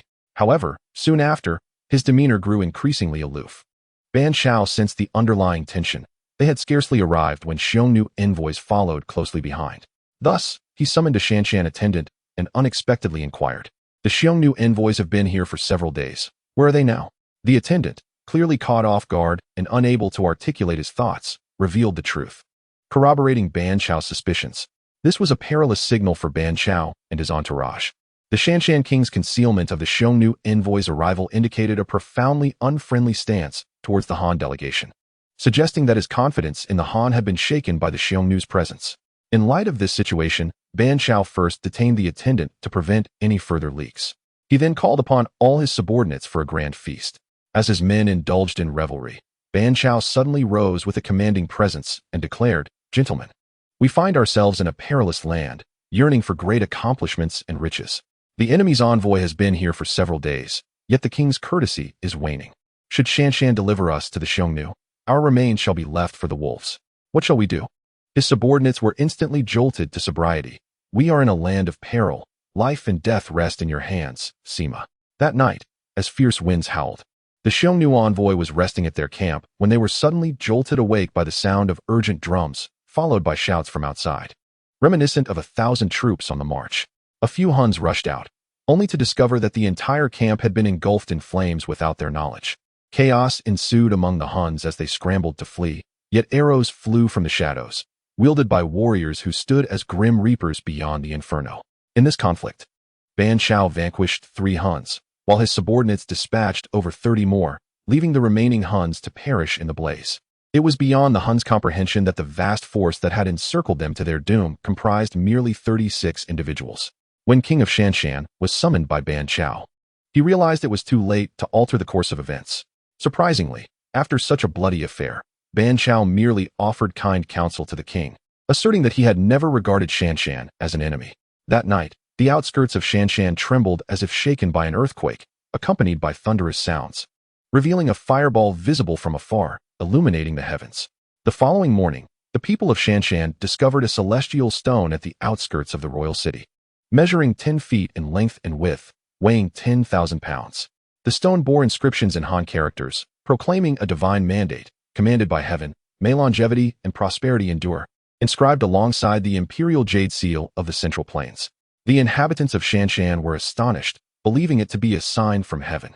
The king had no choice but to surrender his child to Ban Chao as a hostage to the Han dynasty, signifying his submission. Chapter 23. Advancing to Loulan, it appears that General Ban Chao is indeed both courageous and astute, many remarked after reviewing the translation on the stone wall. Ban Chao, articulate and well-read, possessed the ability to weigh matters judiciously and discern the truth. With his exceptional political and military acumen, he successfully executed the Han dynasty's policy of severing the right arm of the Huns during his 31 years in the western regions, consistently striving to win over the majority, divide, dismantle, and expel Han forces. Hence, victory was assured in battle, and every assault was fruitful. Not only did he safeguard the Eastern Han security, but he also strengthened ties with various ethnic groups in the western regions, making remarkable contributions to the pacification of the West and the promotion of ethnic integration. As Lin Feng summarized for everyone, if I am not mistaken, the celestial stone mentioned in the inscriptions may relate to the meteorite we seek, Yuan Hao-Chen contemplated. Recalling that the soldier in his dream had also mentioned the celestial stone, yet there was no reference to Princess Hanyue in the translation. It seems we have discovered a new clue, Lu Qinglian exclaimed with joy, relieved that their efforts had not been in vain. Indeed, the latter part of the translation notes that this celestial stone was ultimately placed in an underground chamber at the highest structure of the Yaden Buddhist Tower Square in the northeastern corner of the ancient city of Loulan. Lin Feng remarked while perusing the text, "Our laboratory's meteorite samples may very well be a fragment of this celestial stone," Yuan Hao-Chen speculated. Connecting his dream with the stone wall translation. "We must act swiftly. Let us depart for the ruins of the ancient city of Loulan tomorrow," Chun-Shi said excitedly. The ruins of the ancient Loulan Kingdom lie deep on the northwestern shore of the Lop Nur, with exceedingly inconvenient access, making it no simple task to reach. "We need to prepare thoroughly," Yuan Hao-Chen replied, shaking his head. "We can first conduct a preliminary survey of the ruins of the ancient city of Loulan. Additionally, Loulan is a non-tourist area, and entry requires special approval from the Cultural Relics Department. If the route traverses a military-controlled zone, it must also receive authorization from the military authorities," Lin Feng added. "I will report to Director Li shortly. On one hand, we may require more substantial funding for our research. On the other hand, we need the school to liaise with the local Cultural Heritage Preservation Agency to submit an application. By the way, Lin Feng, the compilation of historical data and archaeological discoveries related to the application report is your forte. I might have to trouble you with that tonight." Yuan Hao-Chen looked at Lin Feng, knowing that this task could only be appropriately handled by him. "You're too kind. This is precisely the work I ought to undertake," Lin Feng replied with a smile, waving his hand dismissively.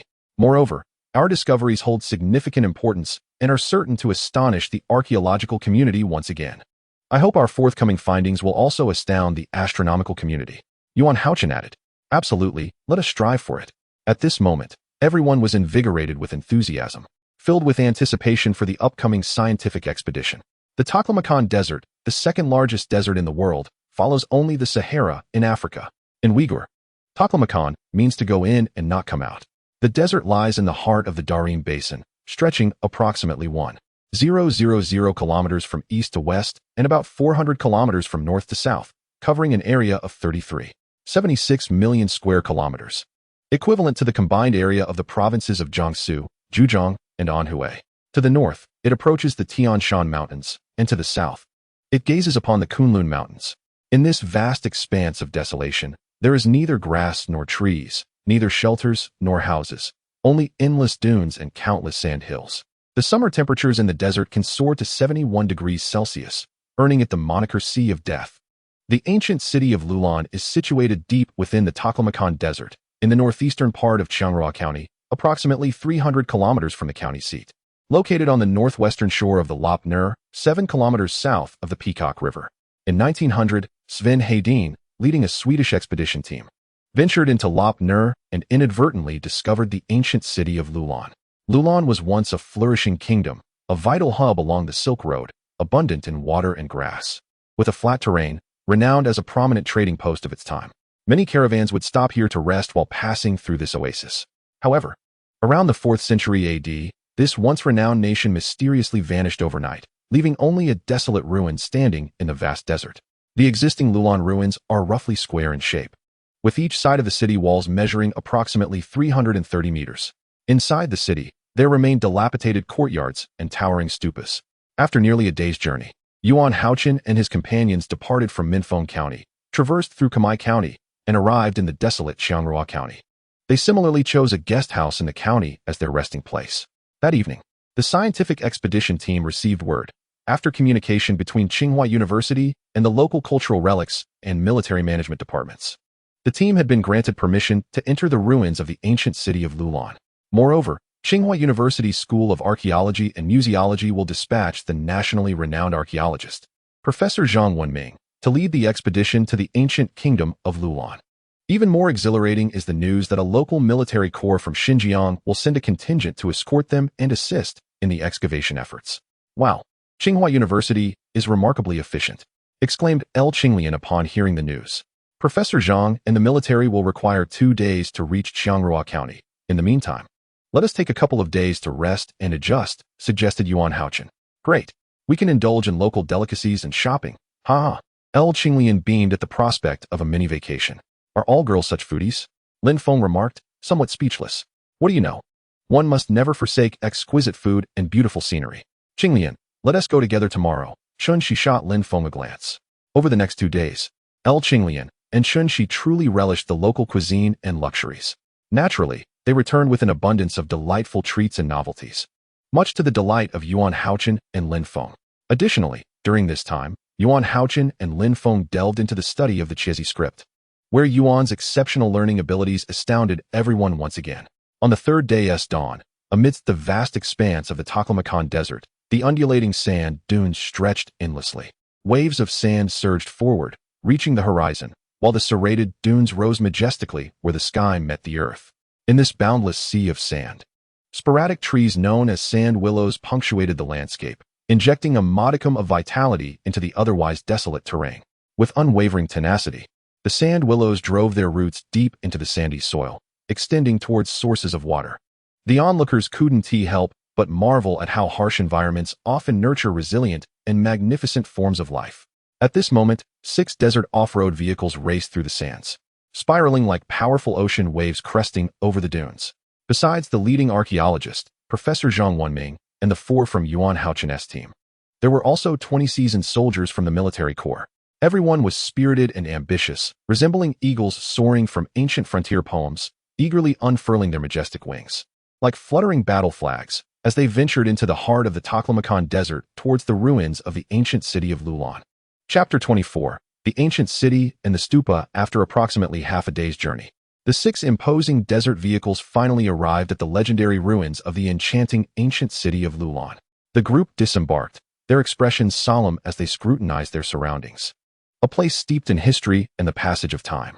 The ancient city was nearly square in shape and had been nearly entirely concealed by shifting sands after millennia of erosion. The city walls were constructed of clay interspersed with red willow branches, with an ancient canal running diagonally from the northwest to the southeast. An octagonal domed earthen stupa quietly stood at the northeast corner of the ancient city, the tallest structure of Loulan, a magnificent Yadin-style stupa. In the southwestern central region of the canal remnants, there stand 3 substantial wooden and adobe structures. Archaeologists, in years past, excavated a plethora of artifacts beneath these walls, believed to be the remains of the administrative offices of ancient Loulan. Continuing westward from these 3 houses, one encounters the vestiges of several residences, their dimensions still distinctly observable. Scattered across the ground are fragments of poplar wood, red willow branches, and shards of pottery, both black and red. Over a millennium has elapsed, yet they remain remarkably preserved, seemingly narrating the splendor and prosperity of ancient Loulan. This is the fabled ancient city of Loulan, undeniably shrouded in mystery and awe, prompting a collective reflection among the onlookers. Why did such a flourishing Loulan suddenly vanish? Chun Shi, observing the surroundings, pondered aloud with a sense of melancholy. In the year 400 AD, the eminent monk Faxian journeyed westward in search of scriptures and traversed this land. In his account, Records of the Buddhist Kingdoms, he remarked that this place was devoid of flying birds above and roaming beasts below, with only the bleached bones of the deceased marking the landscape. Thus, after nearly 500 years of thriving as a vital hub along the Silk Road, Loulan gradually became desolate, silently fading from the annals of history. Professor Zhang Wenming, glancing at the assembly, began to elucidate the circumstances surrounding the demise of the ancient Loulan Kingdom, a mystery yet to be unraveled. He continued, citing commentary on waterways, which documents that after the Eastern Han Dynasty, the Loulan people engaged in reckless deforestation, leading to severe soil erosion and the diversion of the Darim River's tributary, resulting in a critical water shortage. Despite the Loulan inhabitants' utmost efforts to dredge the waterways, the ancient city ultimately succumbed to abandonment due to the lack of water. Additionally, it is certain that a devastating plague dealt the final blow to the Loulan populace. After articulating these thoughts, Professor Zhang sighed, eliciting a wave of lamentation from the group. Regardless of the cause, The once glorious ancient city of Loulan has indeed vanished silently from history forever. Although the fleeing Loulan people cherish dreams of revival across generations, dreams remain but dreams. In the end, Loulan continues to be a realm of sandstorms, a territory of death. That must be the Yadan Pagoda mentioned in the inscriptions, Lin Feng inquired, pointing towards the adobe pagoda at the northeastern corner of the ancient city. I prefer not to be called professor. The term has been frivolously misused by your generation. Please refer to me as Teacher Zhang or Instructor Zhang, Professor Zhang remarked after a brief pause, addressing the group. Haha, Instructor Zhang is a splendid title. Our team is indeed in need of an instructor, chimed in a robust, dark-skinned officer, who was none other than Captain Wang Wei, the military leader accompanying the expedition. Greetings, Instructor Zhang. Greetings, Captain Wang, the group chimed in cheerfully. In the northeastern corner of the ancient city, an octagonal pagoda stands solitary upon the sandy terrain, constructed of adobe and interwoven with red willow branches. It reaches a height of 104 meters. At its base lies a layer of adobe masonry, surmounted by a square tower foundation, all fashioned from rammed earth, divided into 3 tiers. On the southern side, a staircase built from adobe facilitates access to the structure. Scattered around the base of the tower are several round and square logs, remnants of the original structure. Embedded within the rammed earth of the tower's foundation are shards of pottery, interspersed with clumps of soil. Judging by the design of the stupa, the octagonal stupa of Loulan adopts a typical Gandhara style, which originates from ancient India. This stupa has been ravaged by the relentless winds and sands, leaving it in a state far removed from my expectations. Upon seeing the stupa, LV Qinglian's expression betrayed her disappointment. The area surrounding the stupa is equally desolate. How could one possibly locate the square that once existed near the stupa nearly 2 millennia ago? Chun Shi inquired, a look of confusion etched on his face. I possess research materials regarding artifacts related to the stupa discovered by other archaeologists, but they bear no connection to the square mentioned in the inscriptions, Zhang Guided stated thoughtfully. Lin Feng, accompany me to ascend the stupa and meticulously search for clues. Wang Lianchang, Hao-Chen, please organize the team to conduct a thorough search within a 1-kilometer radius of the stupa. Very well, the sun is about to set. We aim to accomplish a portion of our exploratory work today. Wang Lianchang nodded in agreement. Subsequently, Yuan Hao-Chen and the others began constructing a tent campsite alongside the soldiers, subsequently dividing the exploration areas according to the designated sections. The sunset in the desert is indeed a captivating sight. Before the busy crowd could fully appreciate it, the sun, weary from its day's journey across the vast sands, slowly descended beyond the horizon. As the desert gradually embraced tranquility, a luminous moon quietly emerged from the horizon, casting a cool, silvery glow. Regrettably, thus far, the scientific research team has yet to make any valuable discoveries. As night deepened, everyone had no choice but to cease their search efforts, concluding a day filled with toil and allowing themselves to unwind, gradually merging into the mystique of this desert expanse. Accompanied by the hazy moonlight and the refreshing night breeze, Yuan Hao-Chen gazed at the distant stupa, letting out a soft sigh. The remnants of the Loulan stupa, beneath the star-studded night sky, appeared increasingly desolate. The night wind whispered through the ancient structure, producing a mournful wail, as if recounting the myriad tales of its millennia-long existence.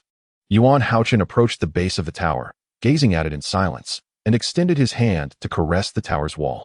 The searing heat of the day having long dissipated, a chilling sensation coursed through his palm, reaching deep into his mind, instantly clarifying his thoughts. Chapter 25. The return of the meteorite. In the mournful whispers of the night wind, a distant voice seemed to be murmuring beside Yuan Hao-Chen. Where could this voice possibly originate? Yuan Hao-Chen felt a flicker of surprise. It did not emanate from the stupa, nor from the sky, nor from beneath the earth.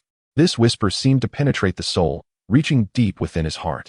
In a moment of disorientation, Yuan Hao-Chen stumbled slightly, leaning back a few steps.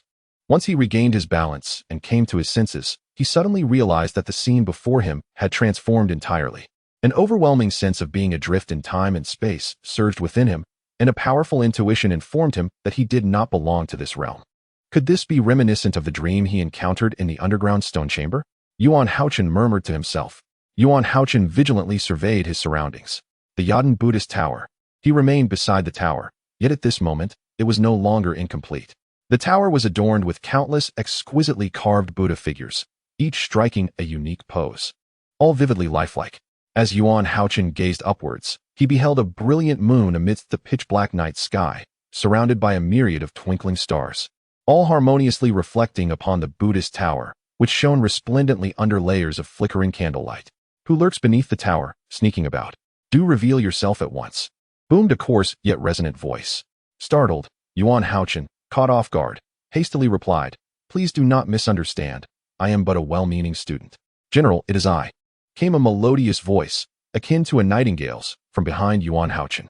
He turned in astonishment to see a young woman of about 17 or 18, timidly approaching him from the western regions. This maiden possessed a delicate visage, with peachy cheeks and bright, radiant eyes, a white pearl cascading down her forehead, her skin glowing with a rosy hue. Her intricately styled hair was adorned with a round cap, embedded with rubies, from which tassels gracefully hung, shimmering luminously. Clad in a cream-colored garment, she wore a sheer, light purple silk overlay, cinched at the waist with a white belt. Her graceful figure accentuated as the jingling of her attire resonated with her light steps. As she approached, before Yuan Hao-Chen could utter a word, she passed by him, seemingly oblivious to his presence, as if he were non-existent. After a moment of contemplation, Yuan Hao-Chen realized that this scene was merely an illusion, not a reality. "Princess Hanyue, is that you?" The man who had spoken earlier exclaimed in astonishment. "Why do you venture here at such a late hour?" Upon hearing the title of Princess Hanyue, Yuan Hao-Chen was momentarily taken aback, recognizing the striking resemblance between the young woman and the middle-aged woman he had encountered in the underground stone chamber. "I just heard from a maid that the general's forces have launched a night raid on the Xiongnu envoys' camp, capturing them all," Princess Hanyue said, her expression tinged with anxiety. "As you say, we are returning from the Xiongnu camp. After we rest, we shall meet with King Loulan," the general replied, his face stern as he spoke in a booming voice. "General, you are injured." Princess Hanyue suddenly noticed the general's bloodied right arm, her eyes filled with concern and affection. "It is but a minor wound, of no consequence. Do not worry, Princess," the general waved off her concern nonchalantly. "I implore you to take care of yourself." Princess Hanyue gently touched the wound. At that moment, a formidable soldier rushed towards the Buddhist tower, reporting to the general. "I have ascertained the cause of the violent tremors heard outside the city just now." The soldier approached the general and saluted. "Speak quickly," urged the general. "General, the tremors were not due to an arrival of Xiongnu reinforcements, but rather a meteorite that fell in the wilderness outside the city.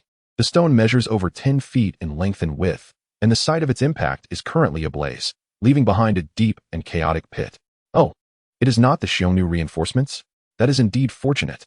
The valiant soldier paused momentarily, gesturing towards his attendant, who promptly presented a bundle wrapped in beast skin. Upon unwrapping, a striking black-green stone emerged, radiating a mesmerizing glow amidst the dim night. Upon closer inspection, its smooth surface exuded an intense warmth. This was indeed the meteorite discovered by Yuan Hao-Chen. "What is this?" the general inquired, perplexed. The mighty soldier quickly responded. "We found the celestial stone to be extraordinarily remarkable and wish to bring it back. However, after enduring fierce flames, the stone became unbearably hot. Upon further examination, I noticed that a certain fragment differed significantly from the others, so I took the liberty of chiseling off this piece to present to you for verification. You have done exceptionally well. This truly is the celestial stone, which reminds me of an ancient tale from the Qin dynasty," the general remarked thoughtfully as he paced, his brow furrowed. "In my youth, before joining the military, I assisted my father and brothers in compiling historical records at court. It is documented that in the 36th year of the first emperor, a star stone fell in the eastern district, inscribed with 7 characters proclaiming, upon the emperor's death, the land was divided." After a brief pause, the general continued, "Now, as the heavens align, we may emulate the actions of our predecessors.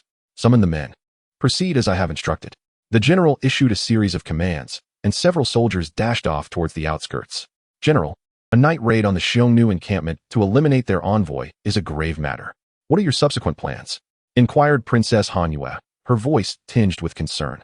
"Once our troops have regrouped, we shall convene with the king of Loulan to analyze the situation, elucidate the stakes involved, and persuade him to submit to the Han dynasty," the general declared, raising his hands towards the east. "General, please exercise caution. Based on my understanding of my father, should you abruptly slay the Xiongnu envoy, it would leave him in an untenable position and provoke his fierce wrath. Your hasty advance could jeopardize your life," Princess Hanyue warned, anxiety etched upon her face. Just as the general was about to respond, a soldier rushed in with urgency. "General, there are ambushes surrounding the pagoda. We are encircled. Maintain formation. Prepare for battle." The general commanded sternly, his demeanor shifting to one of resolute authority. The Han forces atop the pagoda, already sparse in number, were swiftly surrounded by an influx of adversaries from all directions. Leading the opposing faction was a formidable middle-aged man from the western regions. Adorned in opulent attire and bearing an expression of fury, it was the king of Loulan. General Ban, our Loulan has treated you with great respect, yet you dared to launch a nocturnal assault on the Xiongnu camp and slay their envoy.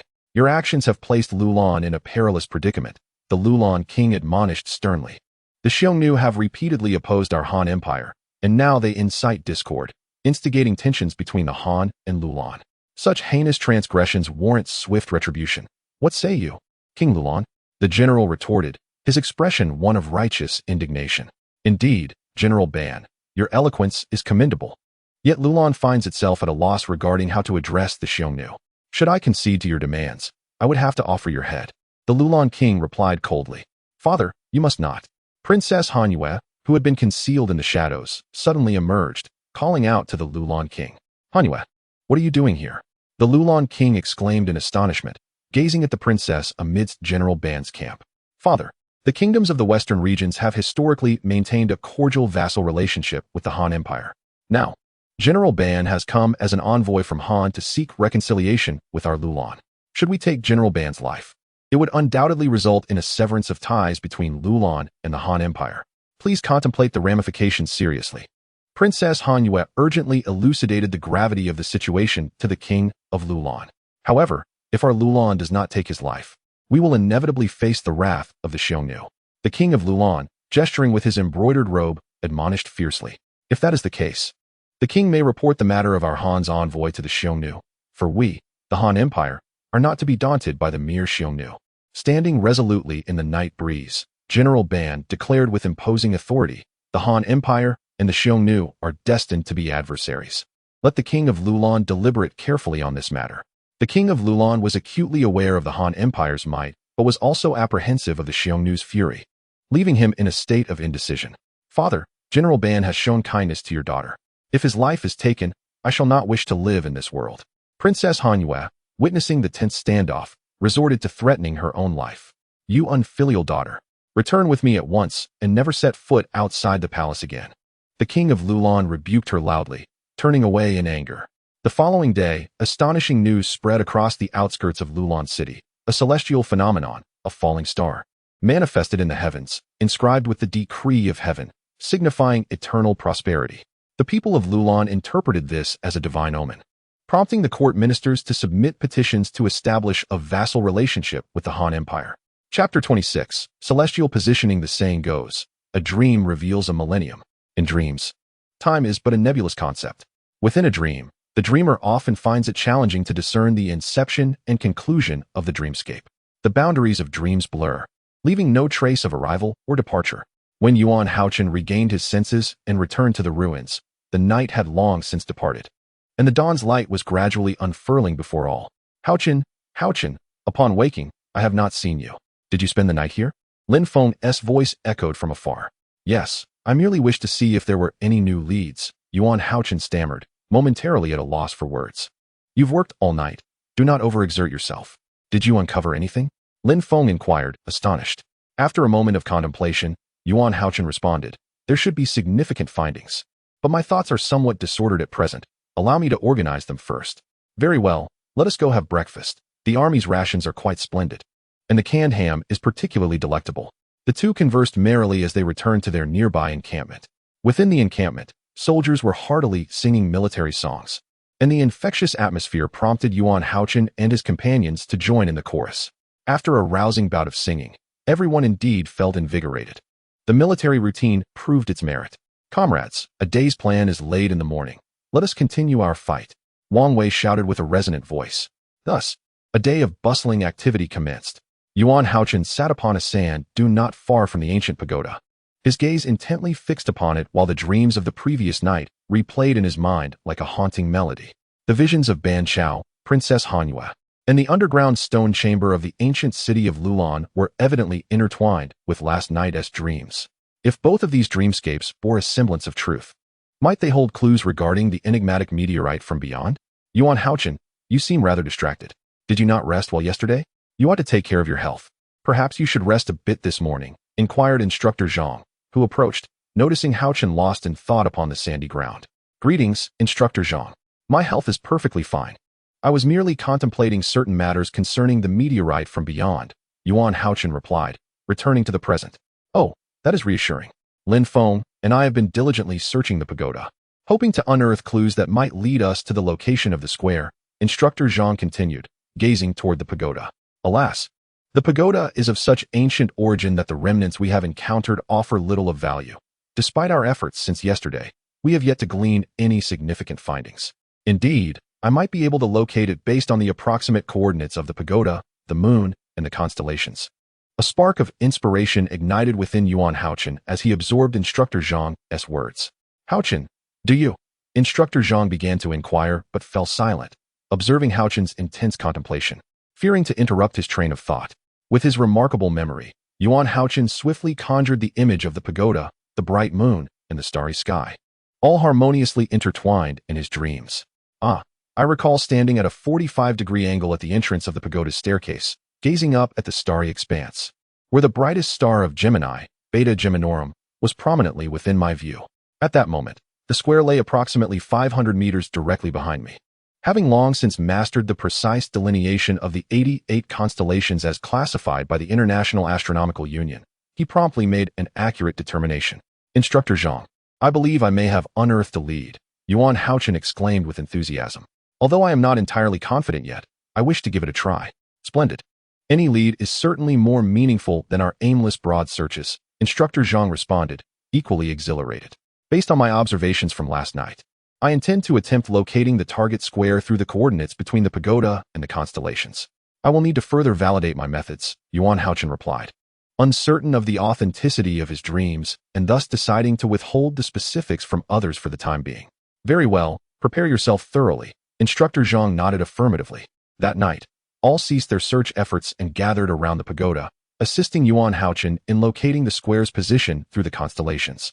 In the night sky, the positions of the constellations are not fixed. Due to the Earth's rotation, the celestial backdrop shifts each day, and it also gradually changes with the seasons, completing a cycle annually. Constellations have long served as vital navigational markers for sailors and travelers.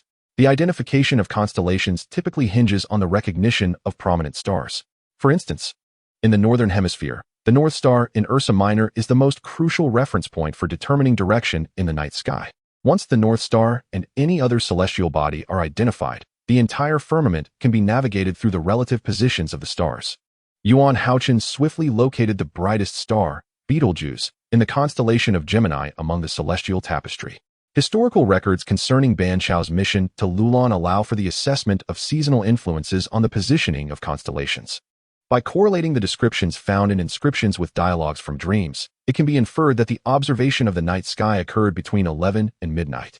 Considering all these elements, Yuan Hao-Chen promptly discerned the approximate location of the square, which lay within a 50-meter margin of error in all cardinal directions from his standing point.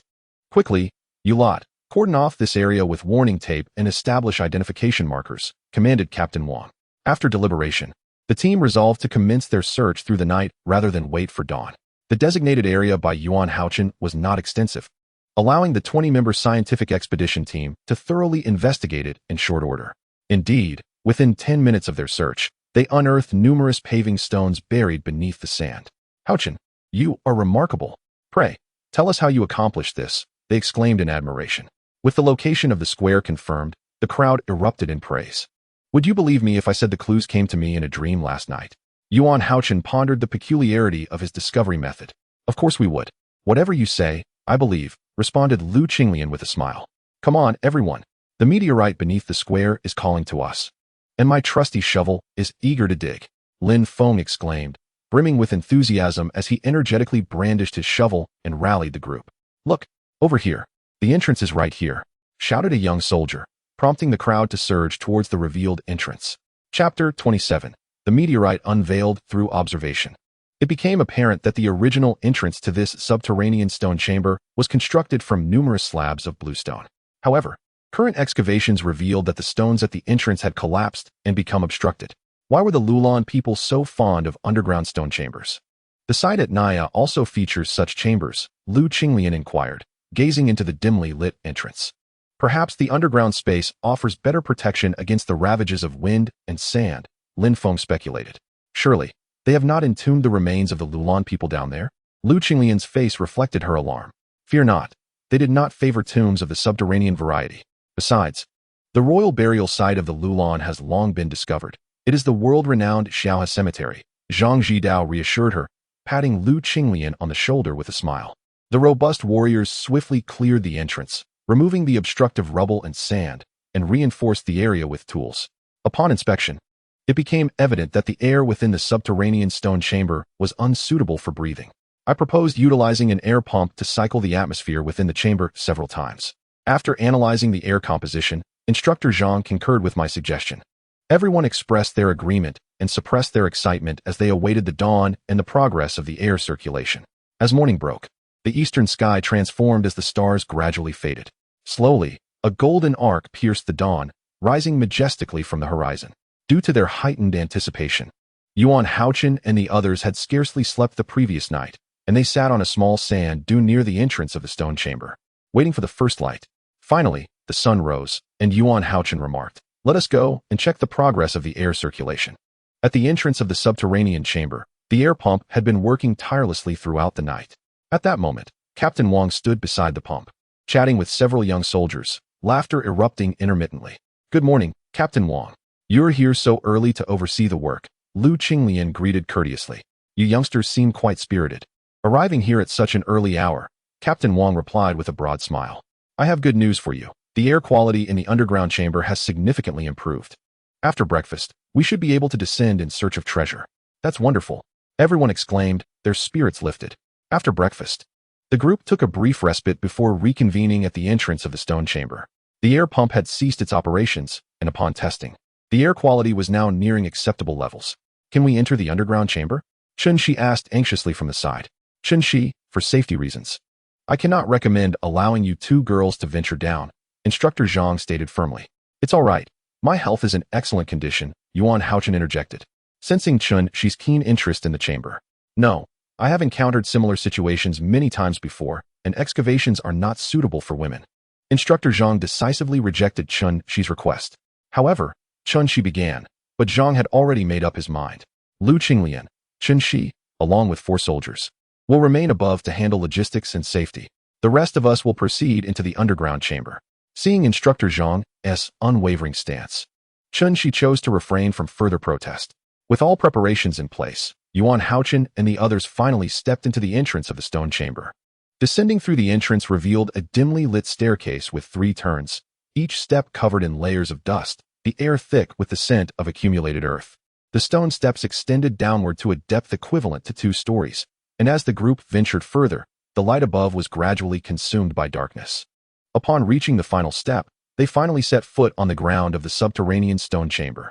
The beams of their searchlights danced erratically, quickly revealing the approximate dimensions of the underground space. This chamber was significantly larger than the Naya ruins, spanning roughly the area of 2 standard basketball courts. The floor was covered with a fine layer of gray dust, indicating that this place had been silent for nearly 2 millennia. Commander Wang instructed several soldiers to install high-powered magnesium lights at each corner of the chamber. As the lights illuminated the space, the underground stone chamber unfolded before their eyes with remarkable clarity.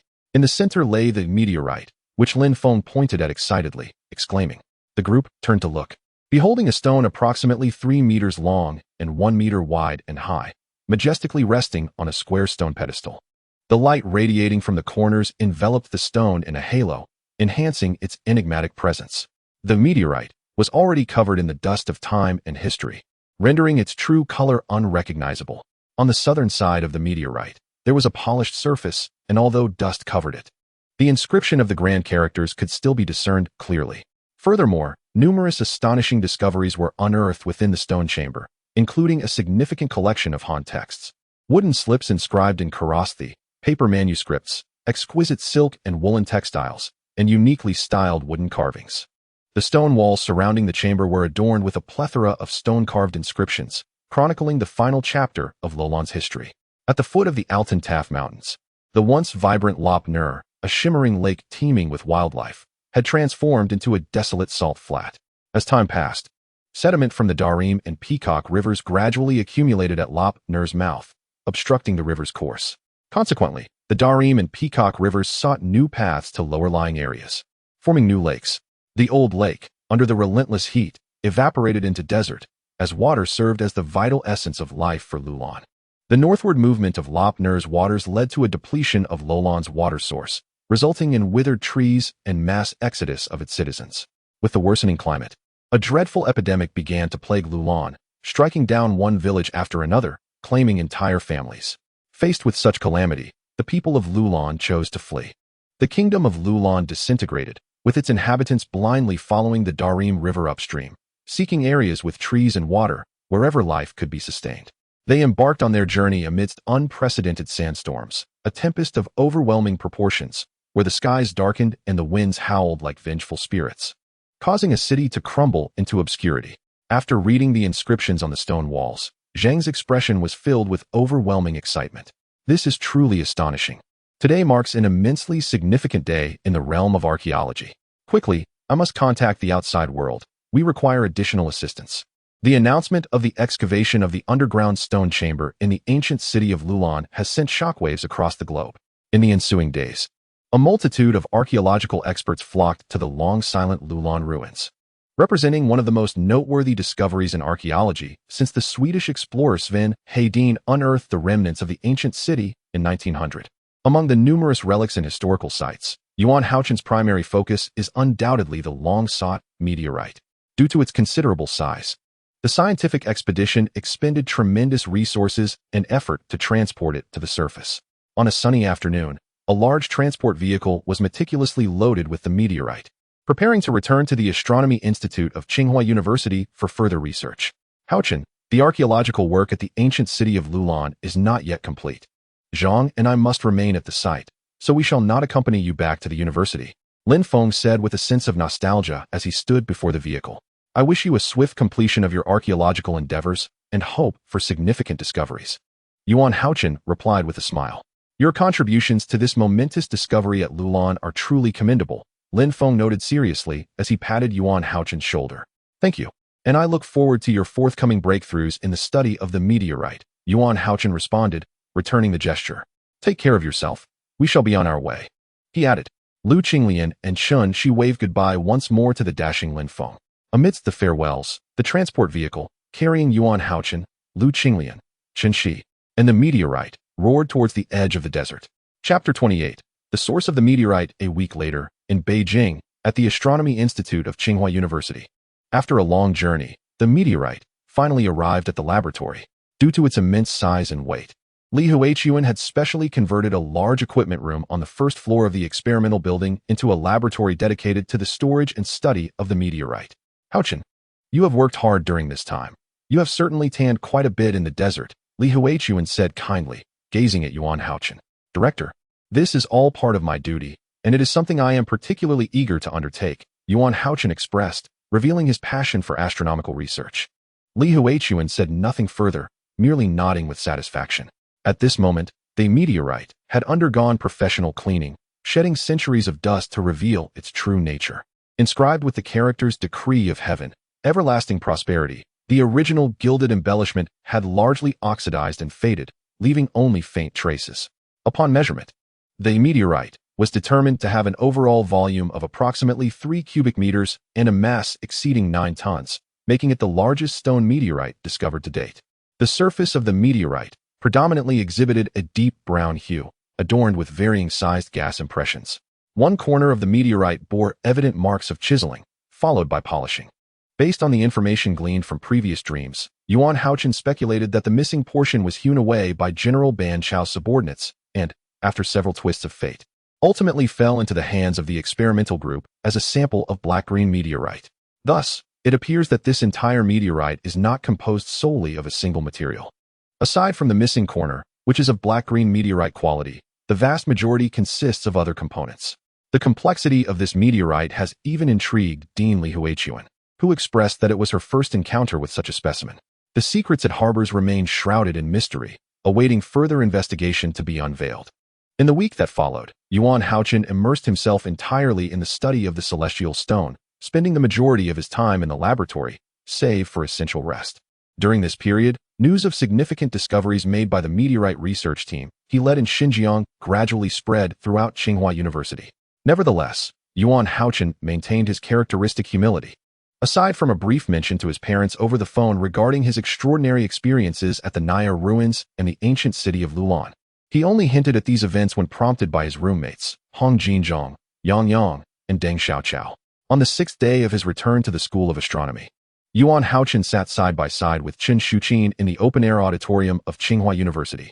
Due to the remote location of the desert, communication with the outside world had been limited to satellite phones, resulting in infrequent contact over the past 20 days. Thus, upon learning of Yuan Hao-Chen's return, Chen Shuqin made a special visit to see him. I feel quite embarrassed that you came to visit me again. I've been back for almost a week and haven't even gone to Peking University to see you, Yuan Hao-Chen expressed, feeling a twinge of guilt as he gazed into Chen Shuqin's watery eyes. It's all right. Who could blame you for being so busy? Chen Shuqin replied with a smile. Observing the slight tan on Yuan Hao-Chen's face, you've darkened quite a bit in just over 20 days. Well, I was assisting with the construction efforts in the desert. He responded with a chuckle. You're quite the charmer. Your discoveries in Loulan have truly caused a stir. Even our school is buzzing with tales of your adventures at the Naya ruins and the ancient city of Loulan, Chen Shuqin remarked with interest. There are stories of you facing perilous situations and sandstorms, and even sensing underground chambers through the power of the stars. The rumors are quite vivid. Yuan Hao-Chen smiled silently, knowing that such narratives must have been shared by L. Qinglian and Chen Shi, likely embellished through artful storytelling. Thankfully, you returned safe and sound. I was genuinely concerned when I heard about the sandstorms you encountered, Chen Shuqin said gently, her gaze drifting towards the nearby track. Thank you for your concern. Yuan Hao-Chen replied, warmth blossoming in his heart as he looked at Chen Shuqin beside him. Are you still busy with your research? She inquired after a moment of contemplation. Yes, having located the meteorite, we will need to invest a significant amount of time unraveling its mysteries, he answered candidly. Then please take care of yourself. Don't overexert. She cautioned. Chen Shuqin spoke gently, her words imbued with concern. I will take care. By the way, how have you been lately? I am doing quite well. My studies are progressing smoothly. Recently, I have also chosen a second major. Seeing your diligence makes me feel guilty for being lazy, Chen Shuqin replied with a smile. Oh, what is your second major? Yuan Hao-Chen inquired. Biology, she answered. The leap from international finance to biology is quite significant. It seems you are destined for a career in research. My childhood dream was to become a scientist as well. Indeed, I recall that during our youth, 9 out of 10 children aspired to be scientists. Fortune favors the bold, and have you not become a scientist yourself now? Not quite yet. Let us celebrate together with dinner this evening. Sure, I will escort you home after dinner. At Tsinghua University's Department of Astronomy, in the experimental building, during the weekly meeting of Dean Li Hui's research group, Yuan Hao-Chen reported, Dean Li, the preliminary results from the meteorite brought back from the ancient city of Loulan have come in. Were there any remarkable findings? Dean Li asked, his expression solemn. It is now nearly conclusive that our black jade meteorite sample is indeed a part of this extraterrestrial stone, with the points of connection between the two stones aligning almost perfectly. Yuan Hao-Chen continued. Additionally, we have identified 2 sections within the overall meteorite that share the same material as the black jade sample, located at the bottom of the extraterrestrial stone and embedded within it. Have all the material compositions been analyzed? Dean Li pressed further. Upon examination, the cross-section of the black jade meteorite resembles pure iron, exhibiting a notable sheen. Its distinctive feature is the prominent fusion crust, akin to a layer of black-green sludge enveloping the rock, displaying strong magnetism. The black jade sample contains 56 magnetite, 7 nickel, with the remainder consisting of non-terrestrial minerals. As per our prior conclusion, comparing it with various meteorite samples discovered worldwide, the astronomical community is currently unable to ascertain its origin. Conversely, the compositions of other parts of the extraterrestrial stone are entirely different from that of the black jade meteorite, Yuan Hao-Chen elaborated. The other components of the meteorite consist of approximately 90 dark brown high iron olivine, 5 monoclinic pyroxene, and 17 plagioclase. Has a comparative analysis been conducted with other meteorite samples? Li Huichuan posed another question. Yes, this section's composition is remarkably similar to multiple pure olivine Martian meteorites discovered in history, Yuan Hao-Chen affirmed confidently. Martian meteorites. This conclusion left the members of the research group astonished. After the meeting, Dean Li and Yuan Hao-Chen conducted further sampling and analysis of the extraterrestrial stone in the laboratory. The results of the reanalysis reaffirmed Yuan Hao-Chen's previous conclusions. Hao-Chen, what are your thoughts on this meteorite? Dean Li inquired with a significant gaze. Dean, the analysis of the main body of the meteorite and the black jade portion reveals a clear inconsistency in both composition and origin. I speculate that, initially, an asteroid from outer space collided with the volcanic rock layers of Mars. This violent impact caused some Martian lava to splatter and escape the gravitational pull of Mars. During the collision, a portion of the Martian lava amalgamated with fragments of the asteroid. Ultimately, due to various circumstances, over the passage of eons, their trajectory shifted, bringing them within the gravitational realm of Earth, where they ultimately fell to our planet, transforming into the meteorite we observe today. After deep contemplation, Yuan Hao-Chen boldly expressed his viewpoint. Hao-Chen, your hypothesis is remarkably imaginative and is underpinned by rigorous logic. I wholeheartedly endorse your assumption, remarked Director Li, filled with emotion. Given the current circumstances, our research capabilities are insufficient. I shall promptly report our findings to the Chinese Academy of Sciences and invite a greater number of experts and scholars to partake in this project. Chapter 29, Astonishing Research Conclusions. Mars, one of the 8 planets in the solar system, is the 4th planet from the Sun when counted inward and is categorized as a terrestrial planet. Its diameter is half that of Earth, and its rotation period is comparable to that of our planet, with an orbital period approximately twice that of Earth. Its mass is about 1/19 that of Earth, and its surface gravity is roughly 1/4 of that of our planet. Ancient texts in China refer to Mars as Xinjiang, a name derived from its reddish hue, reminiscent of flames, and its erratic motion across the sky, which creates a sense of confusion akin to flickering firelight. The surface of Mars is predominantly desert, characterized by dunes and strewn with gravel, devoid of stable bodies of liquid water. Its atmosphere is primarily composed of carbon dioxide, being both thin and frigid, often laden with dust that leads to frequent dust storms. Geological activity on Mars is minimal, with most of its surface topography having formed during a period of ancient volcanic activity. The planet is riddled with numerous craters, volcanoes, and canyons, including Olympus Mons, the tallest volcano in the solar system, soaring over 27 kilometers, and Valles Marineris, the largest canyon. Another distinctive geographical feature is the stark contrast between the northern and southern hemispheres of Mars. The southern hemisphere is an ancient, cratered highland, while the northern hemisphere comprises younger plains.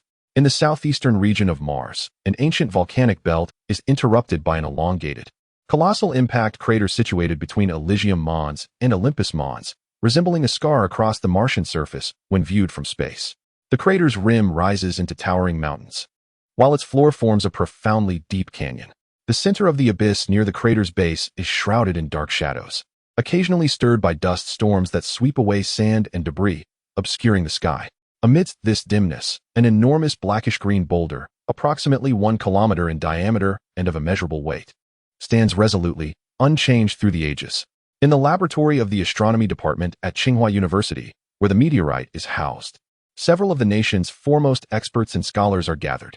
Among them are 2 academicians invited by Director Li from the Chinese Academy of Sciences, Professor Guan Hobing, an expert in astronomy, and Professor Zhang Tianqi, a physicist and a longtime collaborator of Mr. Li, who is also well acquainted with Yuan Hao-Chen.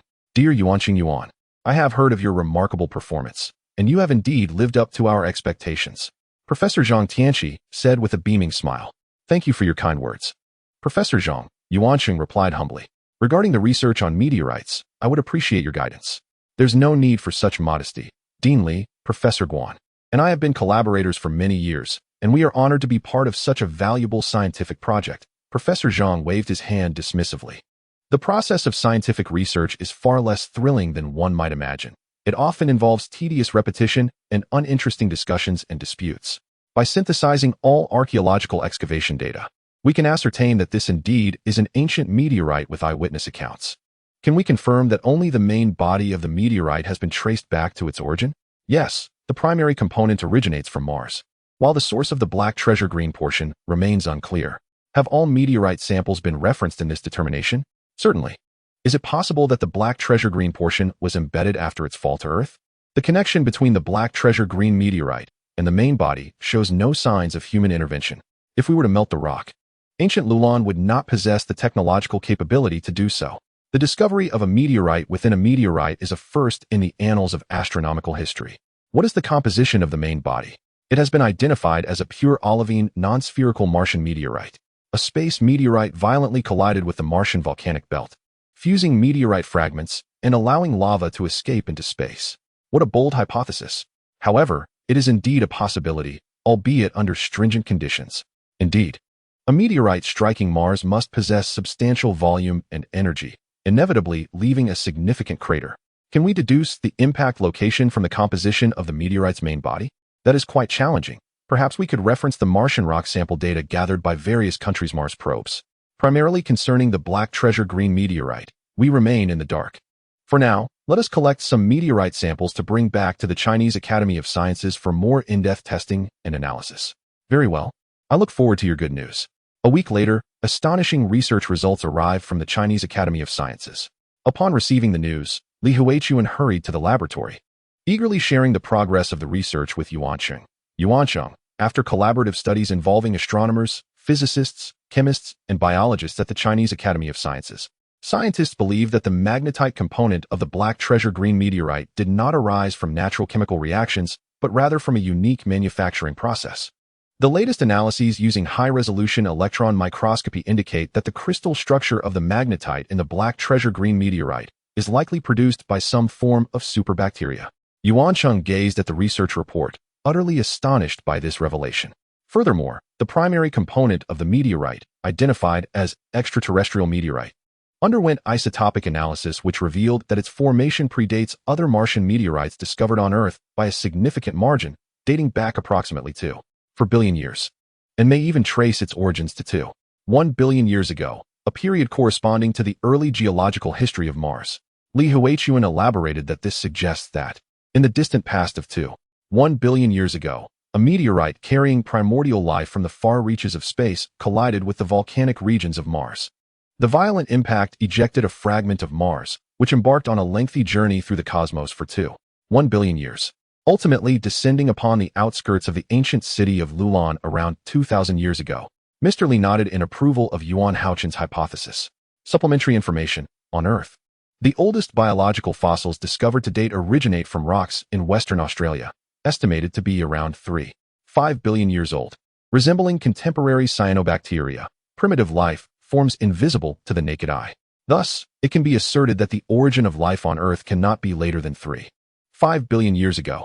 Moreover, the Earth's formation is estimated to have occurred approximately 4.6 billion years ago. With these two data points, the age of life's origin can be roughly delineated between 4.6 billion and 3.5 billion years.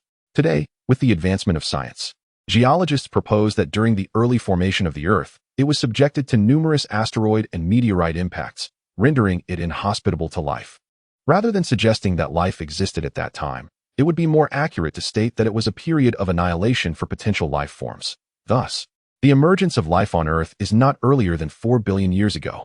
Furthermore, carbon was discovered in 3.85-billion-year-old rocks in Greenland.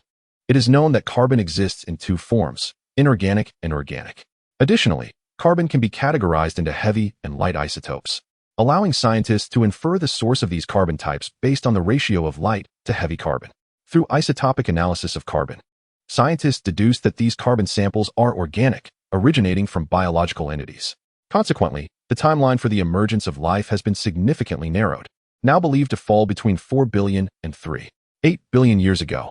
Chapter 30. The Dean's Dilemma upon the preliminary research results of extraterrestrial meteorite being released. The scientific community was immediately astounded.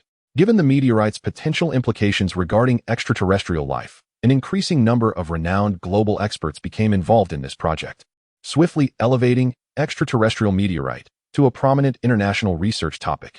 Faced with such a momentous scientific endeavor, the experimental research capabilities and permissions of the astronomy department at Tsinghua University became increasingly unwieldy. Thus, Yuan Hao-Chen was reluctantly compelled to witness the transfer of extraterrestrial meteorite to more specialized research institutions. According to official statements, the international astronomical community established an exceptionally prestigious scientific team comprised of the world's foremost experts and scholars specifically to study extraterrestrial meteorite.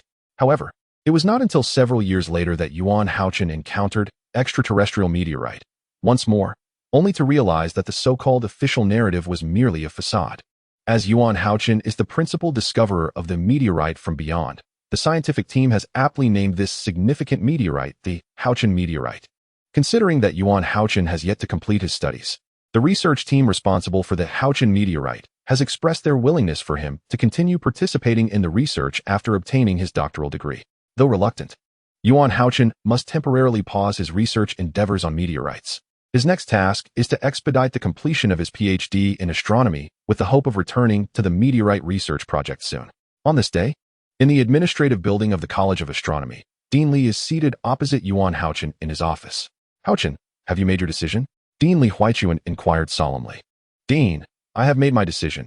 I will continue my graduate studies at Tsinghua University-led College of Astronomy, Yuan Hao-Chen replied earnestly. Excellent. I am delighted that you wish to remain at Tsinghua University-led College of Astronomy. Of course, if you desire, with your current achievements and outstanding performance. Any prestigious university in the world would welcome you with open arms, the dean said, a warm smile illuminating his face. I believe that Tsinghua University-led College of Astronomy is quite commendable, and I am eager to continue learning from you, Yuan Hao-Chen stated. A choice he made after profound contemplation. Hao-Chen, I am truly gratified to have you join my research group, Dean Li remarked, gazing at Yuan Hao-Chen with a sense of nostalgia. After a moment of contemplation, he hesitantly added, by the way, there are some additional matters I wish to discuss with you. Dean, please feel free to speak, Yuan Hao-Chen responded, surprised to see the usually decisive Li Huaichuan displaying hesitation. There are certain matters I had intended to keep from you, but I hope you understand that even in the realm of science, things are not as straightforward and harmonious as they may seem.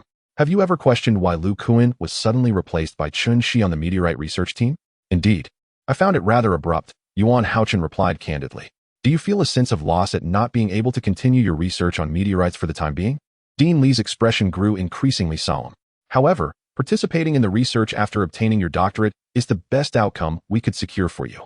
Dean, is there a reason behind this? Yuan Hao-Chen inquired, puzzled. The circumstances are rather complex, Dean Li sighed before continuing. Even Chun Shi's sudden involvement serves a purpose. Certain powerful organizations seek to replace us and seize control of the research on this meteorite through this intervention. Then, why did you allow Chun Shi to join the meteorite research team midway? Yuan Hao-Chen hesitated to ask. Are you questioning why I permitted Chun Shi's abrupt inclusion or why I willingly relinquished the Hao-Chen Meteorite research project? Dean Li shook his head in resignation. I too am compelled to act under pressure from above. Fortunately, your exceptional performance in the desert has earned you further opportunities. Dean Li added with a look of relief after a brief silence. I must express my gratitude to Dean Li for his continual guidance. Clearly, as a student, Yuan Hao-Chen was unaware of the complexities that lurked within the institution. It is imperative for him to recognize that his current responsibility is to diligently pursue his studies, as more significant challenges await him in the future. At the conclusion of their conversation, Li Huaichuan earnestly patted Yuan Hao-Chen on the shoulder. Upon exiting the dean's office, Yuan Hao-Chen felt a whirlwind of emotions. He recalled the warning from Deng Xiaoqiao before his departure to Xinjiang regarding Chun Shi's inquiries about him, advising him to remain cautious. It seemed that Chun Shi was indeed no ordinary individual, and he would have to navigate interactions with her with greater care. As the end of the semester approached, it had almost been a year since Yuan Hao-Chen arrived at Tsinghua University's School of Astronomy. Due to his outstanding performance, he had successfully completed his undergraduate thesis with flying colors, indicating that he could graduate ahead of schedule this summer.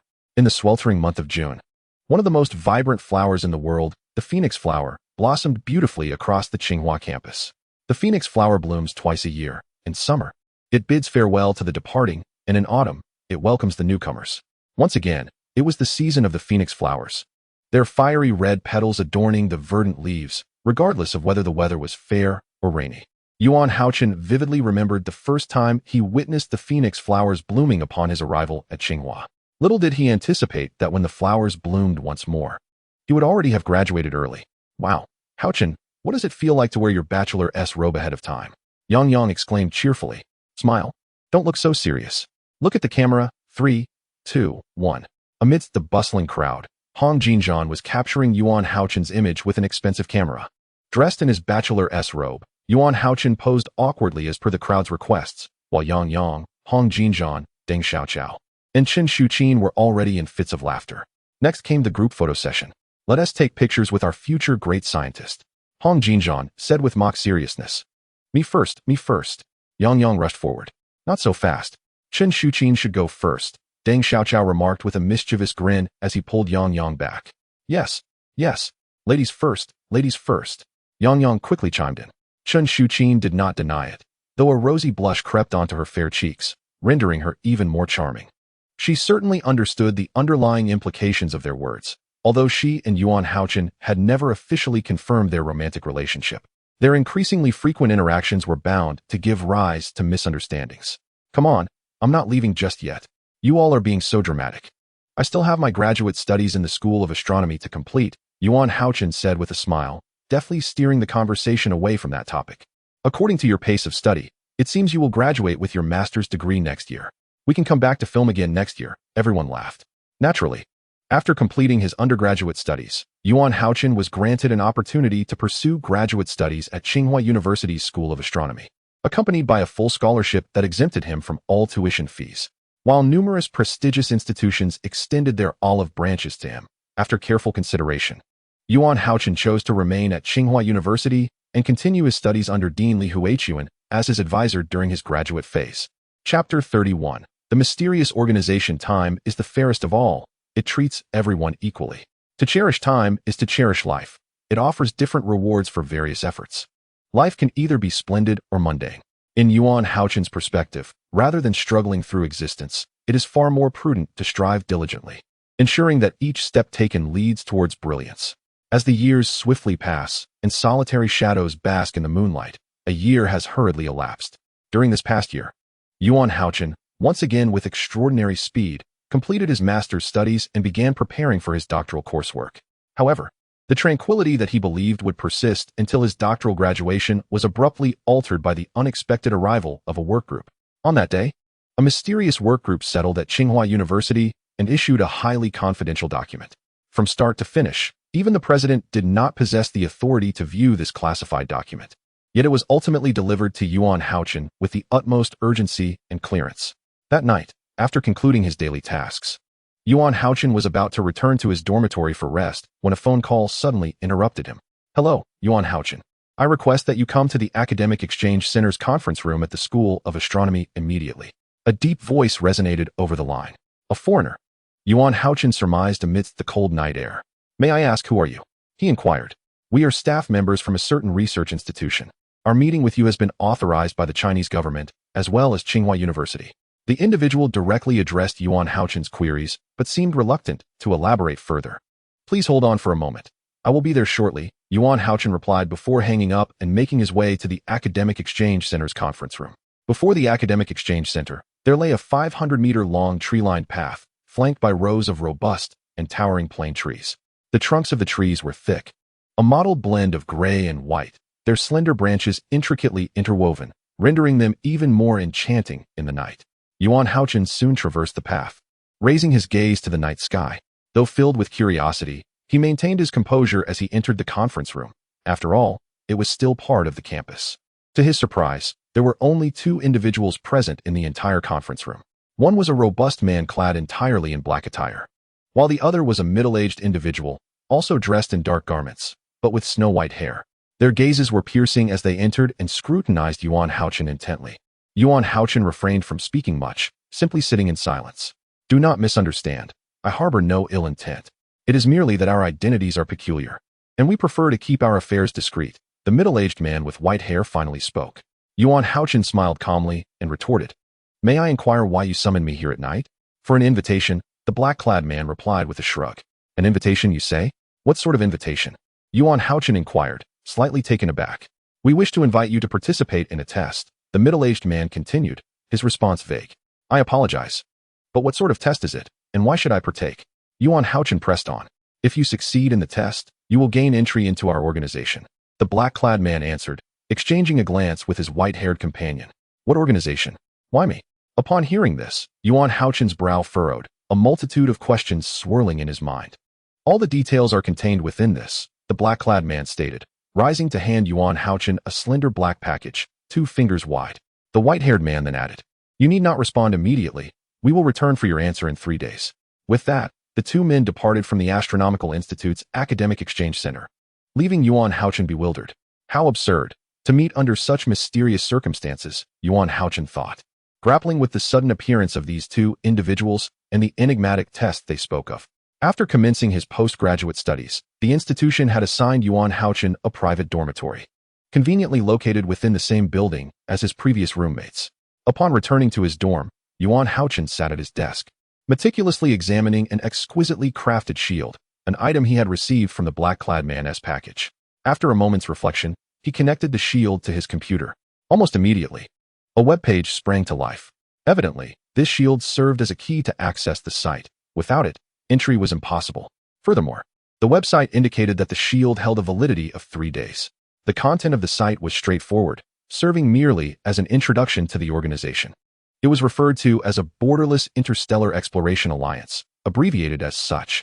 The information claimed it was established through the collaborative funding of the principal governments worldwide, operating beyond the jurisdiction of any single nation and classified as top secret. Only the world's foremost scientists and the leaders of the nations involved in its formation were privy to its existence. The inception of the Interstellar Exploration Alliance aimed to resolve the conflicting interests among people of different nations and ethnicities. Gazing into the vastness of the cosmos, humanity on Earth requires a unified entity unbound by any political constraints. This organization's mission diverges from that of national aerospace agencies, such as NASA, as it solely focuses on significant interstellar exploration projects pertinent to the fate and advancement of all humankind, refraining from engaging in any research endeavors associated with military or political matters. Undoubtedly, the scientists within this organization are among the most esteemed experts globally. Could such a mysterious organization truly exist? As a successor of communism, I find it perplexing that I have never heard of it. Yuan Hao-Chen leaned back in his chair, letting out a scoff. Surely, this cannot be a prank. Although the information appears earnest and authentic, upon closer reflection, it harbors too many logical inconsistencies. In recent decades, although the space race among nations has considerably mellowed, significant technological barriers persist among major countries. How would a multinational organization allocate its research funding? Would the research outcomes be shared among all nations? Space exploration is an immensely costly endeavor, making it difficult to fathom how such an organization could be structured and operate. Yuan Hao-Chen shook his head at this thought. While it is hard to believe, the absence of knowledge does not equate to non-existence. Ignorance does not imply irrationality. Perhaps it is merely that we common folk have yet to access such elevated realms. Perhaps there truly exists an extraordinary, obscure organization devoted to the salvation of all humanity. Reflecting on his upcoming meeting at the Academic Exchange Center of the Astronomy Institute, Yuan Hao-Chen murmured to himself. Chapter 32. Accepting the invitation. As the night deepened, Yuan Hao-Chen, lying in bed, found himself unable to sleep, tossing and turning while pondering the organization. Does the Interstellar Exploration Alliance genuinely exist? Regardless, if an opportunity arises to investigate, I shall know the truth. If it turns out to be a jest, I shall certainly confront those two figures in black upon our next encounter. Is the organization as enigmatic and powerful as the information suggests? My relentless dedication to my studies over the years has been solely for the pursuit of an interstellar dream. Yet, I have yet to attain my doctorate and still have research on the Hao-Chen Meteorite to complete. After much contemplation, Yuan Hao-Chen remained unable to reach a definitive decision. The following morning dawned clear and bright. Early that day, Yuan Hao-Chen received a call from Dean Li, requesting his immediate presence in the dean's office. Good morning, Dean. May I come in? Yuan Hao-Chen knocked at the office door. It's you, Hao-Chen. Come in. Take a seat. Dean Li gestured, setting aside his work. Thank you, Dean. What urgent matter brings me here? I have wonderful news for you, Dean Li replied after sipping his tea. Our school now has an opportunity for a doctoral exchange program with Cambridge University. Please consider it. Had he received this news a few days prior, Yuan Hao-Chen would have undoubtedly accepted without hesitation. However, now, pondering the peculiar invitation from the organization, he found himself in a quandary. Oh, I think I shall decline. Dean Li seemed to sense Yuan Hao-Chen's hesitation. You know how many people covet this opportunity? After some contemplation, Yuan Hao-Chen decided to tentatively inquire, Dean, have you heard of the organization? With a clatter, the teacup in Li Huichuan's hand nearly toppled from the desk. He stared wide-eyed at Yuan Hao-Chen, his face a canvas of incredulity. After a lengthy pause, Li Huichuan gradually spoke. No wonder you are reluctant to go to Cambridge. Does that mean you are aware of the Interstellar Exploration Alliance? Could it be that this peculiar organization truly exists? Yuan Hao-Chen was troubled about making a decision, and he was taken aback to discover that Dean Li was familiar with the Interstellar Exploration Alliance. Indeed, in my youth, I too received an invitation from the Interstellar Exploration Alliance. Li Huachuan seemed to reminisce about his younger days. So, did you decline it? Yuan Hao-Chen asked, filled with surprise and confusion. Is this organization merely a jest for young aspirants? Well, since you are already aware of the Interstellar Exploration Alliance, discussing this does not breach confidentiality, Li Huachuan stated solemnly. You must have reviewed the introductory materials about the alliance. Only a select few top scientists and government leaders are privy to this clandestine organization. However, you would be astonished to learn that these so-called elite scientists are merely individuals who have been eliminated by the Interstellar Exploration Alliance, such as myself. Li Huachuan expressed with a sense of resignation. Isn't it possible to join the Interstellar Exploration Alliance merely by invitation? Yuan Hao-Chen questioned, perplexed that such an organization not only existed but had even rejected a luminary like Dean Li. Hao-Chen, the Interstellar Exploration Alliance is not as straightforward as you might think. Li Huachuan remarked as he poured himself another cup of tea. Receiving an invitation is only the initial step. Those invited must undergo a year of training and assessment within the alliance, and only those who successfully pass the tests will truly become core members. Then, did you not pass the test? Yuan Hao-Chen queried. If you had, why would you be the dean of the astronomy department? Of course, it's not due to a lack of scientific acumen on my part. Rather, the assessment and selection criteria of the Interstellar Exploration Alliance are exceedingly peculiar. By their standards, the vast majority of the world's top scientists would likely fail. Conversely, the respective governments of those renowned scientists may not consent to their release. Li Huachuan concluded with a wry smile, spreading his hands in resignation and draining his teacup. Do you think I should accept the invitation from the Interstellar Exploration Alliance? After a moment of silence, Yuan Hao-Chen inquired, still uncertain. Hao-Chen, do you remember our conversation when you first entered the university? Li Huachuan did not answer directly, but rather posed a question to Yuan Hao-Chen. You once said that to achieve success in any endeavor, one must possess a passion for it and devote a lifetime to its pursuit. Yuan Hao-Chen recalled vividly the heartfelt words Dean Li had shared with him. Li Huachuan gazed affectionately at Yuan Hao-Chen, smiling silently. Thank you, Dean, I have made my decision. With a confirmed answer, Yuan Hao-Chen bid farewell to Li Huachuan and rose to depart. Watching him leave, Li Huachuan sighed with a hint of nostalgia. I hope you can fulfill the dreams I could not achieve. The 3-day appointment swiftly approached. Once again, it was a tranquil night. The gentle breeze rustling the leaves of the phoenix trees, and the venue remained the academic exchange center of the Astronomy Institute. Yuan Hao-Chen sat quietly in the front row of the meeting room, patiently awaiting his companions. Have you finally arrived? Suddenly, he turned to the entrance. Addressing the two individuals who entered, the man in black chuckled as he took a seat and inquired, So, have you made up your mind? When do we depart? Yuan Hao-Chen retorted, It seems you believe I have made a prudent choice. Moreover, I must remind you that joining the Interstellar Exploration Alliance, particularly as a core member, signifies that you will no longer lead a normal life, remarked the middle-aged man with graying hair. Yet, one must wonder, would a mundane existence equate to an inhumane one? Yuan Hao-Chen couldn't help but scoff inwardly. Regardless, I hope you will find it to your liking. May I request a week for preparation? Or 3 days? Meet me here in 3 days. This will instruct you on what to do. Upon finishing, the man in black handed him a small black package, reminiscent of their previous encounter. Very well, 3 days it is. As soon as Yuan Hao-Chen uttered those words, the two men in black, barely having settled in their seats, departed. What the heck, not again. Yuan Hao-Chen silently cursed. 3 days later, the Astronomy Institute announced that Yuan Hao-Chen would serve as a doctoral exchange student from Tsinghua University to study at the University of Cambridge in England for a year. Of course, only Yuan Hao-Chen and a select few, including Li Huachuan, were privy to the fact that this was merely a FAA for the year-long training and evaluation period of the Interstellar Exploration Alliance. Through this experience, Yuan Hao-Chen became convinced of the extraordinary capabilities of the Interstellar Exploration Alliance, which had indeed received approval from high-ranking officials. Otherwise, they could not possibly orchestrate a collaboration with the world's leading universities to fabricate his credentials. Traveling along the Xinjiang Expressway, leaving the urban sprawl of Beijing behind, he ventured northward into a desolate wilderness. After disembarking, Yuan Hao-Chen, equipped with a positioning device, followed the coordinates provided by the man in black, making his way down a narrow path into the heart of the wild. As he traversed the northern wilderness, the ground beneath him was a vast expanse of wild grass. Occasionally, solitary trees stood starkly against the landscape, their yellowing leaves trembling in the wind. After walking approximately 5 kilometers, he spotted a gently rising hillock. Atop this natural platform awaited a dark-hued military helicopter. You've finally arrived. Let us depart, called the man in black as he leapt from the helicopter, gesturing for Yuan Hao-Chen to join him. Are you the only one here? Yuan Hao-Chen inquired.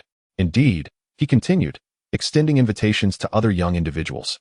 While my responsibility is to escort you to the base, replied the middle-aged man in black attire, his hair completely white. The base? Where is it located? The Pacific. Are we really going to cross the Pacific in just a helicopter? Yuan Hao-Chen found it hard to believe. Advanced technology. Do you truly believe we want to be intercepted by the Chinese Air Force? Of course not. We possess the highest flight authority. Let us proceed. Chapter 33. The Pacific Base of the Interstellar Exploration Alliance. The Pacific, the largest ocean on Earth, covers approximately 46% of the planet's water surface and spans about 325 million square kilometers. Nearly 5 hours had elapsed since Yuan Hao-Chen and the man in black departed Beijing by helicopter. Gazing down from the helicopter, an endless expanse of ocean unfolded beneath them. The waters of the Pacific shimmered in an exceptionally pure azure, a hue that rendered emerald too pale and sapphire too deep. Such exquisite waters would challenge even the most skilled of artists to capture their essence. At this moment, the ocean's surface lay tranquil, reflecting the blue sky and white clouds, resembling a piece of jade. Occasionally, the sea breeze would stir, creating a glimmering spectacle across the waves. Confronted with such vastness, Yuan Hao-Chen felt his own spirit expand. His mood inexplicably lightened. Cocoras Island, an obscure uninhabited isle, lay secluded in a corner of the Pacific. This small island, roughly rectangular in shape, was situated approximately 500 kilometers from the southern coast of China, covering around 160 square kilometers. Surrounded by white sands and swaying green trees, it was enveloped by boundless blue skies and azure seas, exuding a quintessential tropical charm, with a scenery that was quite delightful. The island was home to a few species of wildlife. Despite the availability of fresh water, the arduous accessibility had prevented human settlement. From above, one could discern a sizable clearing at the island's center, encircled by dense foliage, with a few outdoor structures peeking through the trees. As dust swirled, the helicopter finally touched down on a rudimentary helipad at the edge of Cocoras Island. Young man from China, we have arrived. Cocoras Island welcomes you, the man in black proclaimed, leaping from the aircraft. Is the Interstellar Exploration Alliance truly concealed on this uninhabited island in the Pacific? Yuan Hao-Chen asked, intrigued. To be precise, this is merely a branch of the Interstellar Exploration Alliance, the Pacific Base. Does this imply there are hidden bases elsewhere? Yuan Hao-Chen's curiosity intensified. Certainly. There are 3 bases on Earth, 1 headquarters, along with numerous subordinate research institutions and industrial production sites. You will gradually learn about them in due time. The man in black responded. Now, let me take you to report to the base. As the conversation unfolded, a strikingly handsome SUV approached the 2 individuals, coming to a halt before them shortly thereafter. Get in, commanded the man in black, who opened the car door and gestured for him to enter. Without hesitation, Yuan Hao-Chen elegantly took his seat within the vehicle. 10 minutes later, after traversing a wooded area, the SUV halted in front of several unpretentious stone houses. The walls of the stone structures were adorned with lush moss, imparting an aura of antiquity. It became evident to Yuan Hao-Chen that the Interstellar Exploration Alliance had concealed itself on Coco Island for a considerable duration, a conclusion he drew from the surroundings. At that moment, the man in black had already advanced ahead, stopping before one of the stone houses. Without a moment's thought, he pushed the door open, prompting Yuan Hao-Chen to follow closely behind. Inside, the stone house was spacious, with a towering, nearly 2-meter-high, deep black iron door occupying the left wall near the entrance. The door exuded an air of aged metal, reminiscent of the factory gates from the 1980s. While Yuan Hao-Chen pondered this curious sight, the man in black stood before the iron door and pressed his right hand against the wall beside it. Upon closer inspection, he noticed a dark glass panel embedded there. A crimson light emanated from the glass panel, lasting for approximately 5 seconds, before the deep black iron door emitted a resonant hum and swiftly ascended, revealing a gently sloping passageway beyond. An underground base. Yuan Hao-Chen exclaimed in astonishment. Keep up, young man, the man in black instructed, continuing into the passage without a backward glance. The iron door served as a stark dividing line. Prior to its opening, Yuan Hao-Chen could not have imagined the scene that lay beyond. In stark contrast to the antiquated stone house, the corridor behind the iron door was illuminated with clarity. Its walls constructed of aluminum titanium alloy, radiating a strong modern essence. The floor was as smooth as a mirror, reflecting the elongated silver light strips above. The passage extended approximately 50 meters, and before long, the two arrived at the end of the corridor. Before them stood another metal door, distinctly different from the previous one. This door was crafted from a matte-finished alloy, appearing both robust and substantial. The man in black again placed his right hand on the control panel of the metal door, raising his gaze to meet the watchful eye of a surveillance camera positioned in the upper left corner. With a resonant hum, the metal door seamlessly retracted into the walls. Before the door was fully open, a melodious voice emerged. "Ah, Smith, let us pay homage to the renowned actor Will Smith. You have finally returned." The speaker was a blonde woman, approximately 30 years of age, with large, bright eyes and long eyelashes, her complexion fair. "Hello, Catherine. I'm here on a mission," the man in black replied. Their conversation flowed in English, a language that had never posed a barrier for Yuan Hao-Chen. "Is this the newcomer you brought back for reporting?" Catherine gazed eagerly at Yuan Hao-Chen. "Very well, I shall entrust him to you," Smith continued. "I have other tasks to attend to." With that, Smith turned and patted Yuan Hao-Chen's shoulder, saying, "A young man from China, I have faith in you. Give it your all." After uttering these words, Smith promptly strode towards the interior of the base. "Hey, Smith, thank you," Yuan Hao-Chen called out to the departing figure, adding, "And your Chinese is excellent. There are no language barriers in the Interstellar Exploration Alliance. Your English is quite commendable as well." "Young man from China," Smith paused, but did not turn around, merely tilting his head in response. Once Smith vanished at the end of the corridor, Catherine's voice resonated beside Yuan Hao-Chen once more. "So, young man from China, shall I take you to report?" "Thank you, Miss Catherine.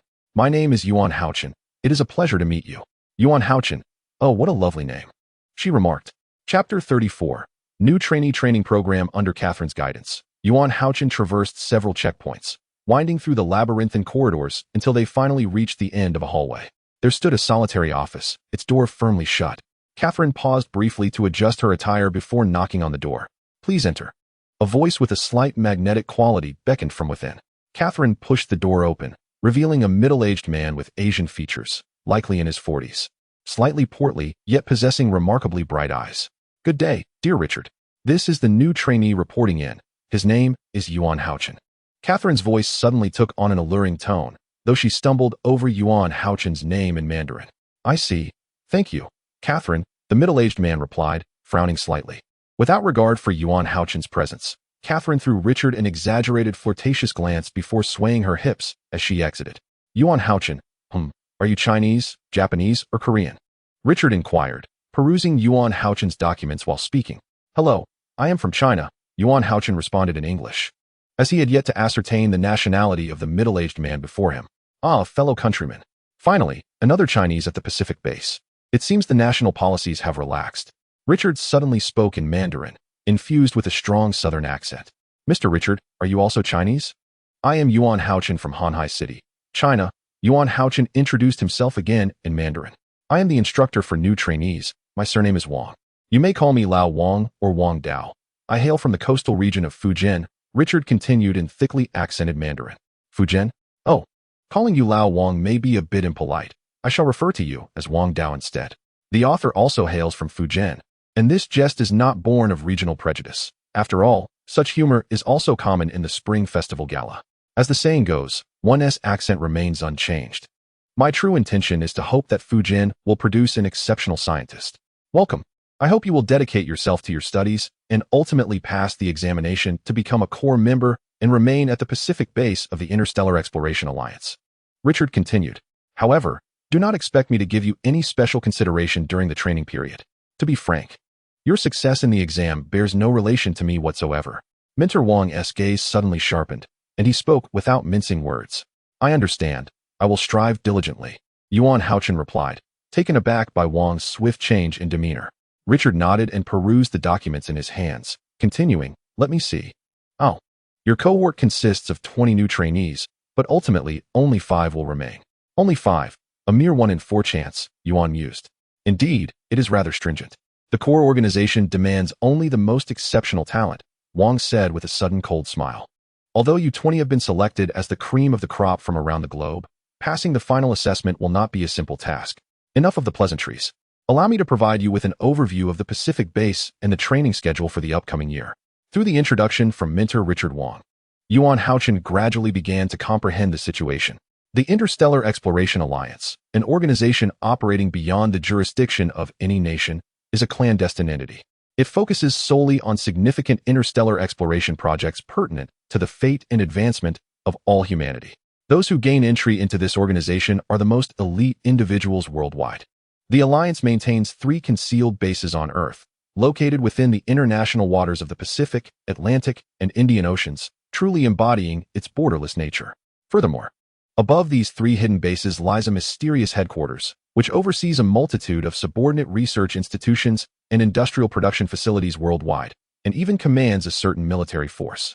Naturally, information regarding the headquarters is classified, known only to the upper echelons of each base. Members of the Interstellar Exploration Alliance are categorized into core members and administrative or logistical personnel, with a ratio of approximately 1:20, meaning that less than 5 of the Alliance comprises core members. Those responsible for administration, logistics, security, and other roles at the base are recruited through stringent channels for a term typically lasting 5 to 10 years. To become a core member, one must receive a training invitation from the Interstellar Exploration Alliance and ultimately pass the assessment.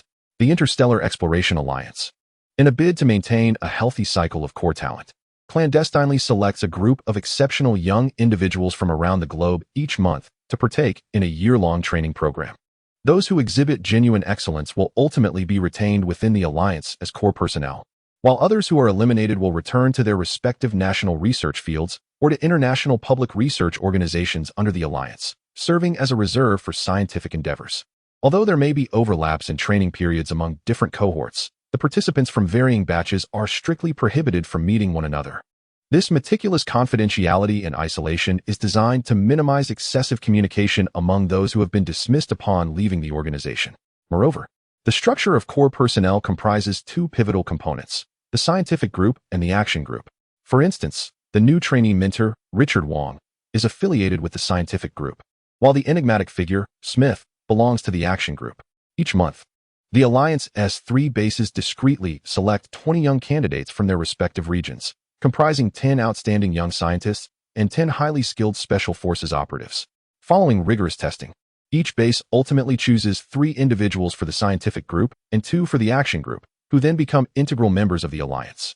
The training and evaluation programs for the scientific and action groups differ significantly, with the former leaning towards scientific rigor and the latter focusing on practical combat capabilities.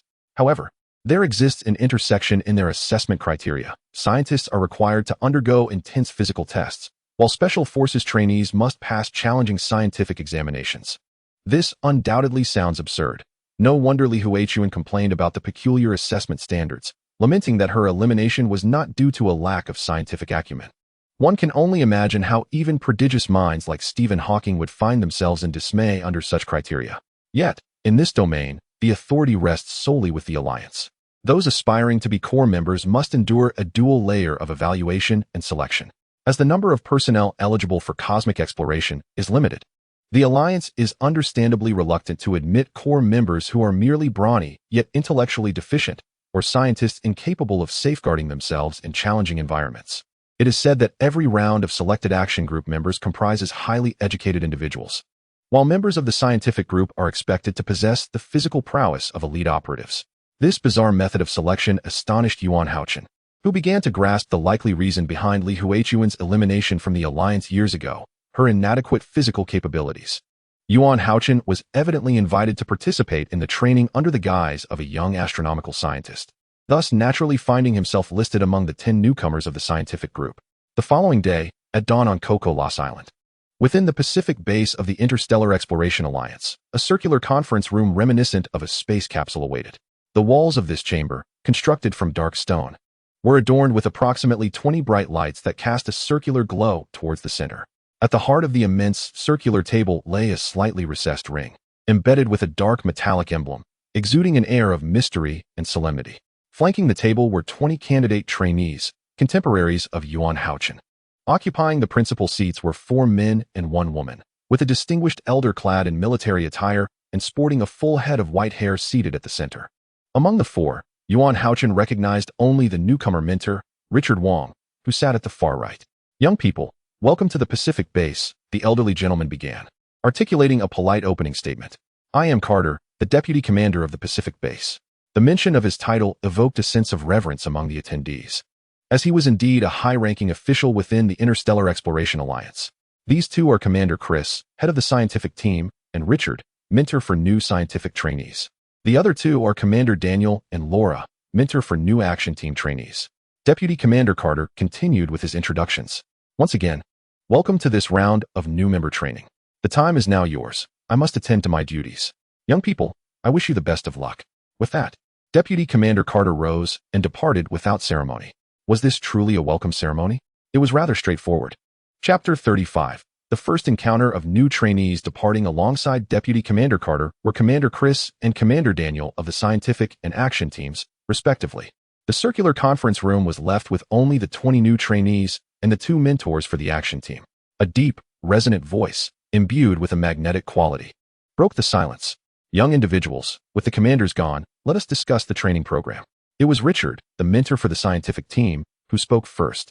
It appeared that English suited him well. Hao-Chen observed Richard's stern and austere demeanor while recalling his thick Hubei accent, which created a dissonance in his mind. I understand that you are all exceptional individuals in your respective countries, but here, I urge you to maintain a low profile, Richard continued with a serious expression.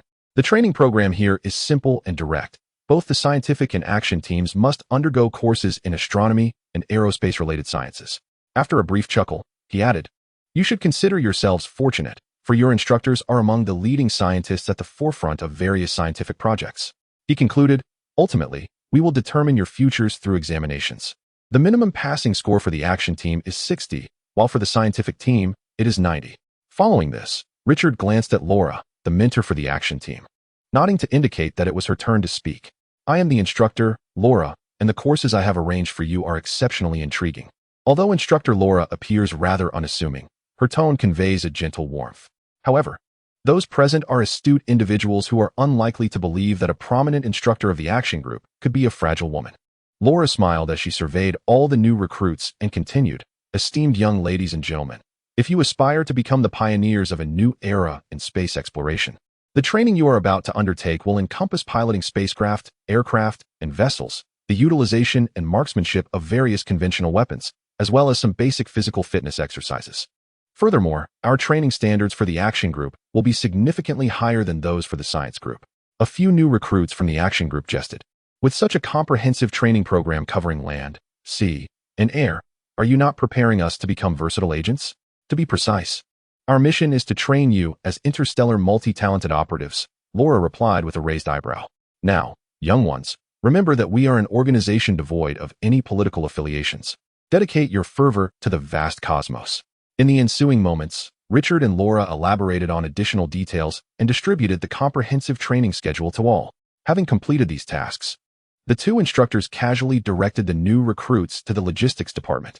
At the logistics department, staff members first collected and recorded each new recruit's identification information, thereby granting them access through various checkpoints. However, this access was restricted to certain public areas, with complete isolation between living quarters of different batches of recruits.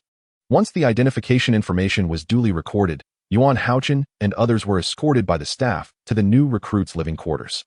Though the accommodations were slightly inferior to the guest residence from the previous day, the overall living conditions for the new recruits were quite commendable. Each individual was provided with a private apartment, fully equipped with necessary amenities. The only drawback was that all communication and information exchanged by the new recruits would be monitored by a security system for confidentiality. Upon opening the wardrobe, Hao-Chen discovered several sets of new recruit uniforms, presumably tailored to his measurements in advance. At the Pacific base of the Interstellar Exploration Alliance, both new recruits and staff are required to don the prescribed attire. The design of the new recruit uniforms bore resemblance to that of conventional military officer garb. Yet the materials were exquisite, and the craftsmanship was remarkably meticulous. After donning the uniform, Hao-Chen's posture instantly appeared more upright, exuding an air of youthful vigor. In the evening, there was a welcome dinner for the new recruits. Once Hao-Chen had prepared himself, he set out for the dining hall. Upon entering, he noticed that while the uniform styles for the science group and action group were similar, the colors differed slightly. The action group's uniforms were a deep black, while those of the science group were a rich navy blue. This distinction allowed the new recruits to easily identify each other's respective groups. Seated at the dining table, Yuan Hao-Chen surveyed his surroundings, momentarily disregarding the new recruits of the action team. Instead, he meticulously observed the other 9 students, all clad in deep blue uniforms, akin to his own. Among them were 3 young men of Asian descent, a robust young black man with a shaved head, 2 likely Arab twin siblings, and the remaining trio comprised of 2 young men and a woman of European descent. In the restaurant, it was reasonable to surmise that the other new recruits were engaged in similar scrutiny, assessing the identities of their immediate competitors. Greetings, I am Suzuki from Tokyo, Japan. This is my compatriot, Mr. Gankura. May I inquire how to address you, esteemed sir? As Yuan Hao-Chen pondered this, the 2 Asian newcomers from the scientific team approached him. The leading figure, a slender man, bowed deeply at a 90-degree angle. Japanese, it seems, Yuan Hao-Chen mused internally. Hello, I am Yuan Hao-Chen from China, he replied politely, extending his hand to the lean Suzuki. I initially assumed you were Korean like Mr. Xinjiang, but I am pleasantly surprised to meet you. Yuan-san, Suzuki said, a fleeting, barely perceptible glimmer of surprise flashing in his eyes, which Yuan Hao-Chen keenly noticed. What is it, Mr. Suzuki? Is the presence of a Chinese individual unexpected? Yuan Hao-Chen deliberately raised his voice a few decibels. Yuan-san, I meant no offense. I merely encountered Mr. Xinjiang first, which led to my preconceived notion. Please do not misunderstand. I look forward to your guidance henceforth, Suzuki replied, a hint of awkwardness infusing his tone. Not at all. I merely inquired out of curiosity. I also hope for your and Mr. Gankura's support. Yuan Hao-Chen responded courteously, nodding toward Gankura, who remained silent, subtly acknowledging him with a nod.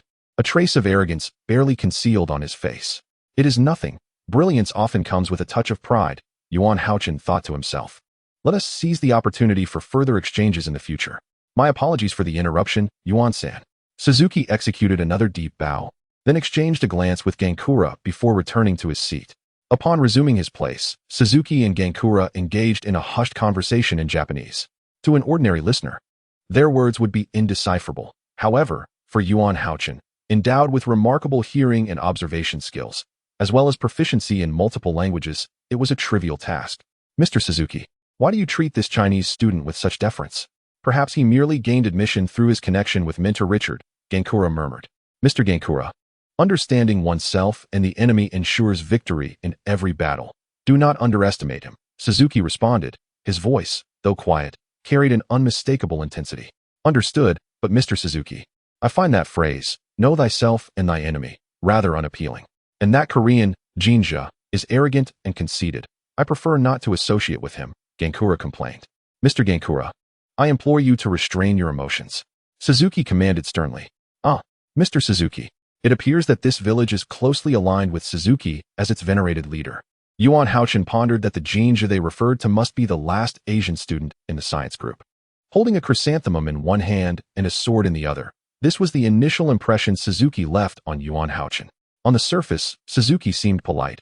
However, Yuan Hao-Chen harbored a strong intuition that beneath the surface, Suzuki was far from a simple individual, necessitating caution in future dealings with him. Chapter 36, Scientific Curriculum. Alas, this welcome banquet was nothing short of a dismal affair. Upon exiting the dining hall, several blonde, blue-eyed new students began to voice their grievances. Indeed, this so-called welcome banquet was as hastily arranged as the previous welcoming ceremony, with a few mentors and commanders making a fleeting appearance before promptly departing. Throughout the dining experience, there was no thoughtful or special arrangement. Yuan Hao-Chen felt as if he had merely dined in the cafeteria of Tsinghua University.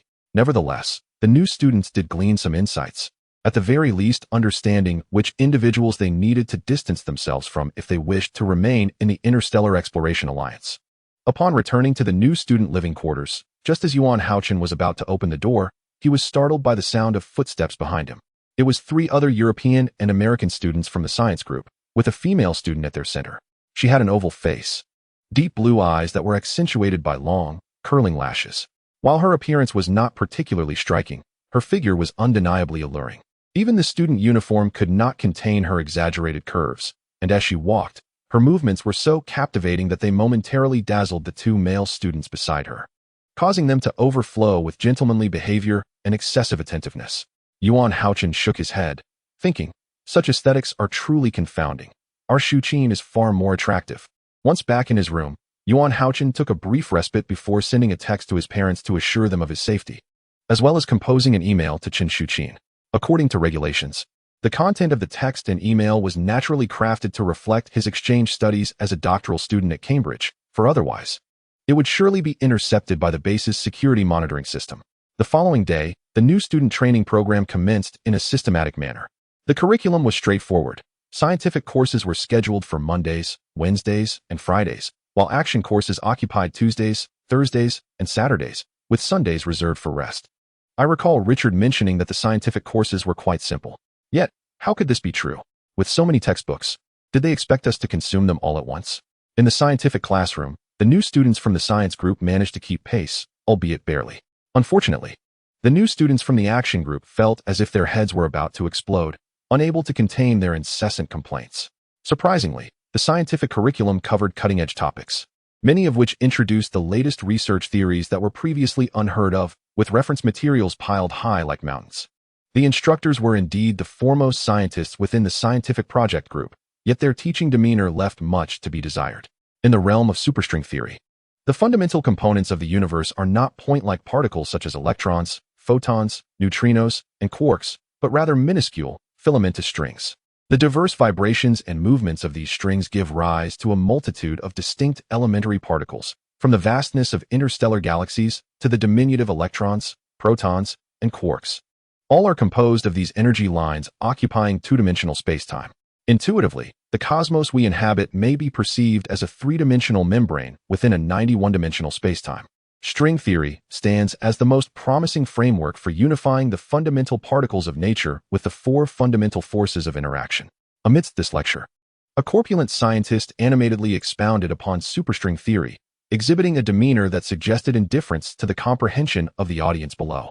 Hao-Chen, having had a cursory acquaintance with the rudiments of superstring theory, found the subject somewhat familiar, recognizing its potential to address certain enigmas associated with black holes.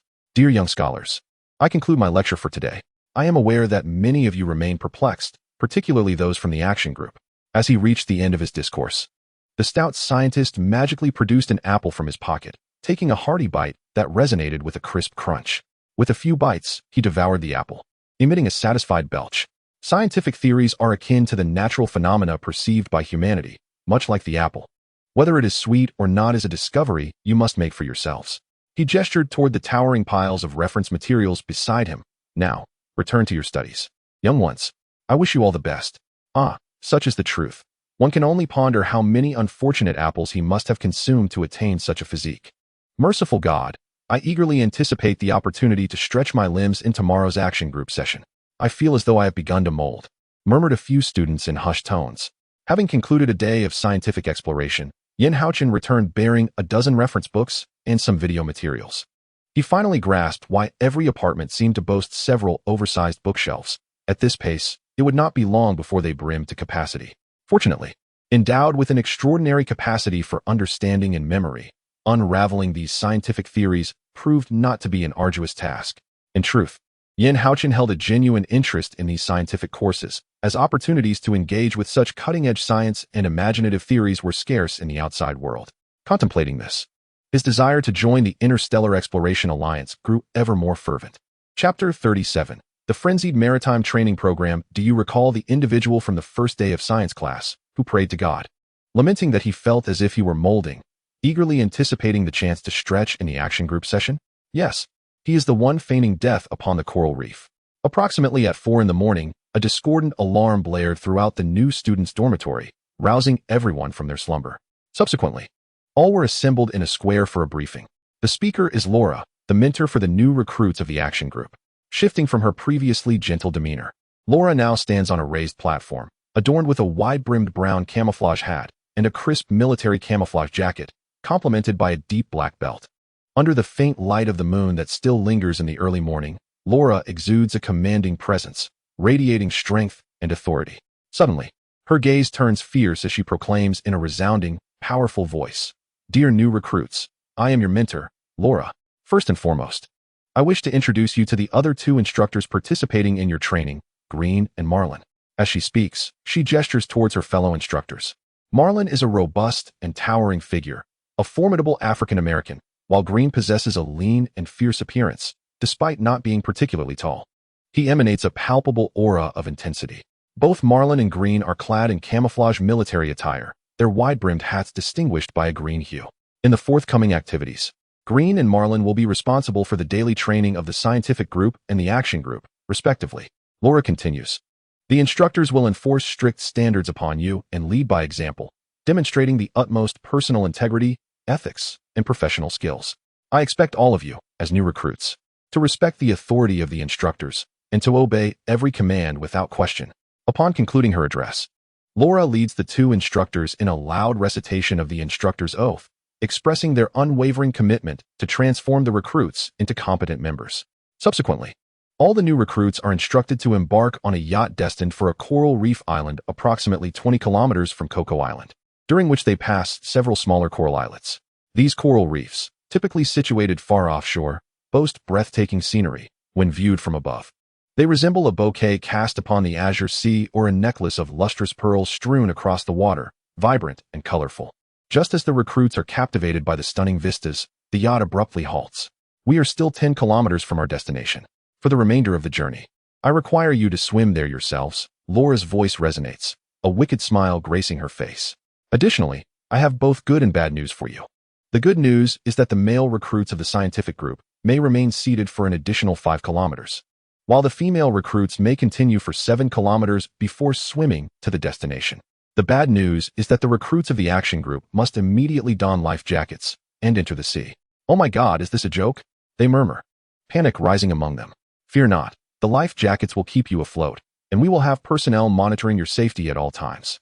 After a brief explanation, Laura provocatively adds, of course, you may also choose to quit and return to the apartment to pack your things and leave. Once the recruits of the action group are compelled into the water, the yacht resumes its journey. Indeed, it was not long before the yacht came to a halt once more, and this time it was the unfortunate lot of Yuan Hao-Chen and his companions. The burly black-balled scientist from the group was the first to leap into the sea, making his way towards the destination without uttering a word. Following him were Suzuki, Gankura, and their Arab twin brother, Yuan Hao-Chen, who was unaccustomed to swimming due to his upbringing in the mountainous city, hesitated for a moment before plunging into the water alongside 2 Western male students. Meanwhile, 3 individuals remained aboard the yacht, the Arab twin sister, a strikingly attractive Western female student, and the South Korean student, Xinjiang. While the 2 female students were not yet required to enter the water, Xinjiang appeared hesitant, reluctant to make a move. I have had a fear of water since childhood. My mother never allowed. Before Xinjiang could finish his sentence, Laura playfully kicked him into the sea. Swimming in the ocean proved to be significantly more exhausting than in a pool, and soon everyone felt utterly fatigued, losing interest in the beautiful seascape surrounding them. Each person's expression seemed to convey a collective thought. Why have we not yet arrived? The 5-kilometer distance was not particularly daunting for Yuan Hao-Chen, whose physical abilities had been enhanced by the peculiar meteorite, yet his lack of swimming technique drained his energy, causing him to progress rather slowly. By the time Yuan Hao-Chen reached the destination, it was nearly noon. Suzuki and the Arab twin brother had arrived slightly earlier, and to Yuan Hao-Chen's astonishment, 3 new members of the action group had outpaced him, having swum a distance twice that of the scientific group. After a prolonged wait, everyone gradually gathered. As Yuan Hao-Chen had anticipated, Xinjiang was indeed the last to arrive. Well, I hope the first day's training will leave everyone with a pleasant memory, Laura announced, gathering everyone together. After such a strenuous swim, you all must be in need of some energy replenishment. Not far off, Marlin and Green were hauling several large, bloodied sharks from the yacht. This shall be your delightful lunch, fresh and unadulterated. Bon appetit. Laura continued, do not be picky. Once you venture into the vastness of space, who knows what you might encounter? Oh dear God, I cannot eat this. The taste of shark meat resembles something pickled in a toilet. The fellow who had prayed to God just the day before immediately crumbled, collapsing onto the coral reef in a dramatic feigned death. Chapter 38. The final test. Undeniably, raw shark meat was far from appetizing. However, after the arduous journey, everyone had expended so much energy that they could hardly afford to be choosy. Yuan Hao-Chen had reviewed the detailed training plan, which included a survival project on a deserted island, so he surmised that consuming fish and shrimp would become a regular occurrence. Yoshi, shark meat, it's quite decent. Suzuki-kun, come and have a taste. Ah, the delightful experience of savoring shark sashimi for the very first time. Truly remarkable. While some looked on in disdain at the blood-soaked shark meat, Japanese trainees Ji Mura and Suzuki were already indulging in the delicacy with great relish. Observing their enjoyment, Korean trainee Kim Ji-ol could not resist, and promptly took a piece of the raw flesh into his mouth, without any sauce or wasabi. The taste was undoubtedly less than stellar. "Ah, this is absolutely revolting," Kim Ji-ol exclaimed with exaggerated dismay. The subsequent training session proved to be rather relaxed and enjoyable, as the scientific and operational teams were divided into 2 groups of 5. Their task was to learn how to pilot a yacht and navigate it back to the Pacific base. Alongside Yuan Hao-Chen and his group were an Arab twin duo, Prince Ahmad and Princess Shama, a bald black trainee named Sam, and the Korean Kim Ji-ol. The remaining trainees, Suzuki and 3 European and American students, formed a separate group. After a day of interaction, Yuan Hao-Chen discovered that the Arab twins hailed from Dubai and possessed royal lineage. Prince Ahmad and Princess Shama exuded an air of nobility, their speech and demeanor reflecting their aristocratic background. Although they were not particularly talkative, their politeness left a favorable impression on Yuan Hao-Chen.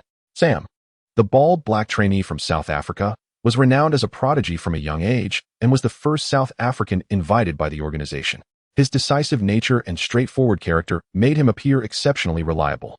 As for Kim Ji-ol, with his striking appearance and charm, it was somewhat unfortunate that he did not pursue a career in the entertainment industry. His good looks and talent contributed to a rather proud demeanor, often boasting about his homeland, the Republic of Korea. The 3 European and American trainees, who were inseparable, included Mike and Jones from the United States and Bryce from France. As the training of new recruits is not the central focus of the narrative, I shall refrain from elaborating further. Filling space is quite shameful indeed. Thus, nearly a year slipped by unnoticed.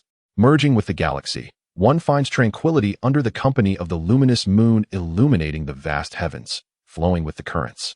One smiles as they harmoniously embrace the boundless ocean. This is how one truly honors the vigor of youth. Each individual traverses the passage of time, experiencing the most significant transitions of life, from naivety to maturity, from impulsiveness to composure, evolving from innocence to a discerning mind. During their training with the Interstellar Exploration Alliance, the new recruits endured intense psychological and physical pressures. The organization's scientific curriculum greatly broadened their horizons and deepened their thinking, prompting them to reevaluate the world around them. Meanwhile, the operational courses equipped them with the skills to operate various land, sea, and air vehicles, as well as to proficiently wield conventional weaponry. In summary, the training was indeed focused on preparing them for space exploration and the mysteries of the universe. The ultimate test has finally commenced, as the Interstellar Exploration Alliance has meticulously prepared a seamless challenge for the trainees. It is a tranquil night. The Pacific Ocean is replete with water, shimmering under the moonlight, casting a silvery glow upon the surface. 2 large airborne helicopters have departed from the Pacific base of the Interstellar Exploration Alliance, each carrying a cohort of new trainees, one comprising the scientific team and the other the operational team. After approximately an hour of flight, they have arrived at the first deserted island, where 2 female trainees from the scientific team are instructed to parachute down. The helicopters continue their journey, flying for another 15 minutes before reaching a larger, uninhabited island. Hovering above the central region of the island, and after a cursory examination, Yuan Hao-Chen deduces that this desolate isle spans roughly a dozen square kilometers, with the entirety cloaked in dense, untouched jungle. Male trainees are each directed to parachute down from various positions, with Yuan Hao-Chen landing approximately 2 kilometers from the island's center. Upon landing, Yuan Hao-Chen swiftly employs a dagger to sever the parachute tethered to the foliage, then opens the toolkit provided by the base. The supplies are scant: a folding machete slightly longer than the dagger, a canteen filled with fresh water, a ration of compressed biscuits sufficient for 1 meal, a compass, a headlamp, and a task information receiver. He promptly secures the dagger and machete to his belt and activates the task information receiver, which displays the first phase of the mission. The objective of this phase is to traverse the primordial jungle and proceed eastward for approximately 5 kilometers to reach another deserted island. The second phase of the mission will only be disclosed once a participant successfully completes the first phase. With the interstellar exploration underway, Yuan Hao-Chen sets forth towards the east, determined to navigate through the jungle ahead of his peers. With a compass in hand, discerning the direction proves effortless, and he begins to meticulously observe his surroundings. Within this serene forest, brambles are scarce, replaced instead by towering trees whose intertwined branches and luxuriant foliage shroud the sky above. The forest is shrouded in darkness and silence, with the damp layer of leaves concealing slippery, soft mud and decaying timber beneath. Clusters of vines and chaotic thickets of thorns complicate his passage further. After approximately 30 minutes of trekking, Hao-Chen finds himself in a disheveled state. His boots have filled with mud, and his sturdy jacket has been torn in several places by thorns. He is confident that such a deserted island would not harbor particularly formidable beasts, trusting that the organization would not jeopardize the lives of their esteemed talents. However, he is aware that serpents, insects, and venomous ants are likely to abound. Fortunately, Hao-Chen possesses exceptional vision and hearing, allowing him to easily discern hidden perils in his vicinity. With cautious navigation, he manages to avoid several muddy pits. Encountering no dire threats along his path, Hao-Chen estimated that if all went smoothly, he would emerge from the jungle in about an hour. However, the actual journey diverged from his expectations. After over an hour of walking, he was astonished to realize that he had not reached the edge of the jungle as he had anticipated. This was untenable. He could not afford to continue blindly, depleting both time and energy. Reflecting on his situation, Yuan concluded that the compass was unreliable, likely due to the peculiar magnetic field in the area. After a moment of contemplation, he began to survey his surroundings, locking his gaze onto a rather stout camphor tree. Climbing this tree presented no significant challenge for him. With minimal exertion, he ascended with ease. Standing atop the robust camphor, he finally beheld the long-awaited sky. The moonlight bathed the distant heavens in a silvery glow, absent of clouds, with the stars twinkling vividly in the vast expanse. From his elevated vantage point, Yuan looked down and, based on his previous observations of the forest and the positions of the stars from the helicopter, he was astonished to discover that the distance he had traversed in the past hour was precisely 1/3 of a closed loop. This indicated that, barring any delays, he would return to his starting point after 2 more hours of walking. Clearly, something was amiss, and Yuan soon unraveled the mystery.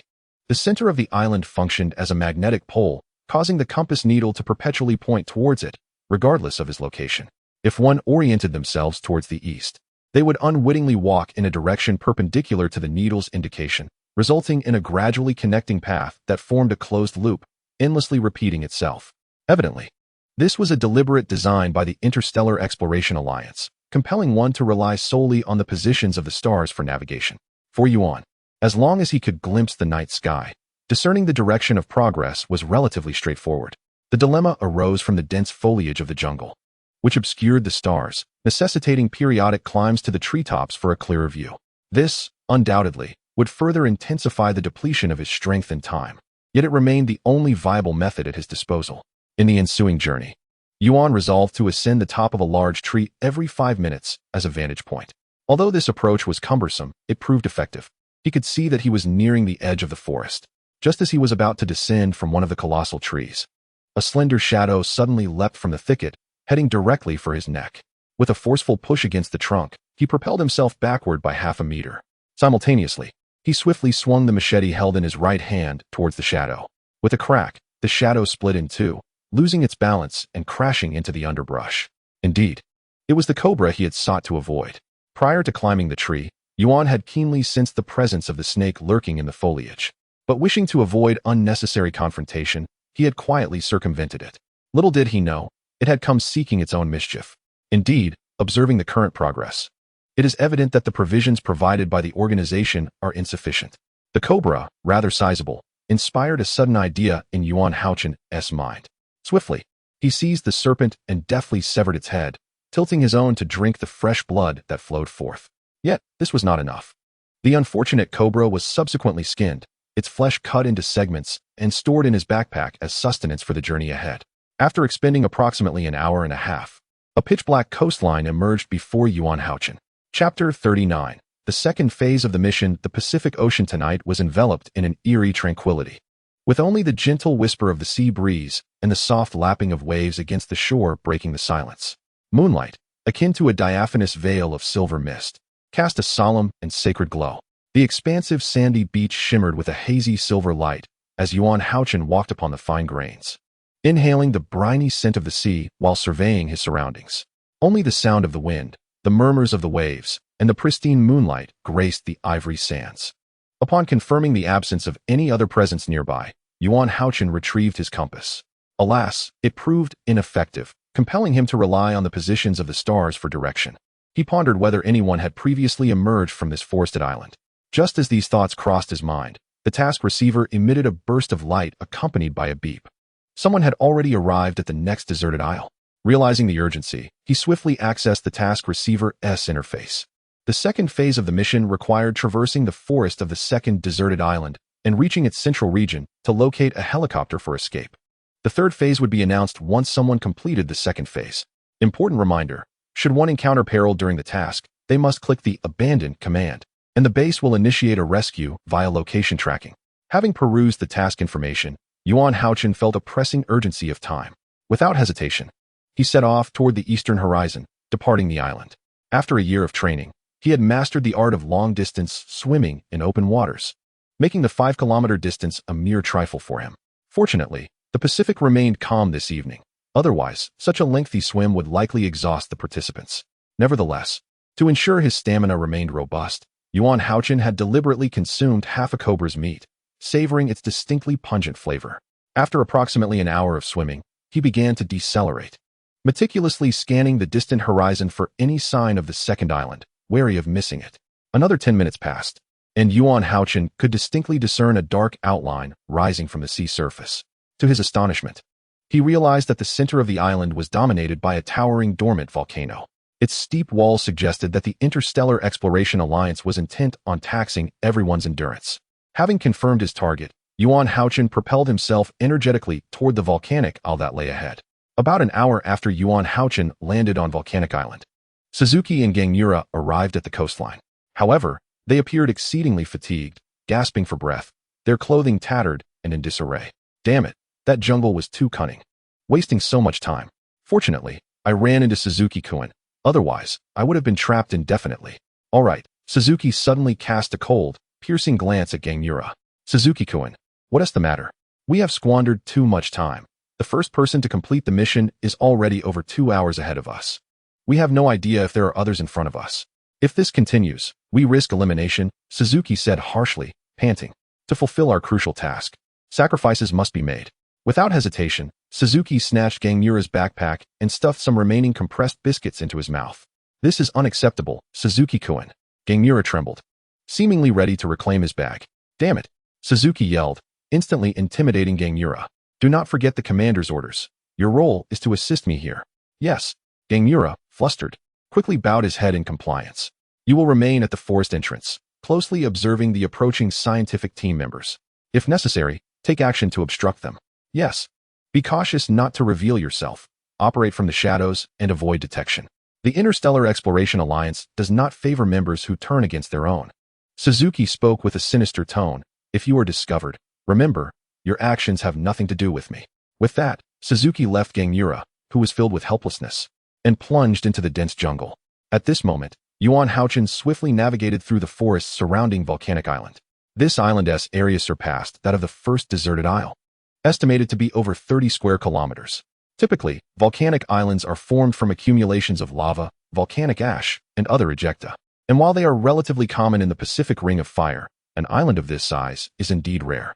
It is likely that this volcanic island has existed for a considerable time, with its periphery being relatively flat and well-vegetated, boasting a forest coverage of over 50%. However, as one approaches the central region of the island, the terrain becomes abruptly steep, with an ancient volcano rising nearly 1,000 meters at its core. Chapter 40. An unexpected encounter in the forest. Having gained experience from traversing the primitive jungle of the previous deserted isle, this journey proved to be much smoother. Moreover, the Interstellar Exploration Alliance had not tampered with the magnetic field on this island, allowing the compass to function properly, sparing Hao-Chen the trouble of climbing trees to navigate by the stars. Armed with a machete, he forged through the underbrush, and fortune favored him as he hunted down several non-venomous snakes along the way, alleviating his concerns about hunger. As he neared the foot of the volcano, Hao-Chen quickened his pace once more. Suddenly, the gentle sound of flowing water reached his ears. Hao-Chen was filled with delight and swiftly followed the sound. Upon clearing a dense thicket, a modest stream revealed itself, appearing from a distance like a ribbon of shimmering light. The water was crystal clear, meandering with varying currents, flowing gently yet briskly into the distance. Hao-Chen hurried forward, cupping his hands to drink, and a refreshing, sweet taste enveloped his senses. Indeed, it was fresh water. What a relief! He no longer needed to drink snake blood. Savoring the moment, he indulged in a hearty drink, wiping the remnants of blood from his lips, his heart swelling with joy. Just as he was filling his water flask, he suddenly heard rustling sounds from afar. Quickly, he concealed himself behind a large broadleaf tree. After a couple of minutes, a slender figure entered his line of sight. It was she, Princess Shama. Initially surprised, Hao-Chen soon comprehended the reason. It seemed that the difficulty of the deserted island for female participants was considerably less than that for their male counterparts. Otherwise, given Shama's capabilities, she would not have reached the second phase of the task, Volcanic Island, so swiftly. Remaining hidden, Hao-Chen continued to observe rather than reveal himself immediately. Princess Shama soon discovered the stream, her emotions visibly heightened as she submerged her upper body in the water, drinking eagerly. However, Hao-Chen quickly noted something amiss. Her right hand dangled helplessly in the water, while she struggled to support herself with her left hand. It appeared her right arm was gravely injured. A conclusion Hao-Chen swiftly deduced. At last, Shama ceased drinking, laboriously propping herself on a larger pebble by the stream, then attempted to turn over, lying weakly on the bank. She was indeed utterly exhausted, as if her entire body and bones had turned to jelly. In a state of severe fatigue and injury, she lay like a puddle of mud amidst the weeds, lacking the strength to rise. Her attempts to sit up repeatedly failed. At this moment, concealed in the shadows, Hao-Chen was engulfed in conflict. Firstly, he and Princess Shama were rivals. Aiding her would inevitably deplete his own time and resources. Secondly, if he were to quietly depart, Shama might remain oblivious to his absence. Should she find herself in peril, she could still opt to withdraw and await rescue from the base. After wrestling with his dilemma, Hao-Chen ultimately stepped out from the darkness. Hearing the rustle, Shama looked over in trepidation. "I have no food left," she cried out in panic. As if expending her last ounce of strength, Hao-Chen stood momentarily in astonishment, and after a few seconds of silence, he offered no explanation, merely advancing toward her. As he approached, he could distinctly feel Shama's body trembling uncontrollably. After revealing a warm smile, Hao-Chen slowly bent down, extending his strong and sturdy arm to gently encircle Martha's neck, gradually helping her to her feet. "Do not worry, I shall tend to your wounds," he assured her. Without further ado, Hao-Chen swiftly tore a portion of his own jacket, fashioning it into strips of cloth, and meticulously bandaged Martha's injury. By this time, Martha had regained her composure, her eyes gradually reflecting trust and a sense of security. "Why are you helping me? Aren't we rivals? I am confident I will reach my goal before you, thus you pose no threat to me." Hao-Chen did not raise his head, continuing to dress her wound. "Oh, indeed, I am injured now, yet I have no intention of surrendering. Your spirit is commendable, but your current condition is far from optimistic. By the way, where is your brother?" "I have not seen him," Martha said, a shadow of sorrow crossing her features. "When you encountered me, why did you mention that you had no food left?" "My provisions were taken by Jones on the previous deserted island." After a brief silence, Martha replied, "I feared you might also. I truly have no food left." Martha suddenly grew tense again, fixating on Hao-Chen as she attempted to elucidate her predicament. "There is no need to be anxious. I can see that your strength has been severely depleted," he continued. "Is it permissible to seize food from others during the test? Aside from the prohibition against harming one another, it seems there is no explicit ban on competing for each other's resources. Such situations have arisen in the past," Martha sighed. Hao-Chen pondered for a moment before opening his backpack and retrieving a strip of skinned snake meat. "My goodness, I cannot eat this," Martha exclaimed in horror at the sight of the bloodied flesh. Hao-Chen looked at her in disbelief. "Your Highness, this is a critical time. Please do your utmost to adapt." "Absolutely not. We Slin will never consume snake." Princess Martha resolutely shook her head. "So that is how it is," Hao-Chen mused. Reaching into his backpack once more, with a look of regret, he produced the last few pieces of compressed biscuits and tossed them to Princess Martha. "Why do you?" Before Martha could finish her sentence, Hao-Chen swiftly turned and vanished into the night, disappearing into the vastness of the woods. Chapter 41. The struggle on the mountainside. Traversing the jungle surrounding the volcanic island, they arrived at the foot of the ancient volcano. From this point onward, the terrain steeply ascended, significantly increasing the difficulty of their journey. Hao-Chen gazed upward. The ancient volcano towered 1,000 meters into the sky, its perilous peaks jutting out, and bizarre rock formations loomed, exuding an air of timeless grandeur. Particularly on the northern side of the volcano, after millions of years of erosion, it had transformed into a sheer cliff face. The razor-sharp precipice rose dramatically, piercing the clouds, instilling a sense of awe and trepidation. In the distance, the cliff towers high and steep, resembling a sharp sword standing amidst the sea of clouds, evoking a myriad of emotions. Fortunately, Although the southern end of the ancient volcano is steep and the terrain remains rugged, it is not devoid of paths for climbing. With a moment's resolve, Yuan Hao-Chen set forth towards the southern face of the ancient volcano, at the fringes of the jungle encircling the volcanic island. A furtive figure prowled along the periphery of the thicket. This individual was Gongsuan, concealed in the shadows of the trees. After Suzuki's departure, Gongsuan noticed several students who had landed, and since they were all members of the action team, he refrained from taking any drastic measures. At that moment, Gongsuan remained fixated on the coastline, oblivious to the silhouette that stealthily approached from behind. With a sudden crack, Gongsuan was struck precisely on the neck and promptly fell unconscious. Concealed in the shadows, the assailant muttered to himself while rummaging through Gongsuan's backpack. What bad luck? There wasn't a morsel of food. Subsequently, the shadow tossed the backpack back beside Gongsuan and vanished into the nocturnal wilderness. About 15 minutes later, Gongsuan regained consciousness, glancing at his disheveled backpack, filled with indignation as he pressed his sore neck, cursing under his breath. Suddenly, a spark of realization illuminated Gongsuan's eyes.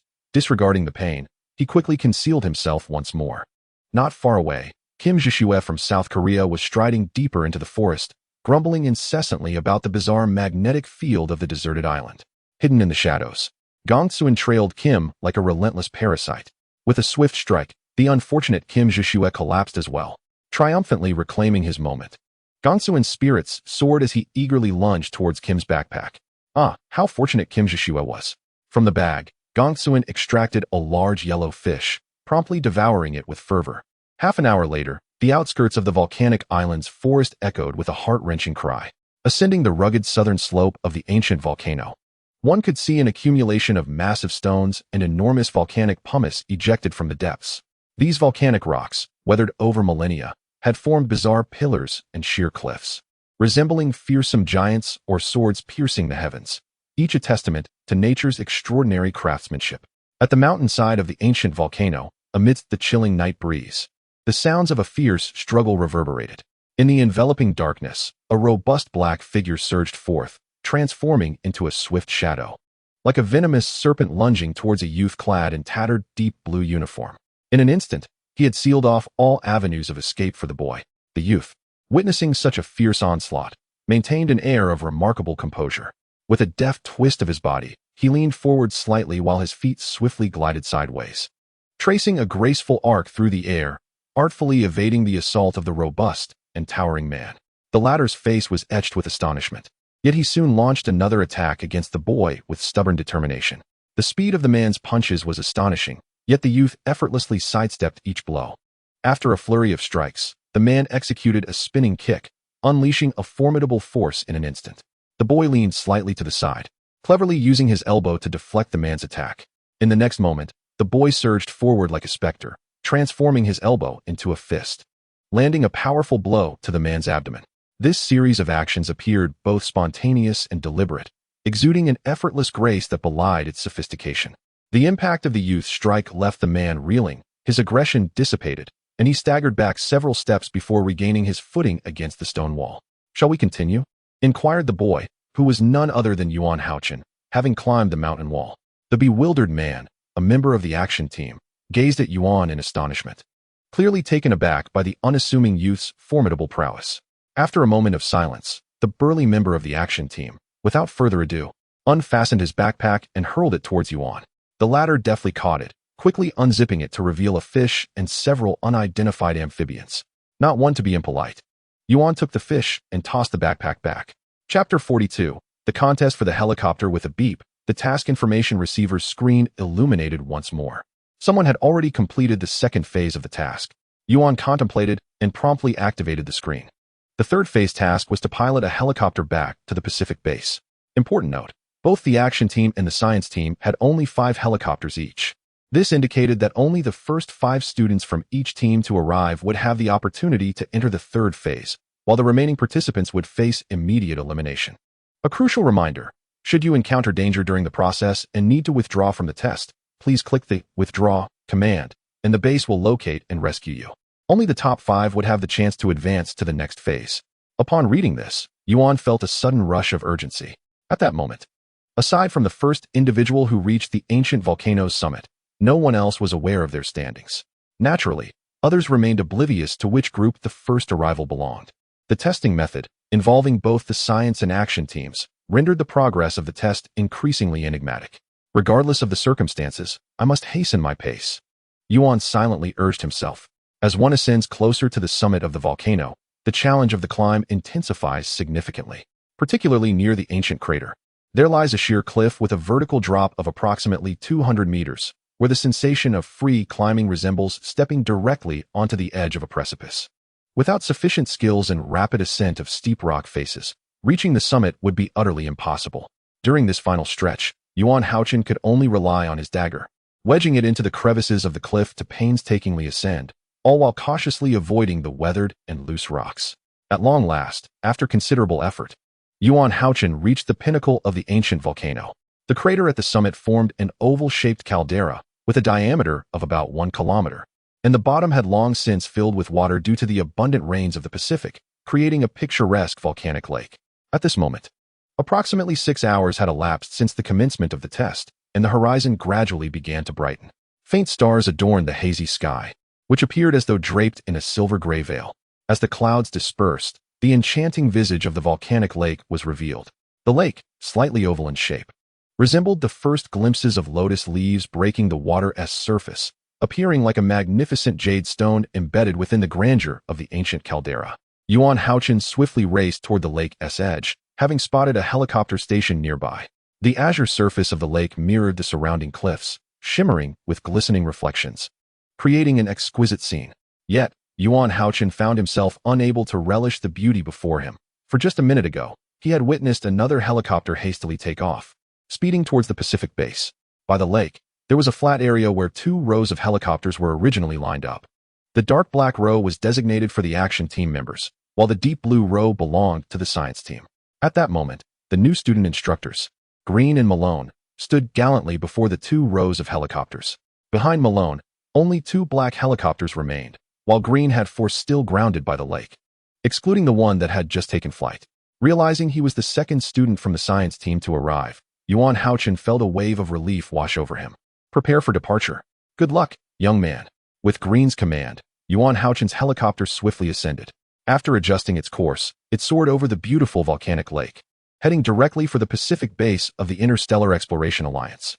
Half an hour later, Prince Ahmad, dragging his weary body, arrived as the third to reach the lakeside. Yet he did not immediately take off. Instead, he lingered beside one of the helicopters, his face etched with impatience as he awaited something. Another half hour passed, and a female student appeared at the summit of the crater. Prince Ahmad's gaze flickered with anticipation as he looked towards her. To his dismay, the newcomer was not Princess Martha, but rather the alluring and striking American student, Jones. At this moment, the perspiring Jones had cast aside her tattered coat, clad only in a snug tank top as she sprinted forth, her curvaceous form swaying with each stride, captivating even Prince Ahmed's gaze. To her astonishment, Jones spotted Prince Ahmed beside the helicopter. After a brief hesitation, she realized that he was indifferent to her presence and swiftly plunged into a helicopter, departing with haste. Had Prince Ahmed been aware of Jones's audacious act of seizing food from Princess Shama on the deserted island, he would certainly have regretted allowing her to leave so easily. Soon, the helicopters of the action team members had taken flight, leaving those who arrived later to sit helplessly by the lakeside, their spirits dampened despite the breathtaking scenery before them. Time continued to elapse, yet Princess Shama remained absent, causing Prince Ahmed to become increasingly anxious and restless. At last, a disheveled figure appeared at the lakeshore. It was the Japanese participant, Suzuki. Upon seeing Suzuki, Prince Ahmed's disappointment was palpable. He seemed to contemplate some course of action but glanced warily at the new instructor, Green, his expression fraught with conflict. Suzuki, too, regarded Prince Ahmed with surprise, maintaining a heightened state of vigilance. They both understood the unspoken thoughts swirling in each other's minds, and after a tense minute of mutual confrontation, Prince Ahmed, with a look of resignation, was the first to board the helicopter, departing the ancient crater with a whoosh. Chapter 43. The final results of the test. Above the vast ocean, a helicopter glided swiftly across the surface of the sea. The Pacific in the morning light was calm and serene, the water only disturbed by the waves left in the helicopter's wake, which gradually subsided into tranquility, leaving no trace behind. The sunrise over the sea was a rare spectacle. The sky seemed close, with ethereal light and drifting clouds, creating an unusually clear vista. Sunlight poured through the gaps in the clouds, radiating outward and forming countless delicate lines, transparent yet discernible. Each passing second brought a change in illumination, as the shadows of varying clouds danced unpredictably across the ocean's surface. At this moment, if one were to gaze through the cabin glass, they would behold Yuan Hao-Chen, enveloped in golden rays, fixated on the horizon. Yuan Hao-Chen first lowered the helicopter's nose by manipulating the collective pitch lever, then adjusted the main rotor blades to an optimal angle, causing the helicopter to accelerate forward with perfect grace. On Kokolos Island, at the periphery of the Pacific base of the Interstellar Exploration Alliance, a cloud of dust swirled as Yuan Hao-Chen's helicopter landed smoothly on the helipad. Swiftly, he opened the cabin door, leapt down with agility, and dashed towards a nearby off-road vehicle. The powerful roar of the engine surged forth, and the vehicle sped away towards the base, leaving a trail of dust in its wake. Congratulations to the 10 of you. You have successfully qualified for the completion of the 4th phase of the mission. In the eyes of Richard Wong, the mentor of the new recruits in the scientific group, there was a glimmer of keen insight as he surveyed the 10 ragged newcomers before him. He then spoke in a deliberate manner. I have stated from the outset that whether or not you succeed in the final assessment depends entirely on your own efforts. I trust the tasks of the first 3 phases have left a profound impression on you. After a brief pause, Richard inquired with genuine curiosity. Can you guess what kind of tasks I have prepared for you? Surely it isn't some scientific riddle, is it? Heaven knows what wretched scientific task awaits. It couldn't possibly be an examination. The moment this question was posed, a wave of tension swept through the group, particularly among the members of the action team. Congratulations. Young man, you are correct, Richard exclaimed, his eyes sparkling with amusement as he clapped his hands. Gentlemen, escort them to the isolation chamber. Damn it, that cunning instructor. The recruits muttered in discontent. Subsequently, Yuan Hao-Chen and the other 9 were each led into solitary chambers where their task was straightforward, an examination. However, while the concept seemed simple, the execution proved to be quite challenging. The scientific curriculum over the past year could be likened to cramming, with content that was both obscure and vast. Fortunately, the new recruits selected by the Interstellar Exploration Alliance were no ordinary individuals. Despite their daily lamentations, they persevered, utilizing every moment of their breaks to diligently catch up. Of course, given that Yuan Hao-Chen's forte lay in rapid reading, this process was relatively smooth for him. As stipulated, the 10 new recruits would determine their fates based on their final scientific examination scores. To remain, one must meet the basic score requirements, a minimum of 90 for the scientific group and 60 for the action group. Among those who met these basic requirements, the scientific group would select the top 3 scorers, while the action group would choose the top 2, allowing them to remain at the Pacific base of the Interstellar Exploration Alliance and join the core departments of the organization. Ultimately, the examination scores were swiftly released, and the list of selected candidates was finalized. The rankings for the scientific group were as follows.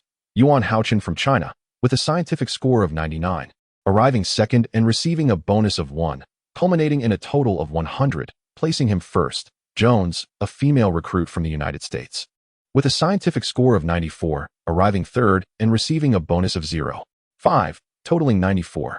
5, placing her second. Suzuki from Japan, with a scientific score of 93, arriving fifth without a bonus, totaling 93, placing her third.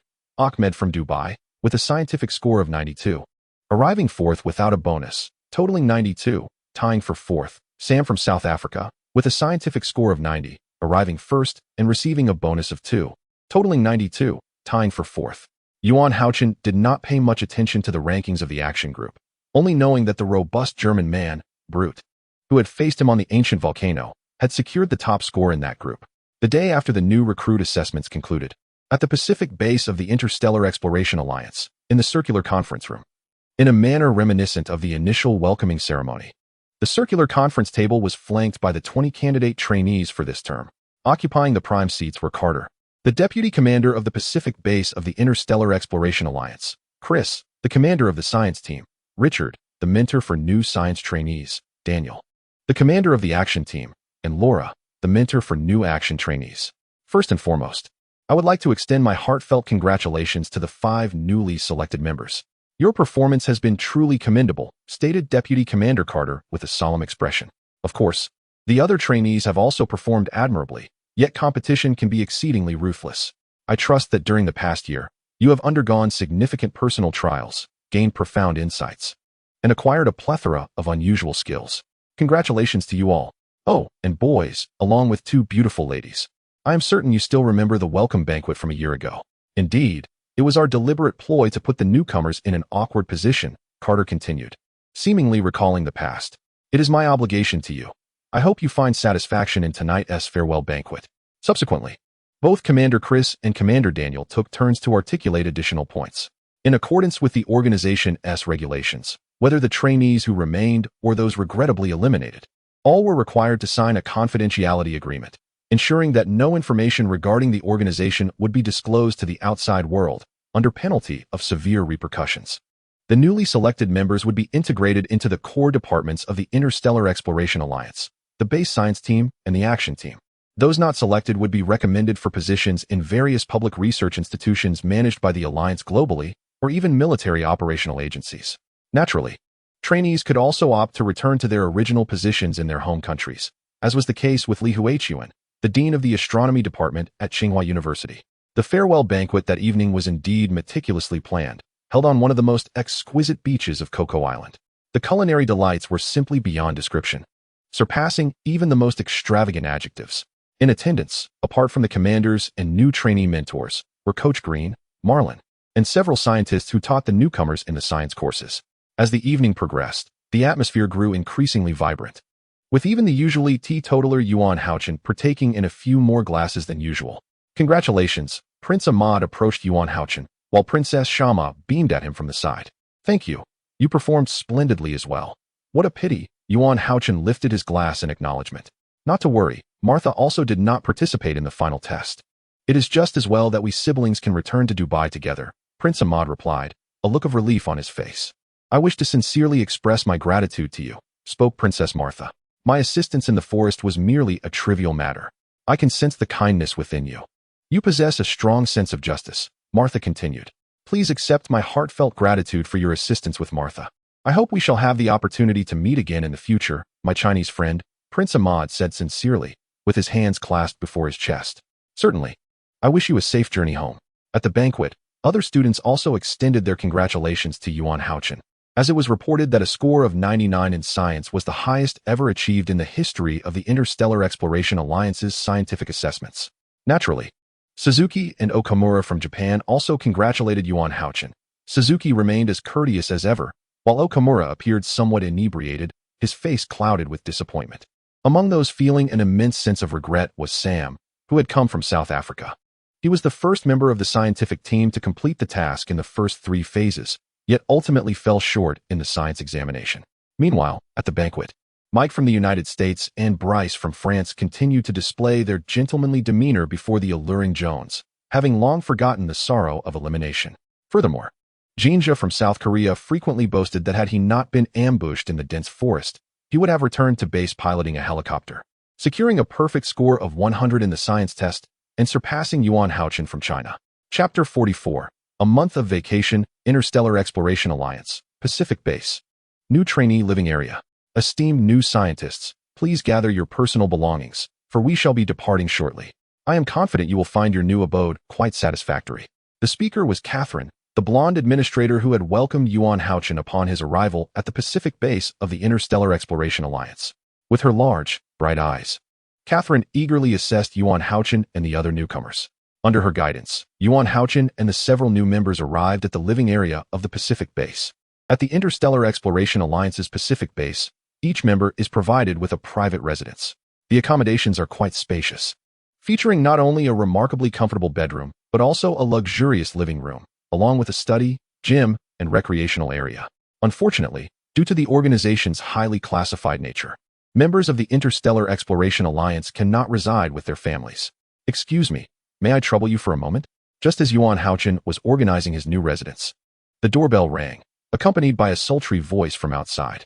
Upon opening the door, Yuan Hao-Chen found Catherine, the administrative officer, gazing at him with an alluring smile. Hello, do you need something? Yuan Hao-Chen asked, feeling somewhat awkward under Catherine's gaze. Catherine waved a delicate box she was holding and said, Young man from China, I would like to ask for your assistance. What can I do for you, Catherine? When you meet Richard later, could you please deliver this gift to him? Of course, but why not give it to him personally? As you Chinese say, this is a case of propriety between men and women. Catherine smiled mischievously and said, I will help you pass it on. Thank you so much, young man from China. I truly adore your people. Catherine expressed her delight. It is my honor. Yuan Hao-Chen replied with a smile. Once Yuan Hao-Chen finished tidying up, he departed for the new member mentor's office. As per convention, new members are granted a special conversation with the mentor upon joining the Interstellar Exploration Alliance. Catherine likely entrusted him with the task of delivering the gift due to the shared nationality with Richard Wong. Hello, may I come in? Please do. Hello, Mentor Wong. I am the new member Yuan Hao-Chen. Ah, it's Hao-Chen. No need to be formal. Please take a seat. Upon seeing that the visitor was Yuan Hao-Chen, Richard's demeanor shifted instantly, his thick southern Mandarin greeting warmly. Thank you, Mentor Wong. Hearing the Chinese language stirred a wave of familiarity within Yuan Hao-Chen. Oh, just come in without such formality, no need for gifts. Richard, noticing the exquisite box in Yuan Hao-Chen's hands, began to speak animatedly. Although we Chinese place great importance on these customs, this is the Pacific base. Furthermore, I have long stated that your ability to remain here has nothing to do with me. Mentor Wong, you misunderstand. This gift is entrusted to me by Catherine for you. Catherine? Richard initially looked puzzled, then furrowed his brow. Yuan Hao-Chen handed over the delicate gift box, and without hesitation, Richard opened it right in front of him. Oh, Jin Junmei, this is a highly esteemed variety of black tea from my hometown. Yuan Hao-Chen smiled, having grown accustomed to Richard's peculiar pronunciation of Fujian. Come, let us enjoy this together. We shall sip and chat. Richard welcomed him enthusiastically. This is fine tea. I have had my fill of coffee already. Thank you, Mentor Wong. It seems Catherine truly put in a lot of thought. Yuan Hao-Chen remarked with a smile. Forgive my demeanor. Life here can be quite monotonous. Due to our unique status, we have limited contact with the outside world, resulting in many of us being older single men. Richard said, while rummaging through a cabinet to assemble a complete tea set, a look of helplessness on his face. Oh, speaking of which, I need to discuss your upcoming work arrangements. Richard suddenly adopted a serious expression. Please go ahead, Mentor Wong. Yuan Hao-Chen promptly offered a pot of boiling water. Before you officially report to the scientific team, you will have a month's leave to return to China for some preparations. As Richard accepted the hot water, he continued conversing with Yuan Hao-Chen while brewing the tea. A plume of steam rose, and the tea leaves, steeped in boiling water, quickly released a deep crimson infusion, filling the air with an enchanting aroma. You will be given a public identity for use outside. Upon your return, you must clearly explain everything to your family and friends to avoid any unnecessary misunderstandings. Richard raised a cup of tea, inhaling its aroma before tilting his head back to drink it all in one go, his expression one of sheer delight. At Richard's gesture, Yuan Hao-Chen also lifted a cup, allowing the warm tea to glide over his tongue. First, there was a faint bitterness, followed by a refreshing essence, and a subtle sweetness blossomed within his heart. In this moment, savoring the fragrant tea from China while discussing the prospect of returning home with Richard, memories seemed to quietly unfold amidst the aroma of the tea, and a sense of nostalgia gradually welled up within Yuan Hao-Chen. By the way, Professor Wong, what is my publicly acknowledged identity? Yuan Hao-Chen inquired as he set down his teacup. The organization has reviewed your previous materials and made appropriate arrangements based on your experiences. You have completed the doctoral exchange program at the University of Cambridge and successfully obtained your PhD. You will soon be assigned by the International Astronomical Union to a research institution in the Pacific, where you will participate in a significant confidential research project. Richard earnestly explained to Yuan Hao-Chen. The PhD from the University of Cambridge. Is this identity genuine? But I never attended the doctoral program there, Yuan Hao-Chen asked, a hint of confusion in his voice. Indeed, it is a legitimate identity. The University of Cambridge has already updated your academic records. As a core scientist of the organization, you rightfully deserve the title of doctor, Richard replied with a solemn expression. I understand. I will prepare to return home as soon as possible, Yuan Hao-Chen said. Very well. Once you are ready, the organization will arrange for a plane to take you back, Richard affirmed. Thank you, Professor Wong. Hearing you speak in Chinese has already made me feel homesick, Yuan Hao-Chen remarked with a smile. Chapter 45. Returning to Tsinghua the following morning. Yuan Hao-Chen boarded an advanced helicopter from the Pacific base of the Interstellar Exploration Alliance, flying back to Beijing. This time, however, he was alone, without the company of the enigmatic Mr. Smith, and he remained silent throughout the journey. Tsinghua University, with its picturesque campus, still exuded beauty. After a year of trials, returning to the university evoked a myriad of emotions in Yuan Hao-Chen. The university epitomizes innocence, a celebration of youth and individuality, a training ground, and a factory for dreams. It is often said that the university years are the most carefree of one's life. observing the youthful faces bustling about the campus. Hao-Chen felt as if he were gazing at a reflection of his former self. The pavilions were elegant, the trees lush, the grass verdant, and the lake shimmering with beauty. All the familiar sights of the campus remained unchanged. Time, like the gently falling leaves, silently whirled away, and by the time one notices, it has long since vanished. The teaching buildings he once traversed daily, the dining halls he knew so well, the library where he had fervently studied, all these moments flickered by like scenes from a film, a mere blink, and they had passed, leaving no trace behind. I wonder how Deng Xiaoqiao, Yang Yang, and Hong Jinjian are doing, Hao-Chen murmured as he stood before the dormitory building of the astronomy department. Hao-Chen ascended the stairs of the boys' dormitory, each step evoking a cascade of cherished memories that unfurled before his eyes. Upon reaching the once familiar door, he gazed at the tightly locked entrance, and a profound sense of loss surged within him. It was the hour of midday respite, a time when they would ordinarily be gathered in their dormitory. A month prior, Hao-Chen had contacted Deng Xiaoqiao, Yang Yang, and Hong Jinjian, and learned that they were about to embark on their internships, being in their final year. Thus, upon his return, he had hurried to the dormitory, eager to reunite with them, only to find that he had missed the opportunity. Suppressing his feelings of disappointment, he exited the boys' dormitory and made his way directly to the office of Dean Li Huichuan. A series of crisp knocks on the door captured the attention of Dean Li. "Hao-Chen, you've returned," she exclaimed, rising with palpable excitement upon seeing him at the doorway. "Hello, Dean Li. It's been a while," Hao-Chen replied, as a flood of past moments rushed back to him. "Please, take a seat. What brings you back today?" Dean Li, managing to contain her enthusiasm, gestured for him to sit. "Thank you, Dean Li. I just returned from the Pacific base and came straight to see you," he explained. "Did you pass the assessment?" Dean Li, struggling to quell her excitement, inquired eagerly upon hearing about the Pacific base of the Interstellar Exploration Alliance. "Fortunately, I did," Hao-Chen replied with a smile. "That's wonderful news." Dean Li beamed with maternal warmth. "Do share your experiences from this past year."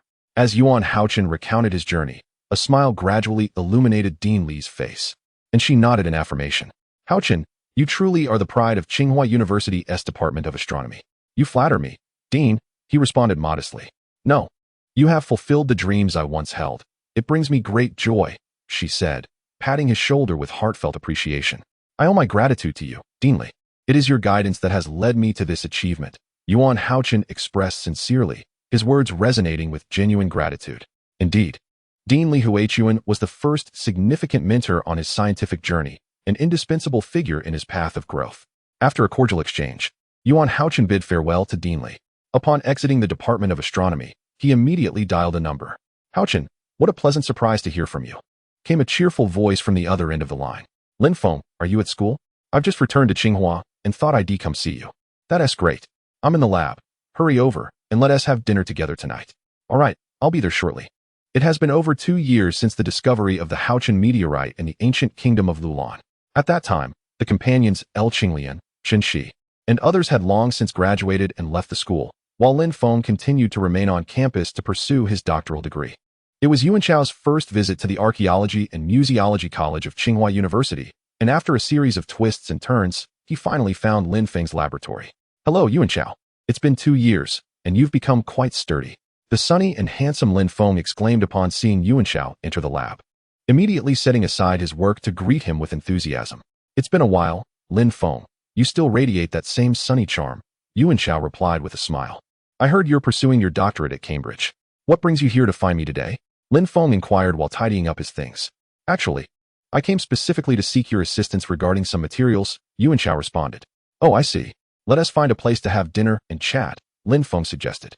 As they exchanged laughter, Yuan Chao and Lin Feng soon arrived at a cozy little restaurant not far from the Archaeology and Museology College. "Here's to your achievement of earning a doctorate from Cambridge." Lin Feng raised his glass in a toast to Yuan Chao. "Thank you. You're graduating soon too, right?" "Let me congratulate you in advance," Yuan Chao replied. This is my final year, and once I complete my remaining projects, I'll be graduating," Lin Feng said. Speaking of research topics, Yuan Chao added with a serious expression, "I came to inquire about the research findings related to the ancient city of Loulan. I hope you can assist me." "Don't be so modest. You are the foremost contributor to the archaeological discoveries of the ancient city of Loulan. I will share everything I know with you." Lin Feng smiled as he filled Yuan Chao's glass. "Have you made any notable discoveries related to meteorites among the relics and artifacts unearthed later?" You are still searching for clues about the Yuanchao meteorite, aren't you? Indeed. Over the years, Yuanchao had continually pondered the research of the Yuanchao meteorite. Now that he had attained his doctorate, he returned to meticulously compile and organize all related materials concerning the meteorite. Yuanchao. The recent discoveries at the ancient city of Loulan have filled a significant cultural void in the historical narrative of Loulan, holding immense importance. Although we mentioned some information about the Yuanchao meteorite in our subsequent documentation and research, it unfortunately lacks substantial research value, Lin Feng lamented. What a pity. Yuanchao mused for a moment before continuing. Lin Feng, could you provide me with a reference of the excavation items and textual and photographic documentation from the site? Of course. I'll send it to your email. If you have any questions, feel free to call me, Lin Feng assured him. I am truly grateful. Yuanchao replied. No need for thanks. I owe you gratitude for allowing me to join the meteorite expedition team. That experience was incredibly meaningful. Lin Feng continued to smile as he reminisced about past events. After you returned to school, we continued to investigate the royal tombs of the Loulan Kingdom, particularly the Sun Tomb. Were there any remarkable discoveries? Yuanchao asked with great interest. When discussing the extraordinary, we stumbled upon an empty sarcophagus among numerous royal tombs, containing only a few burial artifacts yet devoid of any remnants of a corpse. Lin Feng earnestly recalled the circumstances of the excavation. From the accompanying items, we deduced that the owner of the sarcophagus was likely a princess or a consort. However, despite our thorough investigation of all related materials, we could not ascertain the identity of the deceased. At this point, Lin Feng's face once again reflected a sense of regret and helplessness. A princess or consort, an empty sarcophagus. For some reason, the sensitive Yuan Hao-Chen's mind began to flicker with a name and fragmented memories of dreams. Hao-Chen, do you possess any clues? Lin Feng inquired excitedly, observing Yuan Hao-Chen lost in thought. Oh no, I merely find this matter quite peculiar. I have no concrete leads, Yuan Hao-Chen replied, recalling the two eerie dreams experienced in the ancient ruins, yet feeling they were somewhat unreal. Perhaps it was merely overthinking. Chapter 46, A Fond Farewell After Dinner. Yuan Hao-Chen did not linger long. After bidding farewell to Lin Feng, he ventured alone towards Peking University, taking advantage of the early night. It is often said that Tsinghua is adjacent to Peking University, yet during his years at Tsinghua, Yuan Hao-Chen had visited Peking University only a handful of times. The night was tranquil, with the world still awake. In the serene atmosphere, silvery moonlight cascaded upon the pathways of the campus, while the melancholic chirping of crickets occasionally punctuated the stillness, enveloping the entire campus in the essence of the night. Yuan Hao-Chen traversed through the cool night, arriving at the entrance of the female dormitory of the School of Economics at Peking University, and promptly dialed Chen Shuqin's number. Hao-Chen, aren't you in Cambridge? Why are you using your old Chinese number? Have you returned? As the call connected, a series of melodious sounds greeted him. Yes, I'm back, standing right at the entrance of your dormitory. Please hold on a moment. I'll change and come down immediately. Yuan Hao-Chen could sense Chen Shuqin's delight from the other end of the line. In the northern part of the Peking University campus, south of the four buildings, lies the soul of the university, the famous Weiming Lake, which embodies its essence. At night, Weiming Lake is tranquil, resembling a piece of smooth jade, serenely resting within the Yinyuan. The willows by the lakeside swayed gently, and meandering paths led to secluded spots, while the undulating terrain seamlessly merged with the shoreline, outlining fluid lines. In this moment, Yuan Hao-Chen and Chen Shuqin strolled along the lakeside beneath the cloak of night. I never expected that while I am still in my undergraduate years, you have already obtained your doctorate from Cambridge University, Chen Shuqin remarked with a light sigh of admiration. Under the night sky, she wore a pale blue long dress, draped with a delicate white veil. Her waist-length hair danced in the gentle breeze, adorned only by a soft blue ribbon that gently restrained a lock of hair. What are your plans moving forward? Chen Shuqin suddenly paused and inquired, turning towards him. I shall join the Pacific Research Institution of the International Astronomical Union to partake in a confidential scientific project. Yuan Hao-Chen, while speaking, gazed at the shimmering surface of the lake, stirred by the gentle breeze. The Pacific feels so distant. Does this mean that our opportunities to meet will diminish? Chen Shuqin's pure, water-like gaze fleetingly revealed a hint of melancholy and loss. And what about you? What are your plans after completing your undergraduate studies? Yuan Hao-Chen, still looking at the lake, inquired softly. As for me, after graduating next year, I aspire to pursue further studies in the United States. The U.S. is the global economic epicenter, and since you're studying economics, it would indeed be a commendable choice to continue there. After a moment of contemplation, Yuan Hao-Chen continued. Have you decided on a school? I am currently applying to Stanford University. Although Stanford is not the highest-ranked institution for economics, its location in California near the Pacific, with its pleasant climate, makes it a worthy option. Chen Shuqin tucked a strand of her dark hair behind her ear, a faint smile gracing her lips. Yet she remained silent, quietly observing the nameless lake under the night sky. Your footsteps are always so hurried that I can scarcely keep up, Chen Shuqin remarked with a sigh, her bright eyes reflecting a deeper meaning. Under the moonlight, the two continued their stroll, unconsciously drawing closer, their hands entwined naturally. The evening breeze occasionally caressed the surface of the nameless lake, creating ripples that scattered the reflections into countless shimmering fragments, dancing joyfully. Yet, as the wind passed without a trace, everything returned to tranquility once the glistening waves faded. How much longer will you stay in China? Chen Shuqin suddenly recalled something and asked with concern. In a month, I must report to the Pacific Research Institution. During this time, I wish to return home and spend time with my parents, as opportunities to do so will become scarce. When will you depart for Hanhai? Perhaps I shall leave tomorrow. How long will you be back? Will you return to Beijing? Chen Shuqin looked at Yuan Hao-Chen with eager anticipation. During this time, I will be with my parents, and I'll head to the Pacific Research Institution from Beijing in the final days. That is good. Chen Shuqin exhaled softly, her face adorned with a smile as she gazed up at the starry sky, continuing, Do you remember our nights spent watching meteor showers in the outskirts of Beijing? Of course, I remember, Yuan Hao-Chen replied, also looking towards the horizon, seemingly reminiscing about joyful times past. Tonight's sky resembles a deep blue curtain, with twinkling stars like pearls embedded in the fabric of the heavens, casting a spell that draws one into deep reverie. I long to see the stars in the countryside again. Let us go once more. Even without a meteor shower, shooting stars are beautiful in their own right. Certainly. Yuan Hao-Chen nodded with a smile. We should invite LV Qiufang, Wang Yali, Hong Jinzhong, Yang Yang, and Deng Xiaoqiao to reminisce about our splendid university days.